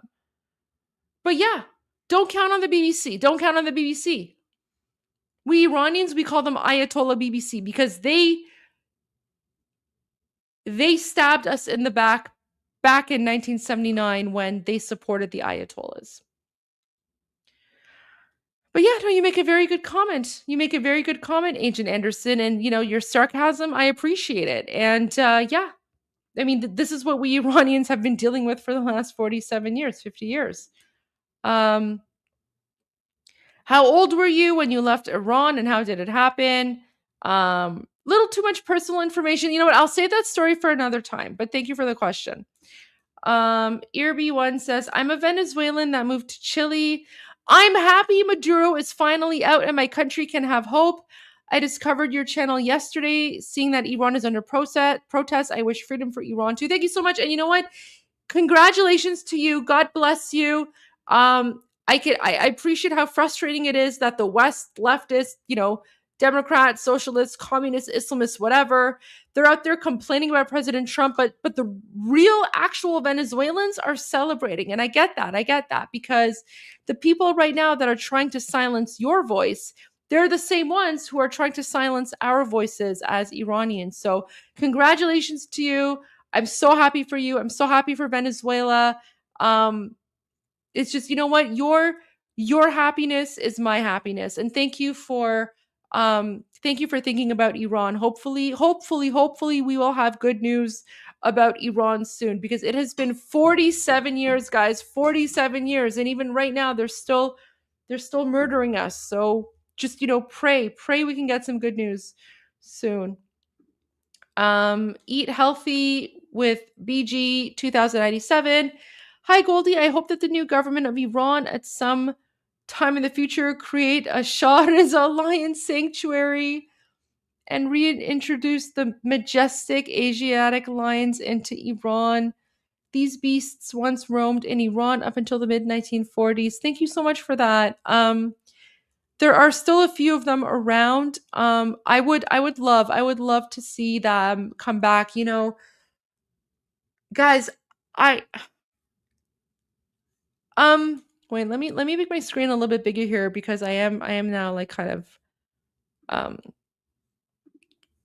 I'm going to some super chats. So I just want to say there is so much environmental damage that the Islamic Republic has done to Iran, has done to the animals, and I just haven't spoken about it because it's like with all the horrific stuff happening, it's like, okay, how do you prioritize, right? And so for me, the prioritization is like, okay, if people are being murdered, obviously I'm going to focus on that, right? Because human lives are being lost. But the amount of damage that the Islamic regime has done to the environment, guys, like if I was gonna do a live stream about it, you guys would be crying. Like you would be crying the way that they treat dogs, the way they treat cats, the way that they treat endangered animals. Guys, the Islamic Republic literally jails environmental activists. They will jail environmental activists and put them in political prisons, even though the environmental activists are not speaking about politics. Like the environmental activists are people who are basically saying, oh, we have an endangered species and we're not getting enough government funding to save the endangered species. And the Islamic dictatorship will put them in jail for that, right? So we're not talking about like Greta Thunberg environmental. We're talking about like real environmental activists, right? And it's just, yeah, it's really frustrating. But thank you for that. I would love to see those Asiatic lions come back to Iran, because, like, as you can tell, the lion has been a very important part of the Iranian identity for thousands of years, and lions are very, very important to us. It's just, part of our culture, part of who we are. So thank you for that. Thank you for the kind comments. Vitoru sent a sticker. Thank you so much for the super sticker. Oh, dog, you'll become an Iranian politician. Yes, I don't think so. No, guys, my Persian is not the greatest. Literally, it's my Persian is not the greatest. There's no way I can be an Iranian politician. But thank you for the kind words. I appreciate that. CLP says Jimmy Carter said that Venezuela has one of the best election systems in the world. Oh yeah. Oh wow. Yeah. Yeah. I agree with you on that. Like, my only regret with Jimmy Carter dying when he did is that he didn't stay alive long enough to see Iran become free. And I'm sure you feel the same way about Venezuela, but my only regret with Jimmy Carter dying when he did is that he didn't stay long enough to see Iran become free before he, went to hell. But that's, it is what it is.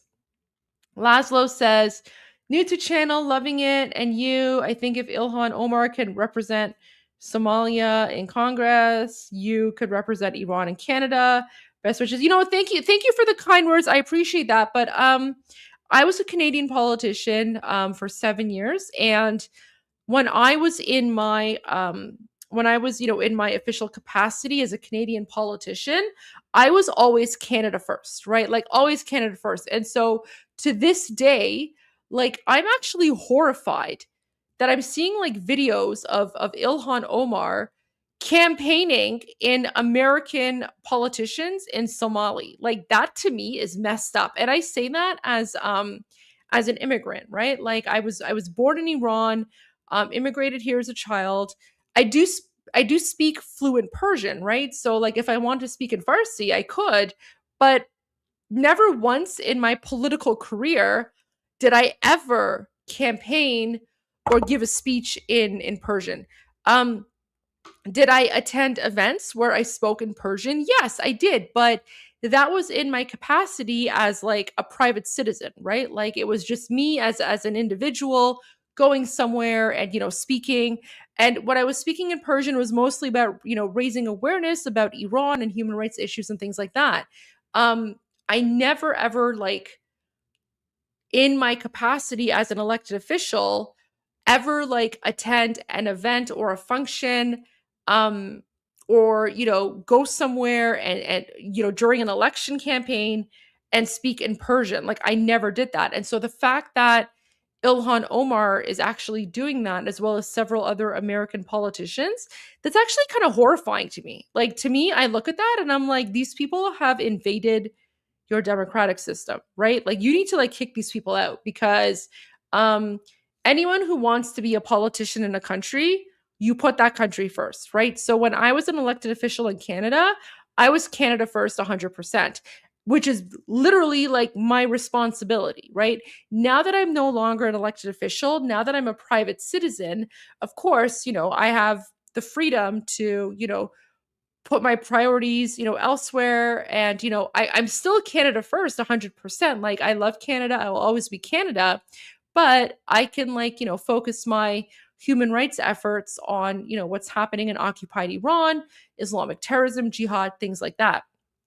But as a Canadian politician, when I was, still officially in office, I was always Canada first. And I never, ever spoke in any other language other than English or French. So you guys have really big problems with Ilhan Omar, and like I think she should be denaturalized and deported. Like just kick her out, and everyone else who supports her, like just deport, like just kick them out of your country before it's too late. That's all I got to say on that. New member, thank you, appreciate that. And so we got a comment from Surfsides. Followed 2C since 30K subs and found you the other day. This is now your future. Be here to see you hit over 1 million. Thank you so much. Do you think I'm actually going to hit 1 million? That's wild. I don't know if I'm going to get that. Like 2C TV, like he's well organized. He has a team. Like he's got all these people. With me, it's just like me and my camera and my rants. But thank you. I appreciate that. I mean, maybe one day we'll get there.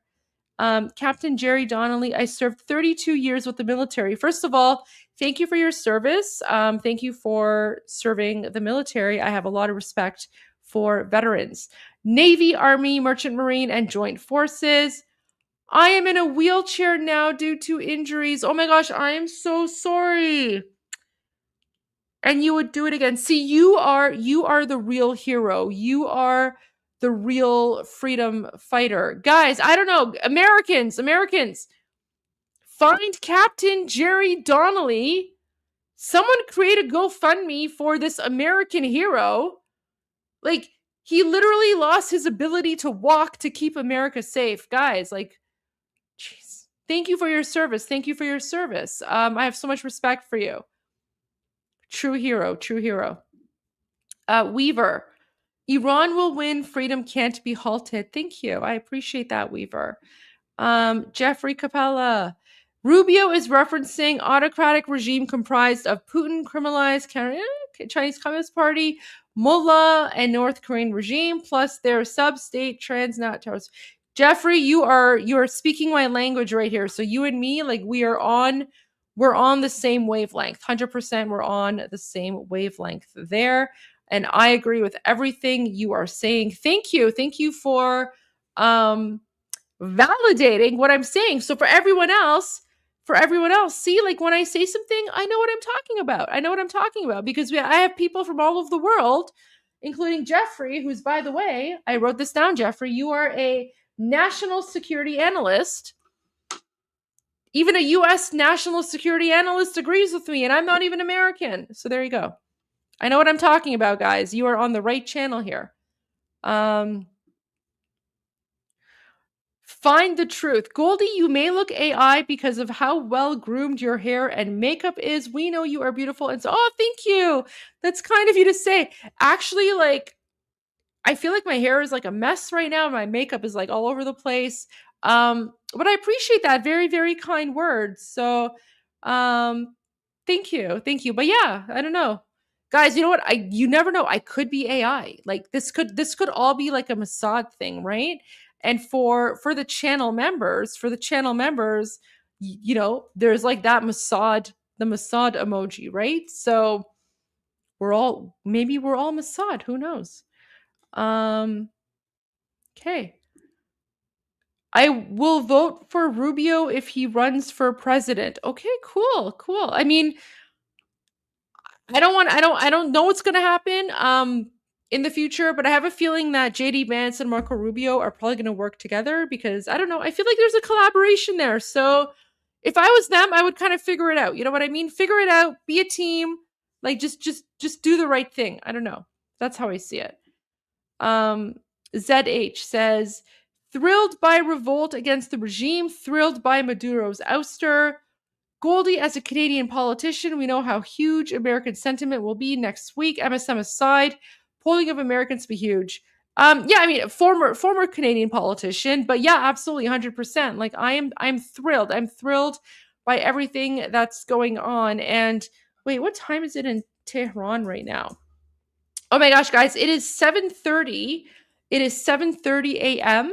in Tehran right now. So I'm going to get through your super chats, and then I'm going to go and check out the latest news, of course, on the live stream. We're going to go check out the latest news together because it's 7:30 on Sunday morning. And let's see what's going on in occupied Iran right now. Okay. Mordred says, in my family, I'm the youngest of 3. My parents are both older. Okay. In my family, I'm the oldest. So there you go. Midgard says, I have heard the ancient empire of Cyrus, referred to as the Medo-Persian Empire. What happened to the Medes? Are there still Medes in Iran-Shah? So Cyrus the Great combined basically the Medes and the Persians into one empire. So the Persian Empire after Cyrus the Great was a combination of both the Medes and the Persians, because he married the daughter of like the Median king. So yeah, the Medes basically continued, and everything was absorbed into the so in Persian, like in Farsi, we call it the Hachameneshi. So the Achaemenid Empire is basically the combination of both the previous 2 empires, and they were united through marriage and bloodline. And so that's why after like 3,000 years, we're pretty much the same at this point. And we're both considered Iranian. Ear B1 says, we received Iranians in Venezuela before Chavez. They fled the Islamic Revolution. Yeah, of course. I had Iranian neighbors. They were actually really kind. I would never relate them with terrorism as fundamentalists. 100%. Oh, thank you so much. I appreciate that. And yeah, many Iranians who escaped from Iran in the early, mid, late 80s, including my family. We escaped terrorism. And what's really frustrating for many of us is that we have been here for decades, and now we're seeing all of these like Islamic regime terrorists who are affiliated with the Islamic Republic. They're now coming into various countries. And for those of us who escaped them, we're like, okay, like we left our country because you are terrorists, and now the terrorists are following us. So yeah, it's frustrating, but hopefully we'll see an end to all of this very soon. Find the Truth says, Jimmy Carter bought into the propaganda without doing critical research or understanding the Muslim Brotherhood's various jihadist tactics. 100%. I agree with you. Yep. 100%. Like, you're so true. Rex F says, great job, Goldie. Iranians are Aryans celebrating Aries at the equinox. Mithra, check Khomeini's Pakistan roots. So it's not Pakistan. It's India, but like regardless of like, okay, so first of all, like Pakistan is India, right? So anyone who is Pakistani is genetically and ethnically Indian. Pakistanis are just Indians who forgot their roots, and they have been like colonized by the Arab Muslim invaders, right? So Pakistanis are Indians. It's just they're just like the jihadis. But Khomeini does have Indian roots 100%, because he's like, his father was one of those like Pakistani jihadis or whatever. So you're absolutely right about that. London's 1947 twin theocracy experiment spread chaos. America now fights back, allowing for Iran's freedom. Well, thank you. I'm so glad like America is on the side of Iran. P.S. Clip that rant. Powerful message. Which rant? I've been on several rants tonight. I don't know. But you let me know which one. Lewis says, free the Baha'is and all political prisoners. Allahu Abha. I agree. Free all the Baha'is. And Baha'is were free before the Islamic Republic took over. And I pray for a free Iran so that all Baha'is and all Iranians from different religions can be free once again. Higher Vibe says, here's to a free people of Iran/Persia. Thank you so much. Jeffrey says, mainstream media left biased via Soviet active measures, hijacking universities in Soviet era of Cold War, need 4 journalist degree and red-green alliance. Jeffrey, you should have been here where like a couple of weeks ago, I actually played. You're going to be impressed by this. I actually played the interview by Yuri Bezmenov, with Yuri Bezmenov in 1984. So on my channel, literally 2 weeks ago, we live streamed Yuri Bezmenov's interview about the 4 stages of, oppression, 4 stages of subversion, and how back in 1984, he thought that America had already been conquered by the Soviets. So, yeah. You're like 2 or 3 weeks too late, Jeffrey, but welcome to the channel. Normally, so I just want to say normally, like on weekends and evenings, this is when I'm, playing documentaries about various things relating to communism or Islamism. But of course, given everything that's happening in occupied Iran right now, my focus is on giving all of the breaking news right now. But that is a very good point. And I have played info that relates to that. Wait. Oh, guys. Okay, guys. Thank you, Maman. Love you, Maman. Okay, so I've been meaning to go and check the updates, but I have some breaking news for you all. The Shah of Iran, His Royal Highness Reza Pahlavi, the leader of the official opposition, he just put out a statement 4 minutes ago. 4 minutes ago, he put out a statement. So I'm going to translate this for you. Where is this? Where are my messages here? I will translate his message for you, and then I will go through it. Okay, guys. Let's see what he says. My fellow compatriots. So again, His Royal Highness King Reza Pahlavi, he is the leader of the official opposition. He is the person that is going to free Iran. He is the person that has over 80% of support of Iranians in occupied Iran. So all of those videos, guys, all of those videos that you've seen where His Royal Highness King, where people in Iran are chanting Javid Shah, when they chant Javid Shah, they're referring to this man here. When they are saying In akharin nabarde Pahlavi barmigarde, when they're saying this is the final battle, Pahlavi will return, they are referring to this man here. When they are chanting Long live the king, it's this person here. He is the leader of the official opposition. He is the Shah of Iran in exile. He has over 80% of support from the Iranian people. So this is his most recent message. It just came out 4 or 5 minutes ago. So let me read it for you. My fellow compatriots, I send greetings to each and every one of you who bravely kept Khamenei and his regime awake throughout the past week. In particular, I want to send greetings to the patriotic teenagers and youth of our country, whom I call Generation V for victory. So that's actually very, very, kind of nice, cool thing that we Iranians have. So sorry, guys. So instead of calling our young people Gen Z or Gen Alpha, we call them Gen V. Why? Gen V for victory, because they are the generation that will free Iran from the shackles of the Islamic Republic. So Generation V is basically a way for Iranians to honor our Gen Z and our Gen Alpha, right? So Generation V. So that's what he means. So in particular, I want to send greetings to the patriotic teenagers and youth of our country, whom I call Generation V for victory. As I said before, the key issue is the continuous seizure.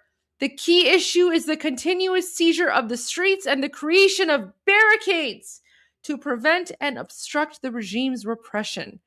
Maintain discipline and solidarity. Victory belongs to you. Maintain discipline and solidarity. Victory belongs to you. For all of my Iranian friends and followers who are watching right now, I will play this video message for you. It is going to be in Persian with no subtitles. So to all of the non-Iranians, please indulge me this 1 minute so that I can play the message of His Royal Highness King Reza Pahlavi. Let me play it so that if anyone is watching this message from occupied Iran, they can get it uninterrupted. And then we'll continue with our program. همیهنانم درود میفرستم به تک تک شما که شجاعانه در هفته‌ای که گذشت خواب رو از خامنه‌ای و رژیمش گرفتید. به ویژه می‌خواهم به نوجوانان و جوانان میهن پرست کشورمان درود بفرستم که من آنها را نسل وی برای پیروزی یا ویکتوری می‌نامم. شما همراه با نسل‌هایی که از سالهای پیش این مبارزه را آغاز کردند همراه بوده‌اید و ادامه این حرکت باعث پیروزی نهایی کشورمون خواهد بود. همینطور که دیدید مسئله کلیدی ادامه این تسخیر خیابان هاست و ایجاد راهبندان برای جلوگیری و مانع شدن از سرکوب رژیم. این انضباط و همبستگی را حفظ بکنید. پیروزی از آن شماست. جاوید شاه جاوید شاه جاوید شاه جاوید شاه جاوید شاه هم میهنانم. گایز جاوید شاه این آخرین نبرد پهلوی برمیگرده. او مای گاش چقدر قیافش خسته است. معلومه که اصلا نخوابیده. معلومه که فقط داره صبح تا شب داره تلاش میکنه. او مای گاش هیچ وقت ندیدم اینقدر خسته باشه. هیچ وقت ندیدم اینقدر خسته باشه. جاوید شاه. Guys, this is what a leader looks like. This is what a leader looks like. He has been working to this moment and he will not stop. And you can tell how exhausted he is, and yet he is constantly sending out messages to the Iranian people, right? Guys, it's not an easy thing to overthrow a totalitarian dictatorship. It's not an easy thing to get rid of Sharia law and turn a country from a brutal totalitarian dictatorship into a functioning secular democracy. There's no playbook for that. There's no like guide, right? It's not like you can be like, okay, let me like go to school and learn how to like overthrow a dictatorship and bring democracy, right? There's nothing like that. And so like he's doing it. He's doing it. He is leading 80 million Iranians from a brutal Islamic dictatorship into a functioning secular democracy. Right? And this is why he has the support of over 80 million Iranians. This is why the vast majority, this is why you're literally seeing Iranians right now in occupied Iran risking their lives and being murdered while they are chanting, "This is the final battle, Pahlavi will return." Iranians in occupied Iran are literally willing to sacrifice their lives to make sure that this man, His Royal Highness King Reza Pahlavi, right? Well, let me change it. This man, His Royal Highness King Reza Pahlavi, he can come back to Iran and fix the country. This is what Iranians are fighting for.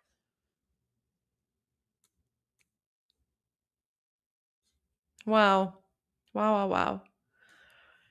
Okay, let me continue with your super comments, and then we'll go to a few more videos, and then I'll have to call it a night because it has gotten pretty late. So free the Baha'is and all political prisoners. I agree. Higher vibe. Here's to a free people of Iran/Persia. Thank you. Oh yeah, I saw this one as well, Jeffrey. Thank you for that. Nicholas says, do you think Trump will respond to the recent killings of Iranian protesters? And if so, how and when will he respond? Thank you for your work. I pray and I hope. I mean, we see what he did in Venezuela. And then we literally just saw Marco Rubio say that President Trump doesn't play around, and when he says something, he means it. So I don't know, like I'm praying, because even as we're speaking right now, Iranians are dying. So I don't know, President Trump or anyone else, I don't think anyone from the Trump administration is watching, but if you are, please do something. Please do something, because Iranians are being murdered. And like I said, Iranians right now, they've already taken to the streets. Iranians have already taken to the streets, and they are, guys, they're chanting President. Did you know this? Did you know Iranians are literally in the streets right now, and they are cheering for President Trump? Guys, you will never see this in the mainstream media because the mainstream media wants you to think that Iranians are your enemy. Listen to this. Listen to this. شنبه 13 دی صادقیه.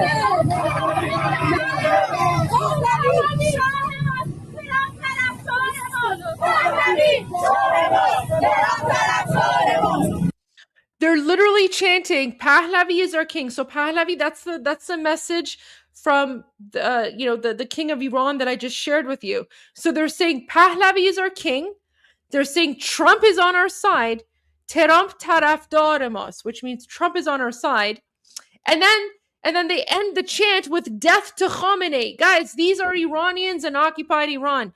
Iranians and occupied Iran. The Islamic Republic wants you to think that Iranians are your enemy. Iranians are not your enemy. The Islamic Republic is your enemy. The Islamic Republic has been holding Iranians hostage for the last 47 years. They have been murdering us in the name of Allah and Islam and jihad, and we are sick and tired of it.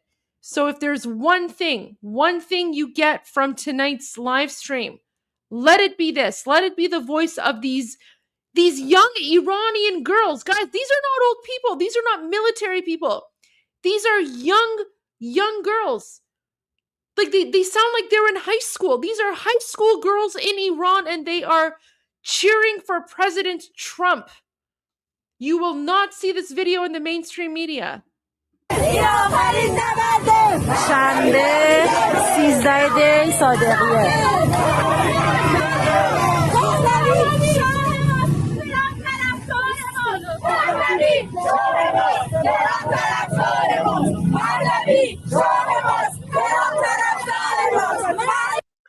Oh, there you go.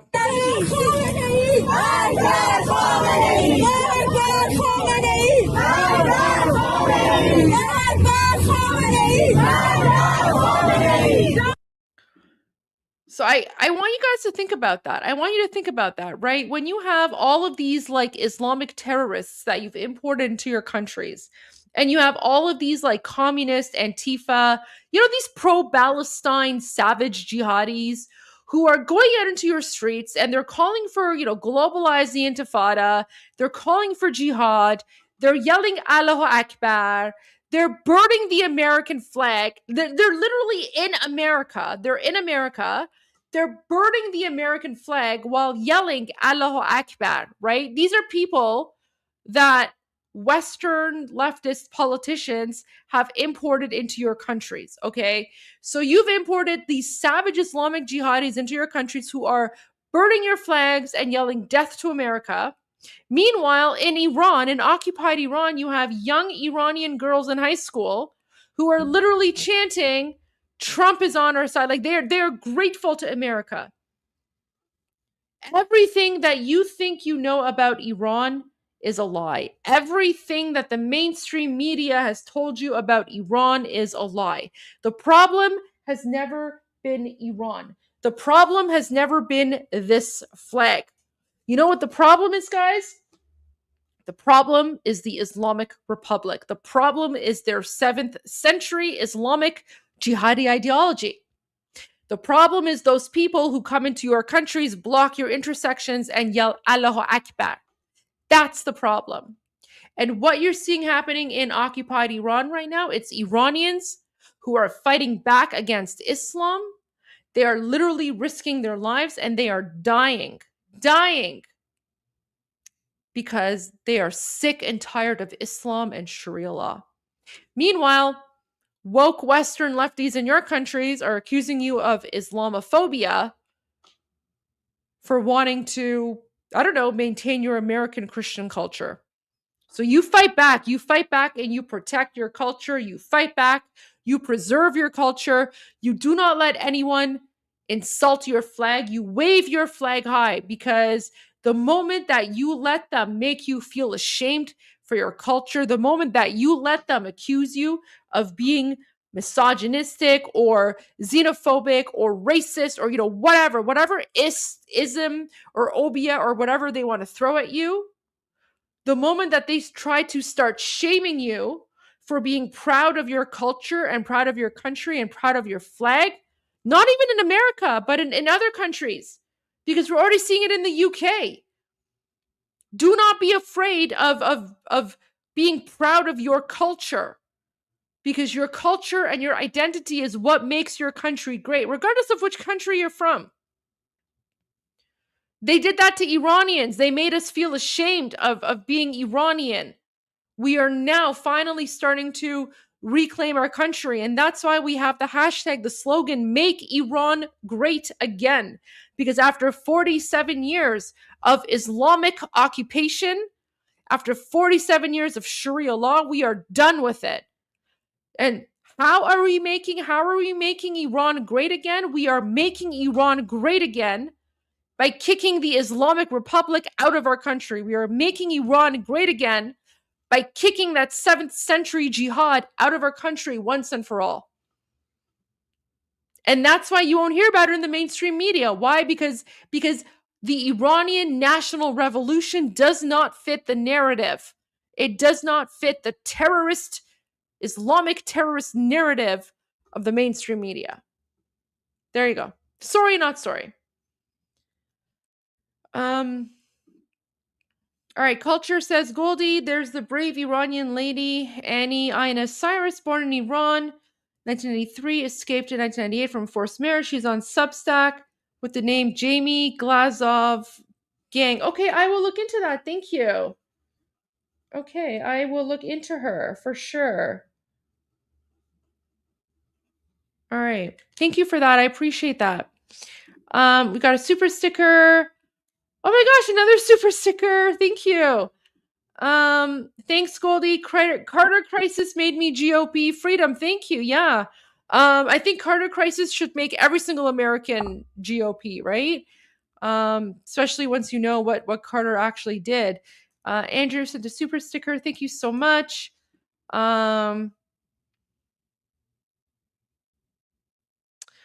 It's cute. Occupied Iran wants to pretend farmers, wasteful people are the cause of the water issue. Water requirements for a nuclear reactor are astronomical. Never mind uranium enrichment. You make a very excellent point. I've actually spoken about this before. Like, I have no facts or anything, to back up what I'm saying. But, just given my observations and given like what I know about occupied Iran and given like what I've seen, I have a feeling that the water shortage has a lot to do with the fact that there are underground nuclear facilities and bases, and the Islamic Republic is diverting the water to those nuclear facilities and bases. So yeah, like I agree with you 100% on that. It's mismanagement, but it's more than that. But again, like I don't have like any like facts or proof, right, to back it up, but it's just like, it's a spidey sense. It's just like a spidey sense, given everything I know about the regime. I have a feeling that that's where all the missing water is going. Montana says, as an Albanian, I feel deeply with the Iranian people. Our 1,000 years legacy was destroyed by the Ottomans and Islam. Yeah, the Illyrians. Wow. Thank you for sharing that. Yeah, there are a lot of various cultures and societies that have been impacted and obliterated by the Islamic Caliphate. So thank you so much for that. I've actually heard a lot of beautiful, amazing things about Albania, and I would love to visit at some point. Like, I've heard it's a beautiful country, beautiful nature. Yeah, like I would love to visit Albania at some point and just, get that, Albanian culture experience, because I've heard fantastic things. But thank you for your support, and thank you for sharing that. It really means a lot to me. Markin says, once Iran is free, I'm getting my passport, visiting the historic province of Yazd. I love that. Listen, guys. Every single province in Iran is historic. So you would be visiting the historic province where Yazd is. You would be visiting the historic province of Khuzestan, Elam, like all these various places, right? So just visiting Iran in and of itself is historic, because you just like, you walk like 500 meters and there's like something there that's existed for like thousands of years. It's just, but because it's so like, it's so commonplace in the country, like people just kind of take it for granted, but like they literally live among historical artifacts, and it is the coolest thing ever. And I cannot wait until my country is like free and open, and then we can just like welcome people back to our country with open arms, because it is such a beautiful country. And it's just a shame that it's being held hostage by Islam for the last 47 years. But I have a feeling that's going to be gone. I have a feeling it's going to be gone sooner rather than later. And yeah, it's a beautiful thing to witness. Like I feel like we're kind of getting to the Berlin Wall moment, but let's see what happens. Marcus Aurelius, Mario of the North was discussing how Canada is now screwed because US has taken over Venezuela and will now revive Venezuela's fields and infrastructure. What do you think about that? I mean, it could be, right? Like, without getting too much into like federal Canadian politics, but we currently have a federal Liberal government that, of course, is anti-pipeline, anti-development, anti-gas, and because they just cater to the globalist, environmentalist, whatever nonsense. So yeah, I have a feeling that Canada is screwed. I have a feeling, but again, like Mark Carney doesn't care about Canada. Mark Carney doesn't care about Canadian politics whatsoever. Mark Carney's just filling a role temporarily because Justin Trudeau screwed up too much that, Daddy Carney had to step in. Daddy Carney had to step in to fix Justin Trudeau's mistakes because Justin Trudeau's, Zoolander type moves and expressions just weren't working anymore. I mean, I could go on a whole diatribe about Canadian politics, but my focus right now is on Iran, so I will stick to that. But I'm more than happy to talk about Canadian politics at some point in the future, when the Iran Revolution is over. But right now, my priority is that. But Canada, I'm telling you, Canada is screwed. Like, Canada is screwed because the Liberals have had a history of doing backdoor deals with terrorist states. Let me just put it that way. So Liberals are probably like looking at each other going, what do we do now? But, I think it's also interesting that Mark Carney hasn't put out a statement about the Iran protests, which tells you everything you need to know about the kind of people who are in charge. The rant about Persian and Khomeini. Okay, thank you. I'll see if I can find a clip of that. What were the Parthians called in Iranian language? I don't know. Wait, what were I have no idea. Let's see. I'm literally Googling it, guys. Parthava.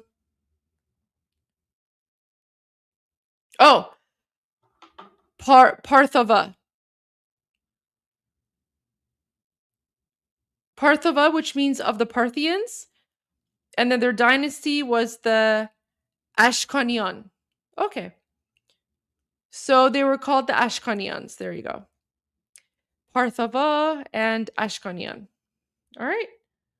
And we have two new members. We have M. Fontes and K-Man F1. Thank you for joining. Thank you for joining Goldie's Gang. I appreciate that. Midgard, I am proud of my Viking ancestry and I will never be ashamed of King Ragnar. Do not be afraid. Oh, do not be ashamed. I actually love Viking culture, guys. So fun fact, a few years ago, I actually went to Denmark, Norway, and Sweden with my family. And I know they're watching right now. Hi, Baba. Hi, Maman. Hi, Godpa. We went to Denmark, Norway, and Sweden, the land of the Vikings, and we had so much fun. Like, we were just immersed in Viking culture. We even did like I don't want to call it a cruise because it wasn't really a cruise, but like we went on like a fjord a fjord trip. So we did like a 2-hour like river tour of the Norwegian fjords, and then there was like a historical Viking village right there. So we also spent time in the Viking village, and we learned all about like Viking culture, Viking architecture, Viking tools, Viking food, like the whole thing. And we absolutely loved it. Like everything about Denmark, Norway, and Sweden, absolutely love. I love Viking culture. I love Viking, like everything Viking, I just absolutely love. Just amazing people. So, and everyone, you know what? Everyone was so hospitable as well. Like everywhere we went, doesn't matter if it was Denmark, Sweden or Norway. It's just people were just so friendly. Like it was just such a nice experience. Beautiful country. I'd love to go back at some point. So yeah, go Vikings. All right. Sean Harmon says, considering Russia is resource strapped, the regime is seemingly on their own for the time being. So it seems like the perfect time to move. So what needs to happen for people to gain control of military? Well, what we're really waiting for at this point, what we're really waiting for is for military defection, guys. Military defection. That's literally what we're waiting for. And my understanding is that His Royal Highness King Reza Pahlavi, right? He is working with people on the inside. I mean, at least that's what we've heard. But we're waiting for the military defection. We're also waiting for we're waiting for people to come out in the streets in the millions. And I have a feeling that with President Trump's most recent statements, and of course with what happened in Venezuela, people are going to see that and they're going to feel more confident, because this is the first time, guys, this is the first time in 47 years since the Islamic Republic took over Iran and occupied it, that Iranians feel hopeful. This is the first time in 47 years that Iranians know that there is a United States president who has their back, right? So God bless President Trump. God bless King Reza Pahlavi. And I just want to share one final video with you. We have another comment. Free Iran and Javid Shah from an Iraqi American. Oh, thank you so much. Thank you so much. Love you. So much respect. So much respect. And, I know a lot of Iraqis are also experiencing Islamic terrorism.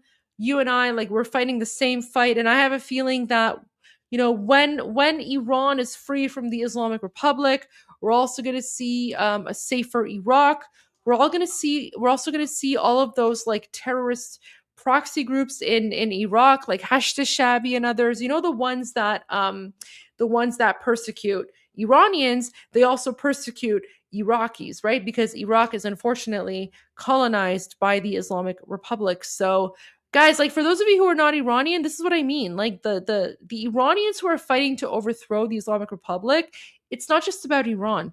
It's about all of the other countries in the Middle East that the Islamic dictatorship has occupied and destroyed through their terrorist proxy forces. So we Middle Easterners, we are more united than people realize. And, me personally, when I speak out about like a country, I'm referring to the country's policies. Or when I speak out about like Islamic terrorism, I make a point of like referring to the ideology and not the country, because like I've also made videos, guys. I've also made videos about, for example, Iraqi minorities who have been victims of Islamic terrorism, right? And so all of us from the Middle East are impacted by the fact that the Islamic Republic has occupied Iran. And so many of us are hopeful. I've had so many Lebanese people reach out to me, and like all my Lebanese friends are like, Goldie, we're praying for you. And I'm like, thank you, like, because when Iran is free, that's also going to mean that Lebanon is free, right? Lebanon, they're going to get, like, Hezbollah is going to be decimated, because Hezbollah is 100% funded by the Islamic Republic. So when the Islamic Republic is gone, that's great news for Lebanon as well. It's going to be great news for Iraq. It's going to be great news for Yemen. The civil war in Yemen. Who do you think is behind the civil war? It's the Islamic Republic that's funding the Houthis. Meanwhile, normal, regular, innocent Yemenis people are starving. They're being murdered by the Houthis, right? Like, how come no one's talking about the famine in Yemen, right? All of these like pro-Gaza, pro-Hamas terrorists go out and flood the streets for Hamas, but they're not talking about what's happening in Iraq. They're not talking about the famine in Yemen. They're not talking about the atrocities in Lebanon. So think about all that. And guys, they're not out raising awareness about what's happening in Iran right now. First of all, thank God they're not doing that because they're a bunch of like savage terrorists anyway. But here's the thing, guys. The reason that you don't see these massive crowds going out right now for Iran, even though Iranians are the real freedom fighters right now, Iranians are the people who are actually fighting against the Islamic Republic, you do not see them out there because they are not on the side of freedom. They have never been on the side of freedom. Those pro-Palestine jihadi savages only care about murdering Jews. That's it. Nothing else. Nothing else. And so they will rather support Islamic terrorism if that means they can, like, you know, be anti-Semitic. So there you go. But Kristen, thank you so much. Thank you so much. Free Iran and Javid Shah from an Iraqi American. Thank you so much. We love Iraq. A lot of history in Iraq as well. And I cannot wait until Iran is free so that Iraq can also be free from all of those Islamic terrorists and, you know, Islamic regime proxies that are unfortunately destroying Iraq as well. You know, thank you so much for that. I don't know a lot of Arabic, but I know shukran. So shukran habibi. There you go. Shukran habibi.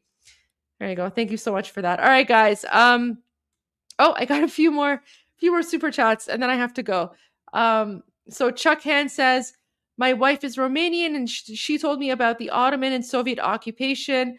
I pray for Iranian freedom. Thank you so much. Thank you. I appreciate that. Give all of my best to your wife. Kirk JD, I can't even hear nothing you're saying because you're too beautiful. Why are you not modeling? Thank you, but no, I'm that's not my thing. I'm definitely more into politics. Plus guys, I'm too old to be a model. I'm 40 years old, guys. I can't be a model. It's like, it's past my prime here. But thank you for the kind words. J Doe, Goldie, it's not just that Trump says he has the back of the Iranian people. It's that they believe him.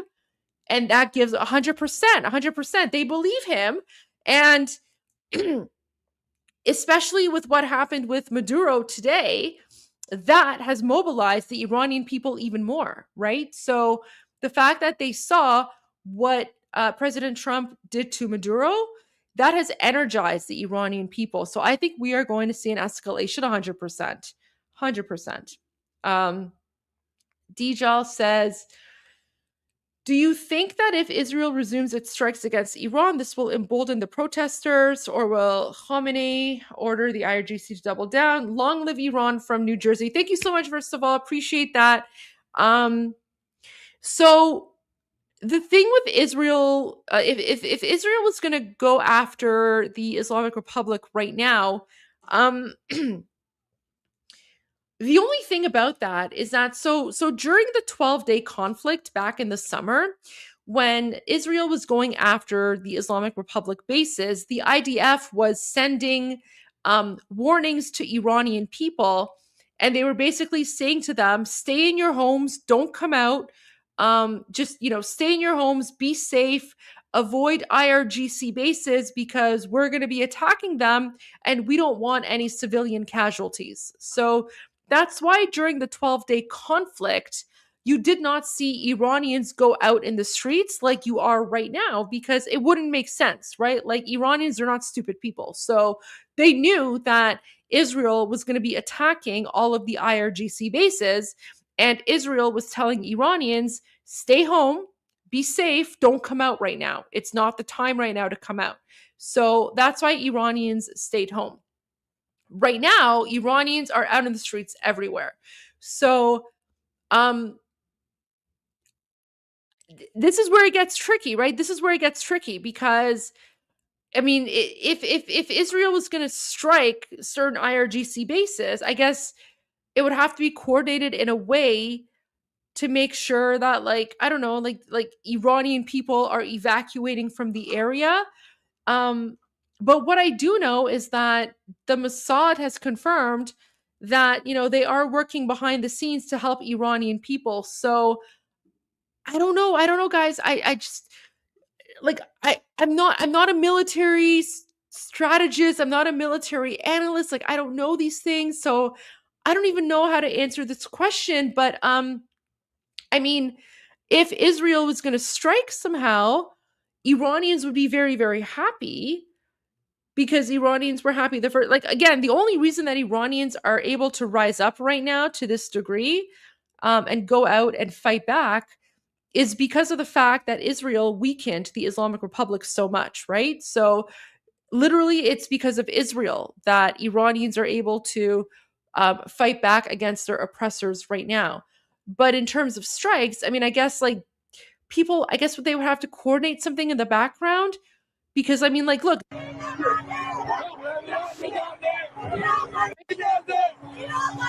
Like, we are now seeing like millions of people going out in the streets demonstrating. So they would have to be some very, very precise targets. Although I know that Israel is certainly capable of that. So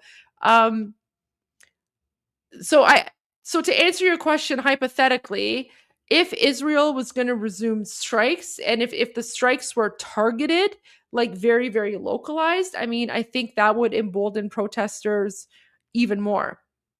Right? But I think regardless, like, given the extent of the violence we have seen and the escalation in the violence we have seen in the last day, Khamenei has already doubled down, and the IRGC has already doubled down. Like, there are some pretty horrific videos out there right now of violence. But I mean, I hope that answers your question. From a U.S. vet, Javid Shah, thank you so much. We love America. God bless America, guys. I feel bad. You know what? Okay, I'm going to make it my mission tomorrow. Before my live stream tomorrow, I'm going to go out and I'm going to find an American flag. I promise you, I'm going to find an American flag if it's like the last thing I do, so that whenever, I have someone from America, especially a US vet, sends me a comment, I'm going to wave the American flag, because we Iranians, we love America. God bless America. And it's just so amazing to see that Americans are supporting Iranians as we fight for freedom against the Islamic Republic. I cannot wait. I cannot wait until the Islamic Republic is overthrown, and Americans and Iranians can just go back to being like normal allies like we used to be. Like, you have no idea how, just like, I'm looking forward to just the normality, right? Like, just being a normal country and just not having to talk about terrorism anymore. Like, life goals. But thank you so much. And thank you for your service as well, Michael. It means a lot to me. Thank you for serving your country and protecting democracy. Midgard says, yeah, have you ever read the book of Esther in the Bible? Esther was a Persian queen. Khomeini is a new Haman. Yes. So I know a lot of Jews call Khomeini Haman. We actually call him Zahak. So Zahak is a demon from Persian mythology, like pre-Islamic mythology, right? So Zahak was a demon who basically had two snakes on his shoulders. Wait, let me, where's this image here? Let me find it again. Open image. Why is that so small? Okay, wait, let me find it here. Come on, there should be more images of this. Why is it not showing up? Here we go. So this is Zahak, guys. Okay, so Zahak, right? He was like this evil, like foreigner, right? So just like how Khamenei and Khomeini are like foreigners, they're not Iranian. So Zahak was like a foreigner. And in Iranian mythology, like he was such an evil demon man, and he had two snakes on his shoulders. And in order to stay alive every day, he had to feed the brains of an Iranian youth to his shoulder snakes. This is Zahak. So Khamenei, to us, he is our modern day Zahak because he's literally an evil demon man, and he murders young innocent Iranians every day, right? Like even earlier today in the live stream, you saw where we were reporting on the deaths of young Iranians, including the 13-year-old boy and the 22-year-old innocent girl. So yeah, this is our demon. This is our, you have your Haman, we have our Zahak. And that's spelled Zahak, Zahak.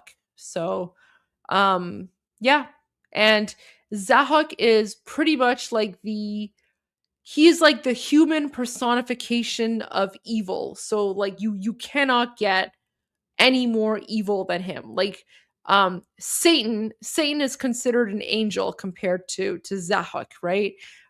So we literally call Khamenei Zahak because he is a foreigner. He has invaded our country with a foreign occupation and a foreign ideology, and he is literally murdering innocent Iranians every day in order to remain in power, which is exactly who and what Zahak was. So, yeah.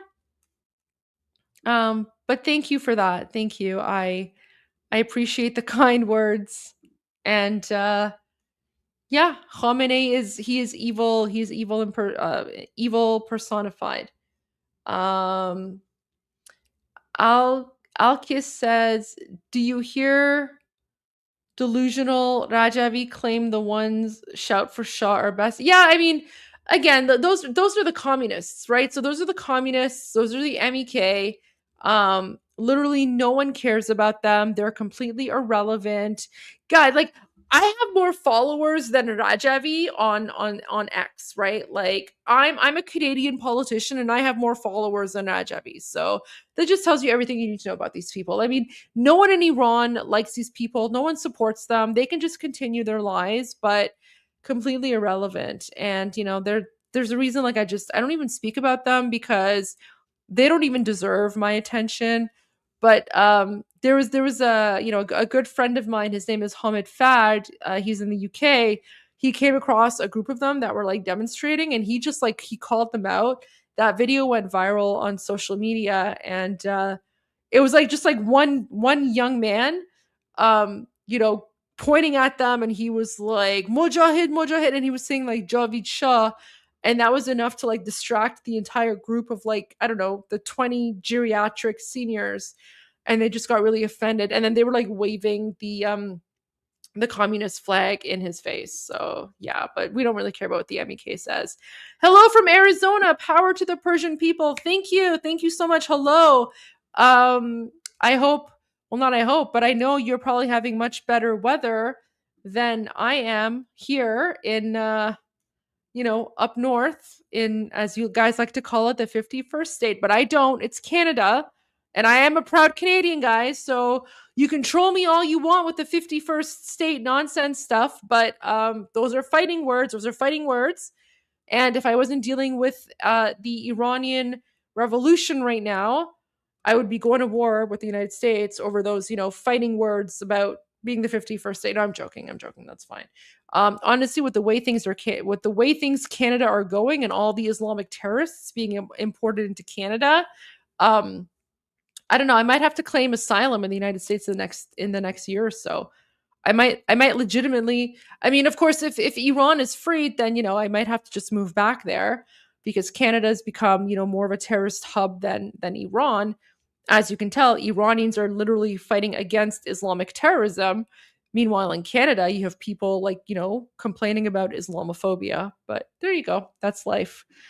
RD says, once the IRGC goes out of business, I hope the Iranians residing in Canada would no longer have to worry about being monitored or that is our hope. That is our hope. And I was actually just kind of, I just kind of mentioned this right now. So yeah, like I'm actually someone who has to be constantly worried about being monitored and stuff like that. And yeah, like I get death threats all the time for speaking out against the Islamic Republic. Yeah, it's not safe. It's not safe being an Iranian in Canada, because you would think that, you've escaped an Islamic dictatorship and that's the end of it. No. They follow you, they monitor you. They target you, they harass you, they threaten you. So yeah, it's Canada's not safe. It's not as safe as people think. There you go. All right, guys. I just want to thank you all for joining. Thank you for being here. This was incredible. And I will be doing another live stream tomorrow evening. I promise you. Even though I wasn't planning on doing anything this weekend, but of course, with President Trump's news, we now know that there is a lot going on. So I'm going to keep an eye on everything. Guys, before I go, let me just check my X one more time. Let me just check X one more time. I just want to make sure that I don't leave you guys without, like, unless, like if there's been like some sort of breaking news or something, right? So just give me one moment. Because I would hate it if like would it just be terrible if I like shut down my live stream and then we just get news of something that happens? Oh wow. Okay, so let me just, let me end it on this. Let me end it on this one here. Let me just share a little bit more footage. So we're getting into like day 8 now, right? So we've literally just finished day 7. So it's been a full week. We're getting into Sunday because it's already, Sunday in occupied Iran. Although I guess it's gonna be Sunday here as well in like 1 minute. But okay, so we're already Sunday, and guys, the fight is not dying down. In fact, it's escalating. Look at this. And so basically, wow, what you're hearing is gunfire. So the Islamic regime terrorists. Wait, let me see if I can fix my screen. Sorry guys, what's going on here? Let me fix my screen to make this easier to see, I guess. I don't know. I'm not a techie person. Sorry guys. Okay. All right, here we go. Where'd it go? Okay, so these are literally clashes happening right now. It's not even making a binger. That's weird. All right.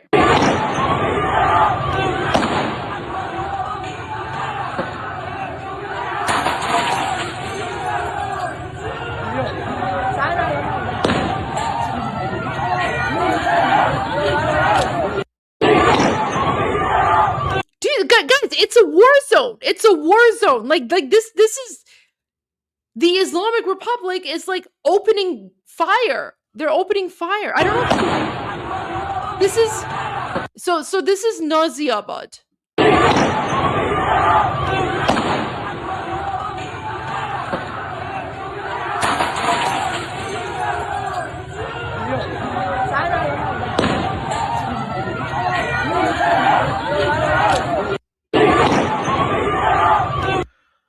Oh my gosh. Oh my gosh. Oh, you know what, guys? I'm gonna play this video. So Tara is such a sweet girl. She's 17. She's in the United States. She has filmed some very amazing, important viral videos, and she speaks on behalf of Iranian youth. So now she says, oh, this is from October 11. Never mind. This isn't new. All right. I thought this was a new video. Oh, why is it showing my For You? Okay, sorry. Let me go to my Iran Revolution. Okay, wait, now I feel bad. Wait, where'd that go? Now I feel bad because where'd it go? Oh no, I missed it. All right, okay. Jeez.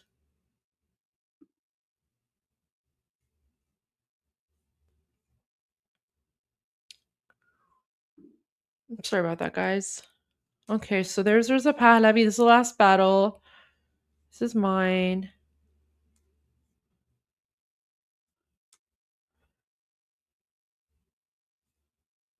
This is all old. Okay. Here we go. All right, let me all right.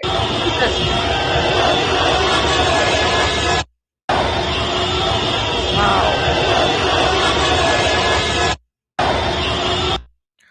Oh my gosh, guys, look at this one.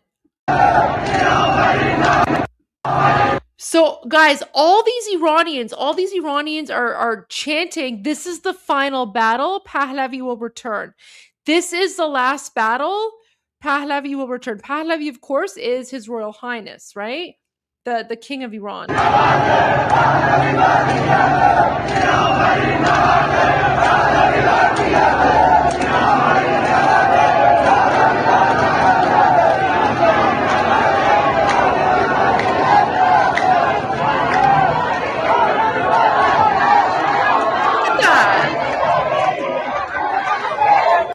Do you also notice like how peaceful they are? Like they're not looting, they're not like smashing the car, they're not damaging any buildings, right? Like this is what true freedom fighters look like. Like this is what real resistance looks like. You know, like no one's dressed like a terrorist, no one's got a keffiyeh, no one's like yelling Allahu Akbar, right? Like it's just normal people who just don't want to deal with Islam anymore, right? And the only time that you see violence is when the Islamic Republic is attacking the Iranians. And so, of course, they're going to fight back because people have a right to self-defense. But when you just see them and there's no like Islamic Republic, you know, people around, terrorists around, they're just, you know, look at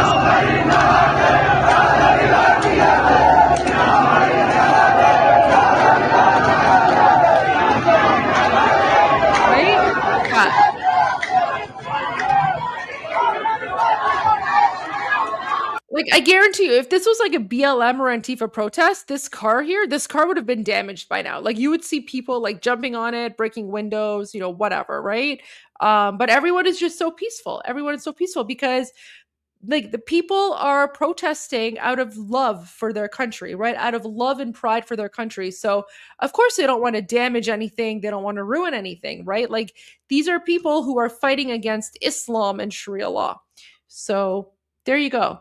All right, guys, I'm gonna leave it here.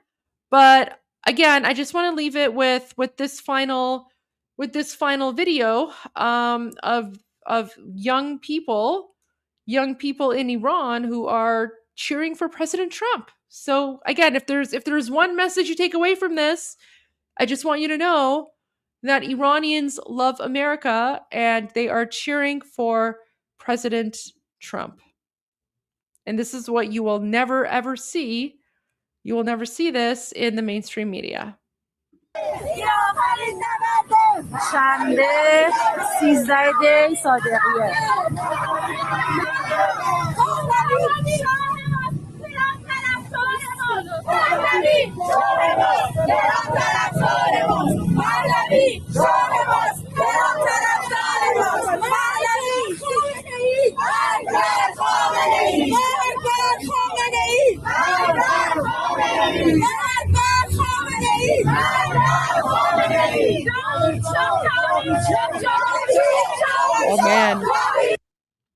Oh man, I had to like I was just about to end the live stream and then I saw this super chat and I have to respond. So okay, so Wyatt says 1735 people watching live. Good job. Thank you so much. So 1700 is only on YouTube. I actually have I have 13,000 people tuning in on X. So to the 13,000 people watching on X, thank you for being here. I hope you've enjoyed the show as well.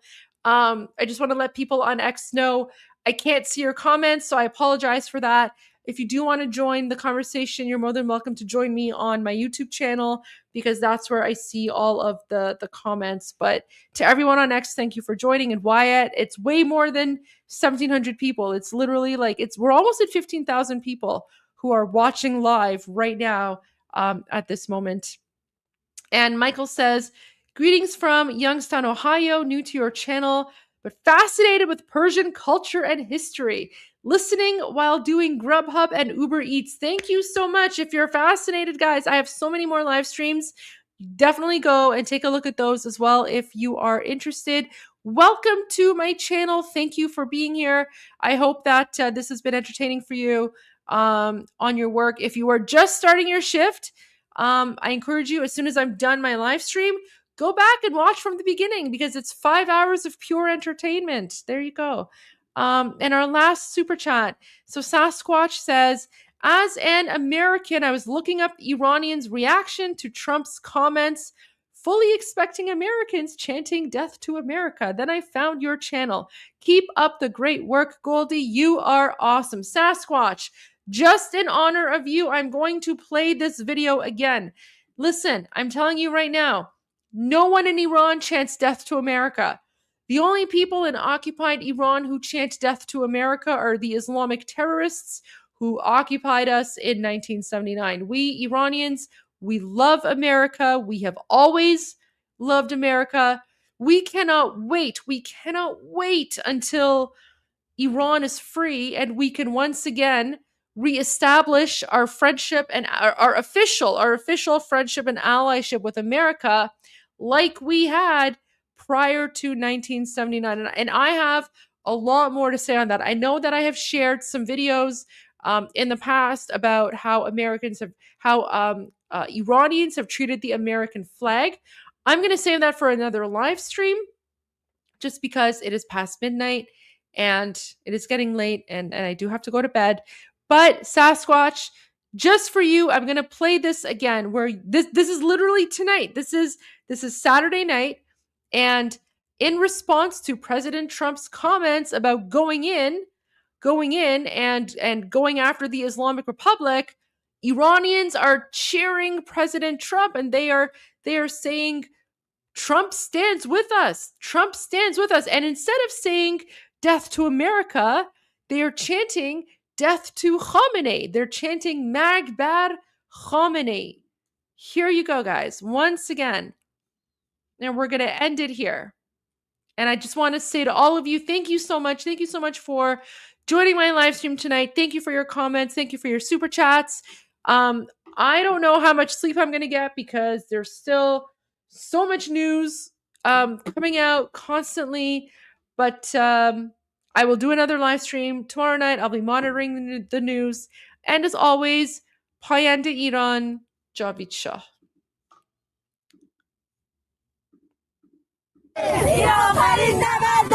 شنبه 13 دی صادقیه